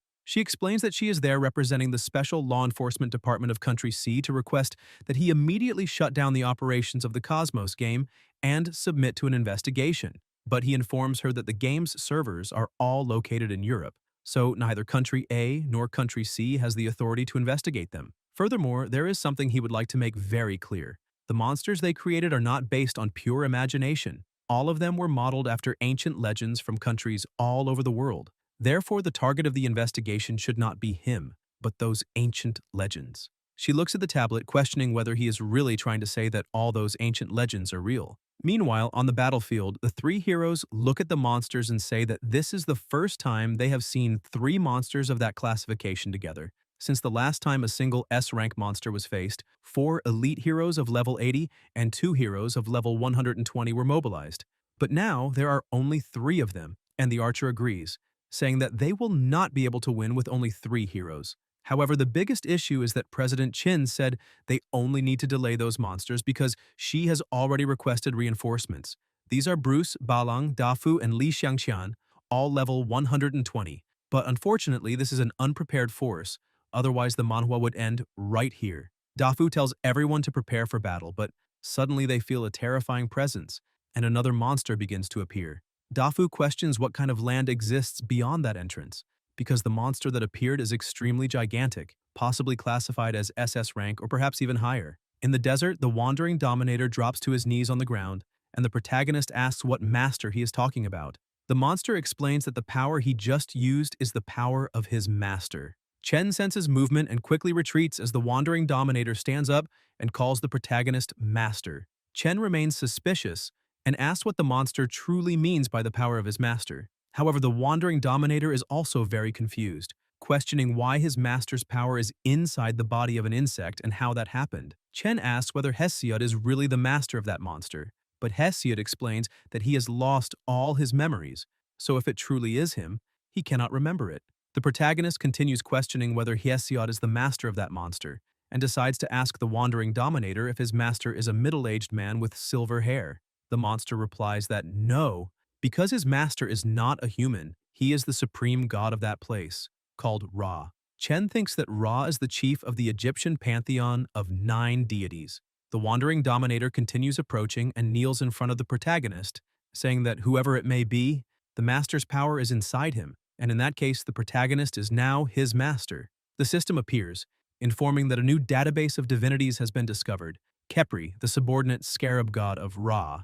Khepri extends his hand toward the protagonist, asking him to accept him as a servant, and the system asks whether Chen wishes to accept Khepri as his subordinate mercenary. The protagonist thinks that that monster is Khepri, which means he is the main character of the quest called Khepri's Revenge, and even though he does not like that monster at all, it is much better to have him on his side, since that will make it easier to defeat the boss of the Nablus Temple, so if that is the case, he should accept without hesitation. As soon as he confirms, the system informs that he has accepted Khepri as his sole subordinate and that now he only needs to use the soul bribe skill during battle to summon Khepri to fight at his side. In addition, soul subordinates do not use MP, and there is no time limit for them to remain in battle. Chen is surprised to see that soul subordinates are so powerful, and this means that if he manages to gather a few more, he might not even need to fight anymore. The system continues to warn that after obtaining a soul subordinate, each one will receive 30% of all the experience he gains, and also warns that if a subordinate dies in battle, it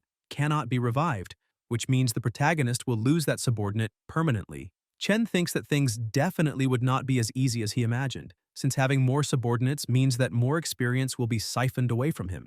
In addition, if they die, all the experience given to those subordinates will have been wasted. However, those are matters to think about in the future. For now, he has Khepri's help, so the chances of defeating Nablus are even greater. He summons Khepri and orders him to tell everything he knows. Back on Earth, an agent informs Chief Su that headquarters has just called to report that unidentified monsters have appeared in several cities around the world, and that they want her to head to City B immediately to discuss countermeasures. She says she understands and asks him to inform the others to prepare for departure in 15 minutes.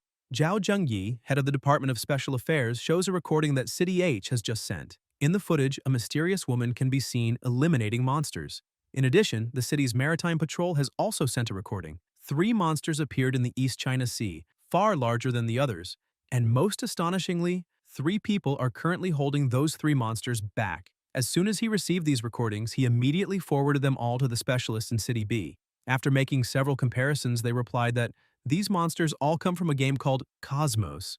Even more shocking is the fact that they are monsters recorded in the legends of Country R. The chief recalls what Wuzan had told her. In the middle of the East China Sea, the heroes were giving everything they had to try to hold the monsters there. Xiangqian manages to bind the strongest monster and shouts to his companions that he will try to hold the SS rank monster, but they need to be quick to eliminate the other two S rank monsters. His two companions continue fighting with all their strength, but they notice movement from the larger monster, causing their companion to be flung upward and injure his arm with the chains. They lower their guard and are caught by a surprise attack, but they manage to dodge and quickly rush to help their companion. Bruce, already out of energy, points out that it is impossible to drive away that SS-level monster and questions why the reinforcements President Qin sent have still not arrived. Even completely exhausted, Dafu remains standing, saying that they cannot allow the monsters to reach the city. One of the monsters tries to attack them, but another person draws a sword and restrains the monster with ease. Chief Fuhai Jusi tells them to leave it to him. The monsters continue to receive orders from the strongest one, but Jusi moves like lightning among them, restraining them all with ease, using Snow Moon Spatial Rift. In the desert, Khepri begins to explain that to tell the whole story, they will have to start tens of thousands of years ago, before the emergence of the evil god Morpheus. After the Battle of the Titans, the three brothers Zeus, Hades, and Poseidon were dissatisfied with the way humans worshipped the Lutero gods, so they summoned Morpheus from the abyss of the infernal Tartarus to punish humanity. However, their actions displeased gods of other beliefs such as Ra, Buddha, the Heavenly Father, and Izanami. Even so, since no one wanted to wage a war between gods over humans, everyone chose to turn a blind eye. The ambitions of the three brothers did not end there. Hades deceived Buddha and imprisoned Ra, the Heavenly Father, and Izanami, along with their factions, in the prisons of Latanaya, Guishu, and Tartarus. Capri spent tens of thousands of years crossing the endless sea to finally reach that desert, all in search of his master. Chen asks why Hades brought humans to Latanaya. Capri explains that, to the gods, humans are merely food, so the protagonist is no different from insects on the ground, and his only purpose is to feed the monsters that stand guard there. Chen thinks that now the mystery of Latanaya has finally been revealed. Yet even more questions have arisen, such as why Khepri says he can feel Ra's power within him, and whether this has something to do with his chaos element power, or perhaps some kind of connection to Ra. And if he wants more answers, he will have no choice but to find Ra and ask him in person. However, he decides to leave that for later and says that the temple is still very far away, so they need to hurry. Khepri says that he might be able to help with that, begins to release a strong light and transforms, revealing that he can assume a form capable of flight, and that this form will cost his master 10 MP for every 10 kilometers traveled. The protagonist is surprised to see that his servant can transform, and that the mana cost is not that high. Khepri asks his master to climb on and begins to fly. Chen becomes excited, saying that now it is time to save Ra. On Earth, beside the lighthouse, Juicy reports to President Qin that the situation is getting out of control and that if they cannot find a solution quickly, all humans on Earth will be exterminated. She says that unfortunately she has the feeling that it will not be limited to Earth alone, and that perhaps not even all humans in the cosmos will be spared. Juicy grows serious as Qin opens a portal because Hades' army has already arrived at Bergama, and it will not be long before Sporades is also dragged into the battle. Chen approaches the palace and asks whether Hesiod still remembers nothing. He replies that unfortunately his memory is still completely blank. The protagonist feels confused since Hesiod does not even know who he really is, so they have no idea what they need to do for him to recover his memories. Chen touches Hesiod's shoulder and tells him not to worry because there is a solution to everything, and this will not last forever. The system notifies that he has arrived at the temple. He looks down and asks Khepri to descend. Argolis senses someone's scent, and meanwhile, outside, Khepri returns to his normal form. Chen thanks him, saying that his subordinate worked hard, and Khepri replies that he is simply fulfilling his duty to help his master. The protagonist looks at the temple, thinking that all he needs to do is defeat the Guardian to leave that place and return to the real world, and that if the one who attacked the village and activated the temple is the same person, then he may still be inside. Suddenly, Argolis appears on top of the temple, saying that he recognizes that scent, and with a smile on his face states that they have finally managed to meet, making the protagonist realize that he is the one responsible. Argolis prepares for the fight, telling the protagonist not to worry, because he will eliminate him quickly so that he can die comfortably. With terrifying speed, Argolis charges to attack, catching Chen by surprise, but Khepri steps in front and collides with the attack, causing a massive shockwave across the area. Argolis realizes that the monster is a soul servant. The protagonist thinks that the opponent's speed is incredible and that the attack would probably have landed if his servant had not stepped in, which shows that Kepri is far stronger than he had imagined. Argolis remains shocked to see that the protagonist truly possesses a soul servant, something only gods can have, which proves that Hades' concerns were not unfounded. Suddenly, something grabs his arm, Lucius appears, and other attacks head his way. Even a serpent emerges, attacking all at once and trapping Argolis in the middle of sand that solidifies around him. Chen looks to the side and sees Ban and all his friends approaching. Ban asks how the protagonist intends to settle accounts for abandoning his teammates once again. Chen asks how they managed to find that place. Sally replies that it was all thanks to Lucius, and Lucius explains that his shadow wolf recognized the protagonist's scent and managed to track him. But the scent disappeared before they could get very far. Bra says that after that, they simply kept following the same path until they arrived there. Unfortunately, Bulai repeatedly sensed a strong burst of energy coming from that area.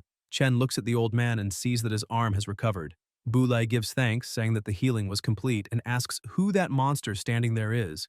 The protagonist explains that he is his sole subordinate named Kepri. When everyone hears that he is a sole subordinate, they are shocked, since he is the legendary bodyguard of Ra, also known as the Scarab God, the leader of the Egyptian pantheon. Argolis releases an overwhelming amount of energy and manages to break free, angrily calling everyone insects and saying that he will eliminate everyone there. He tries to attack again, but Kepri blocks him once more, protecting everyone. The protagonist calls his servant, but Kepri asks him to leave that piece of trash to him and tells his master to go after the seal. Chen agrees and calls everyone to enter the palace.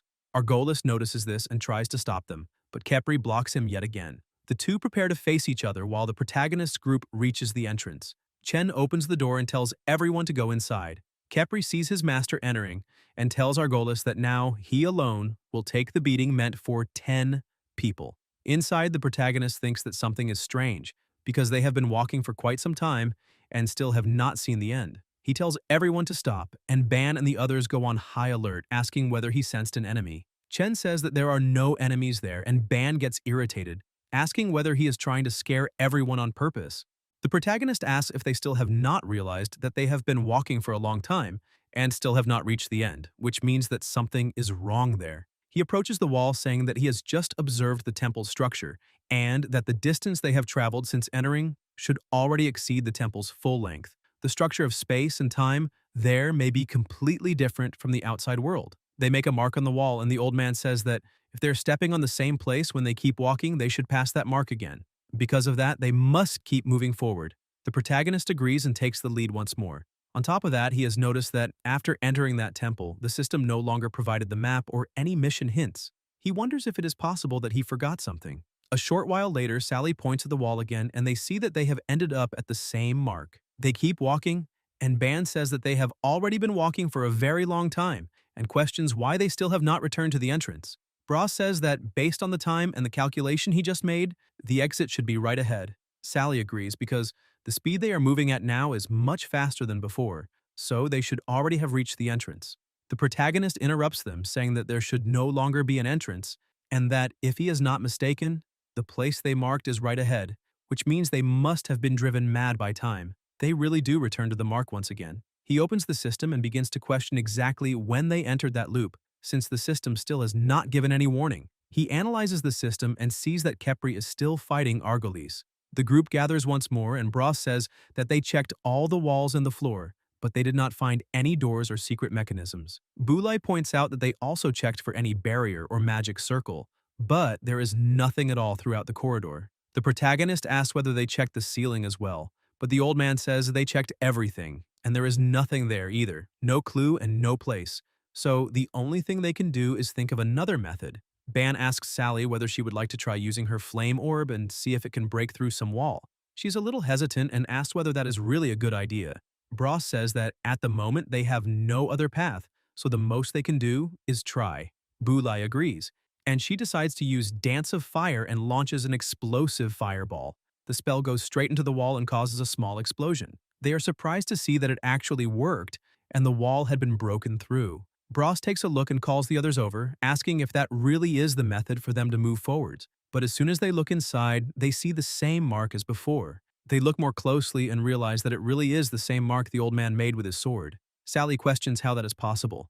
Ban gets angry and starts shouting, asking who is doing that, because if they have the guts, they should just come out. The protagonist remembers that once, when he was studying Lu, someone compared Earth to a human prison. The entire corridor forms a circle, but because of gravity, they do not feel it, and the walls are just another circular loop. So how can they get out of that place? Meanwhile, in Tokyo territory, someone arrives calling for Professor Gongju, saying that those photos show monsters that have recently appeared all over the world, so they would like to ask for her help. The appearance of those monsters is exactly the same as the ones designed in a game called Cosmos, and from what she was able to hear, the designs are based on global mythology. The professor says that the appearance of those monsters is indeed recorded in world mythology. Sue asks if she is sure because if all of that is true, then all myths would also be facts. Gongju explains that if all of that is really true, then it could indirectly prove that what she is researching is not mythology, but history. Back in the labyrinth, the group is already out of ideas. Ban is nearly going crazy, saying that no one has any ideas, and asks if they are really going to stay trapped there until they die. Lucius asks if he really cannot calm down because he has been shouting the whole time. Ban, already irritated by the situation, yells at her, asking what she just said and questioning if she wants to fight, but Bros holds him back to try to calm things down. Sally walks over to the protagonist and asks if he has thought of any solution, but he says not yet. He thinks that if this really is a mission, there must be some way to solve it, so he must have missed something, but he does not know what it could be. Hesiod appears before the protagonist, saying that it really looks like an Ouroboros. He is surprised, thinking that he has heard that name in mythology books. Ouroboros, with its head and tail connected, symbolizes an infinite loop. Jormungandr from Norse mythology and Shesha, the serpent god from Indian mythology, were both recorded as Ouroboros. He asks Hesiod if he is saying that they are all inside the stomach of an Ouroboros, which would mean that, if they manage to open its stomach, they could get out. Hesiod explains that Ouroboros is not what he thinks. That is a divine restriction placed by the god of dreams, Oniroi. The moment they enter the temple, they were immobilized by this divine restriction. The protagonist asks if he knows how to break it. He says yes and points out that it is actually very simple. They just need to find the god who placed it and eliminate him. Chen is surprised and asks if he means that one of their companions is not real, but rather created by Oniroi. Hesiod emphasizes that he must be very careful, because within the Ouroboros loop, that being is like a god. The protagonist thinks that if that is really the case, then he cannot alert his enemy. He needs to catch him off guard and deliver a fatal blow before he notices. But the big problem is that he does not know who it could be. He looks at everyone, wondering if any of them could be fake, but he cannot identify who is disguised. Meanwhile, at the edge of the underworld, a woman beneath a tree near a waterfall watches the flowers falling and wonders what is happening inside the Temple of Latinaya since the divine restriction of dreams has been activated. She is Oniroi. Suddenly, Hades arrives and calls out to her. She is startled and hides the flower behind her back. She asks why he is there. He approaches her and asks what is wrong, questioning whether he is not welcome and why she made that expression. She explains that it is not that, but rather that he has never visited the edge of the underworld before, which surprised her. She asks if there is something in particular he needs. He says that his revered father, Kronos, has escaped from the prison of Tartarus. Oniroi is shocked, saying that it is impossible because the divine restriction of dreams in Tartarus prison was not triggered, and there was no way he could have escaped without making noise. Hades tells her that before Zeus and Poseidon find out, she had better help him bring Kronos back, otherwise she will take his place in the prison. She becomes somewhat upset but ends up agreeing. However, she cannot understand what methods Kronos used to escape that place without activating the divine restriction of dreams, nor how he managed to bypass the three-headed hellhound. In addition, she also cannot understand what is really happening inside the Temple of Latinaya. Back in the labyrinth, the old man asks what the protagonist means and whether Holink's training will take place there. Chen explains that either way they are stuck there for now and asks why they should not take advantage of that time to challenge each other again, since the last time was a terrible defeat. Ban asks the protagonist what he is really trying to do. Chen says they can simply train since standing around is boring, and that last time Ban got beaten badly and might be scared now. That makes Ban furious, saying he has never been afraid, and he asks the old man to use that artifact immediately, but Sally smiles and tells Bulai not to listen to their nonsense. Chen thinks that if he tests them one by one, that person will eventually reveal himself. So it is better to create a conflict directly, and the more sudden and chaotic it is, the greater the chance that person will expose himself. If Bulai is the real one, then he should. Bulai agrees and says they should begin the trial, surprising everyone, But the protagonist had already expected this, because if he is the real old man, then he would certainly agree with the protagonist's request, since Bulai understands that, at a moment like that, making such a spontaneous request is not a rash decision, and even without knowing why, he knows the protagonist has a way to deal with that problem. Boulay releases his aura and says that he is one of the former 12, so he will judge. Hesiod tells the protagonist that he never imagined he could come up with such a method. However, it is impossible to find the imposter relying only on combat strength. Chen explains that he already knows everything there can be replicated, but even so, there is one thing that cannot be replicated. The trial begins, and the protagonist explains that everyone has their own combat mindset during a fight. That mindset is rooted in their personality and in their bones. It is something that cannot be forged, and by carefully observing everyone's mindset during battle, they can definitely find the imposter. Hesiod explains that the protagonist only has one chance, because if they suspect that he knows about the dream, they will all be caught in the time vortex of the god of dreams and escape will become impossible, but Chen tells him not to worry and says he will succeed. Bulai says it is time to begin the training and tells everyone to be careful. Everyone present nods, saying they are ready, and the battle between them begins. The protagonist manages to eliminate Sally's battle spirit with a single strike. Lucius says he has no interest in that boring game and would rather finish it as quickly as possible to go back to figuring out how to get out of there. The protagonist analyzes her and thinks that the choice she made, just like his own, was to instantly eliminate the weakest target at the start of the battle, and based on his experience fighting her, she must be the real one. One of the spirits rushes towards Sally and she freezes, but the protagonist manages to save her. He tells her that he will face his own replica, and in the meantime, she needs to go to the others and help them eliminate the rest. She agrees and runs off with Lucius. The protagonist watches them, thinking that now he only needs to make them keep making choices, because only then can he uncover the imposter's flaws. Their training continues and Bros was having some difficulty. Lucius says he is very weak and that if he cannot even defeat a replica at that level, it is pitiful. He simply says that she is beautiful and asks if he could get her contact. The protagonist continues analyzing and realizes that he chose to attack Lucius's replica, and Philoga and Bros conservatively chose their own replicas. But he and Lucius, on the other hand, chose the weakest replica. Sally is indecisive, as always, not knowing how to fight. However, he stops to analyze, thinking that he missed something, and a few seconds later he realizes that he has finally figured out who the imposter is. The battle continues, and suddenly Chen walks up to Bros. He asks why the protagonist is there, but before he can finish speaking, he is killed, leaving Philoga shocked. Bros, barely alive, tries to speak, but the protagonist simply looks at him. Philoga shouts, asking what Chen is doing, and the others also ask if he has gone mad. But Bros's body begins to dissolve and falls to the ground like a pile of shining fragments. The protagonist says that it seems he guessed correctly. That guy was the imposter. Suddenly, the entire place begins to glow and the ceiling starts to collapse, and they appear somewhere else. But it still looks like the same labyrinth. Philoga runs to his friend and asks if he's okay. Bros says he is perfectly fine and asks what happened and why they are sitting there. Ban, still not understanding anything, grabs the protagonist by the shirt and asks what he is doing, but Chen simply ignores him and keeps looking to the side. Ban asks what is so interesting that he cannot even make eye contact. Chen, with a smile on his face, says that they finally managed to escape the loop because the door was right in front of them. Meanwhile, outside, Kepri says that for the dragon of the underworld, whose soul was sacrificed to Hades, he is nothing more than useless trash because he thought they could play a little longer, but that fight is already getting boring. Kepri grabs Argolis by the neck and he becomes frightened, asking what exactly he is. Kepri says that if he wants to know his name, he should go ask his despicable master in hell. Just as he was about to finish the fight, a strange glow begins to appear, preventing him from finishing it. Kepri realizes that it is Hades' divine restriction and questions whether hellfire is really inside his body. Argolis stands up trembling, and another glow appears in the sky, creating an intense pressure all around. Argolis realizes that it is Hades. Meanwhile, in the underworld, Hades realizes that the divine restriction placed on his servant has been triggered, so the Godslayer is indeed in Latanaya.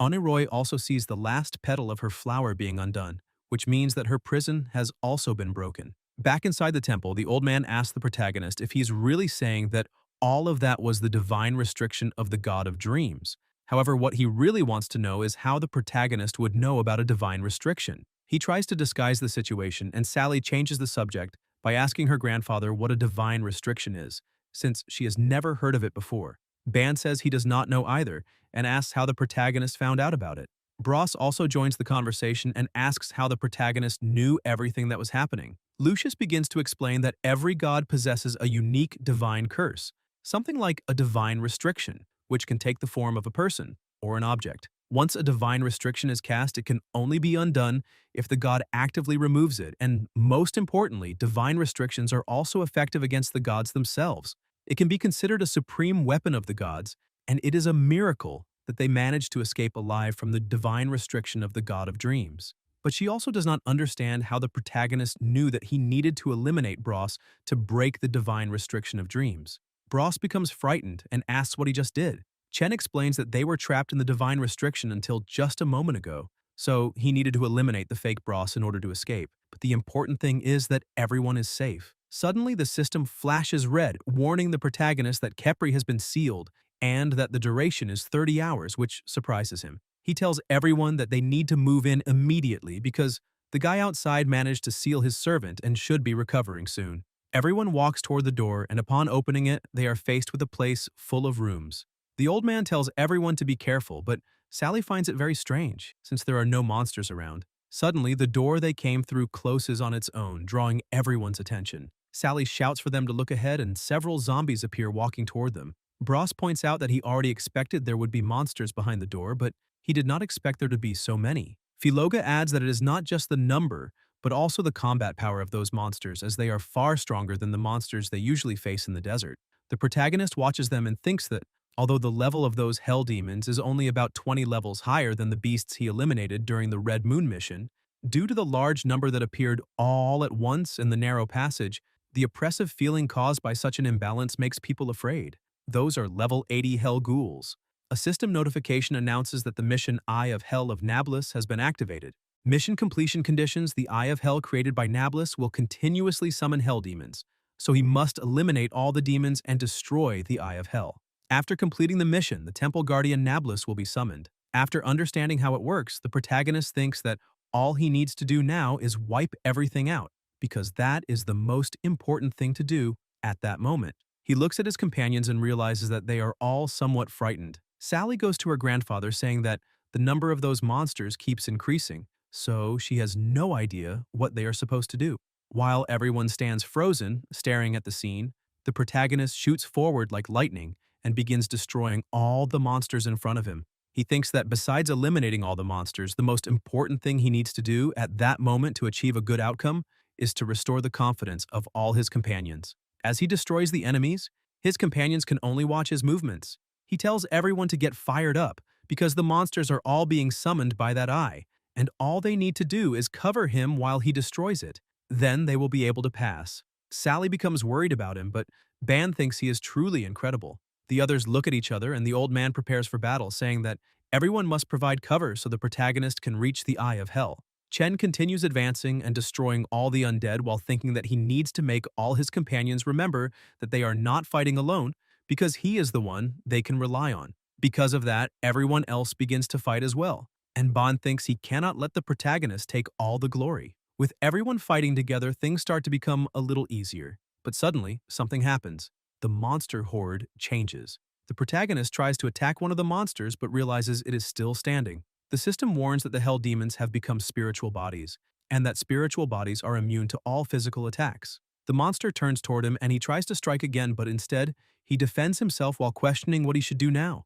Bros shouts to everyone that their attacks are no longer working. The protagonist points out that the only one capable of using magic is Sally. The monsters begin to pile up and strike the entire group. To push them back, Sally and Luca combine their powers, creating a large shield around everyone. Meanwhile, the protagonist is healing Ban with his healing spell, but Ban complains, asking if he is not a healer, so why his healing is so slow. Chen slaps him and tells him to stay quiet. He thinks that when the healing spell is used on others, it still requires 1 full minute of uninterrupted casting. It seems there are still many rules about his abilities that he has not explored, including how to deal with those troublesome high-level monsters that are immune to physical attacks. If they keep relying only on Sally and Luca, they will not last much longer. On top of that, the Eye continues to summon monsters endlessly, and just dealing with the ones already present is extremely difficult, and with more arriving, it becomes a dead end. The healing finally restores Ban completely. He thanks the protagonist, saying he is finally fully recovered, which means his healing power is reasonably good. Chen points out that now they need to find a way to eliminate those monsters since Luca and Sally will not be able to hold on much longer. He thinks that Hesia disappeared earlier during the battle and might know how to deal with those monsters. He tries to communicate but unfortunately receives no response. He looks at Boule and notices that he is just standing there, so he asks what he is doing. He approaches and calls out to the old man. Boule asks if Ban's injury has been fully healed. The protagonist replies that everything is fine now, but they still need to figure out a way to deal with all those monsters and asks if the old man has ever seen that type of monster before. Boule says this is the second time he has encountered that type of monster. The protagonist is surprised and asks when the first time was and what he did to eliminate them. The old man explains that during the Battle of Aubreen, he went alone to the Black Sea while fighting a giant troll. The enemy also used that ability and he could not hit it, so he was forced to defend himself. Just when he thought he would be eliminated, a blue longsword mixed with lightning suddenly appeared before his eyes. His intuition screamed that it was a sacred relic granted by the gods to eliminate the giant troll. Surely that sword could not only strike the troll but also deal powerful damage to it. After an extremely difficult fight, he managed to win and eliminate the troll. Later, he discovered that the sword was the legendary magic blade Kalad Bolg, whose blade contained infinite lightning elements. This means the giant troll was not so much cut as it was damaged by the lightning magic within the blade. After hearing that story, the protagonist finally understands. So-called magical damage and physical damage are strictly distinguished in that virtual game world. Boule, Ban, Bros, Phaloga, and Lucius are all warrior and assassin-type professionals. Although each of them possesses elemental powers of different attributes, their previous attacks were all ineffective against the monsters and were judged by the system as physical damage. Only Sally, who is a mage, had her attacks judged as magical. So he concludes that class affects how attacks are classified. He looks at the system and thinks that Annihilation can upgrade all abilities into elemental abilities, meaning magical damage. Crescent Moonstrike is also similar to a magical attack, enchanting weapons with the elemental power of chaos. Boule points out that, unfortunately, he has never encountered a mage capable of enchanting weapons. The protagonist looks at the monsters ahead and thinks that, if he is not mistaken, eliminating them will be child's play. Suddenly, the undead begin to gather energy in their mouths and continuously fire at the barrier created by Sally and Luca. They shout that they cannot hold on any longer, but just before the barrier breaks, Chen rushes forward like lightning, activating the Underworld Song of Ra, dealing 100% additional damage to undead enemies. The protagonist rushes forward once again, eliminating all the monsters in front of him, and the system counts 5 eliminations, granting him several experience points. Everyone is surprised, and he stops on the other side, telling everyone to follow him immediately. The undead begin to follow him as well. He thinks that the monsters are still increasing, so he needs to achieve enough before his skill's cooldown time ends. He continues attacking the undead, and the system keeps counting, stating that the Underworld Song has been activated again, granting 5% magical critical hit rate, and with that he manages to eliminate 20 Hell Ghouls, earning 200,000 experience points. He looks ahead, thinking that if he destroys the eye, he will be able to find Nablus. He locks onto his main target and fires again. The system informs that when using the Destroyer skill, if the God Strike hits the target, it will apply a marking effect. As he advances, he thinks that he absolutely cannot fall. More monsters appear in front of him, but he manages to strike them all within seconds, marking every single one. He keeps focusing on his objective, thinking that hope lies just ahead. He manages to eliminate 18 more enemies, gaining 180,000 experience points. He prepares to attack, thinking that no matter what happens, he must win. He continues eliminating monsters, and the system does not stop counting the kills. On top of that, the effect of the demonic sword is active. Since the system judges all those monsters as elite monsters, all of his skills can be upgraded and their cooldowns are reset. The monsters keep coming without end, and the protagonist continues fighting all of them. The system warns that the durability of the demonic sword has dropped to 59% and that below 60% the wear will accelerate. He thinks that his only regret is that his attacks are causing the demonic sword to wear out too quickly, and his current progress is still too slow. And if everything continues at that pace, he might have to waste another weapon before even finding Nablus. His hidden level has reached its maximum, and he thinks he should hold on for a few more levels to buy weapons. He cannot waste them like that. Otherwise, he will have fewer hidden levels to trade for potions or to fight bosses. Although those moves cause heavy wear, his weapon is the only way to deal damage. He uses Crescent Moon Chaos Slash, Godslayer, devastating the undead in front of him, and because of that, he manages to restore all his skills again. Everyone is impressed. Bros thinks that in such a short time, the protagonist has become incredibly stronger. Philoga questions what the limit of that guy's power even is, but Ban thinks that he will definitely surpass that terrifying strength. The old man thinks that, although he does not like to admit it, the protagonist's strength surpassed his a long time ago, and thanks to that overwhelming power, it brings everyone a sense of absolute security. Even though the entire group is shocked, they are also fired up, with their fighting spirit burning intensely. The protagonist finally manages to get close to the eye and thinks that it is right in front of him. As long as he destroys it, he will be able to find Nablus. He leaps and gathers all his strength into his final strike, cutting the eye in half. Meanwhile, in Country A at the Cosmos headquarters, some people comment that that man's son suddenly disappeared in the subway of City B in Country C, and not long ago they were still searching for him. However, they tell the boss to remain at ease, because that man's wife is still in their hands, so he definitely will not stay idle. The boss says he has already heard that and swings a golf club into one of his subordinates' faces. He asks if they have been talking all this time, just to tell him they have no idea where that man is. The subordinate becomes frightened, afraid of what the boss might do to him. Wu-san holds the club close to the subordinate's face and says he does not care what method they use. If they cannot get what he wants within 7 days, they will be eliminated. Everyone becomes terrified and agrees with the boss. In City B of Country C, a young man arrives telling Sue that they received information that the giant monster in the China Sea suddenly disappeared, and the same thing happened in other cities. She asks how they disappeared and whether the security cameras captured anything. The young man says no, and that after the footage they captured earlier, all surveillance cameras around the world stopped working at the same time. She is surprised by this and asks if there are any other witnesses who saw what happened. He says yes, but he's not sure how to explain it, and she tells him to just say it. The man says that the people who witnessed it claimed that gods descended to Earth to eliminate those monsters, which leaves her even more confused about everything that has been happening lately. Guys, if you enjoyed the video, leave a like, comment, and subscribe to the channel so you don't miss new content. Thank you.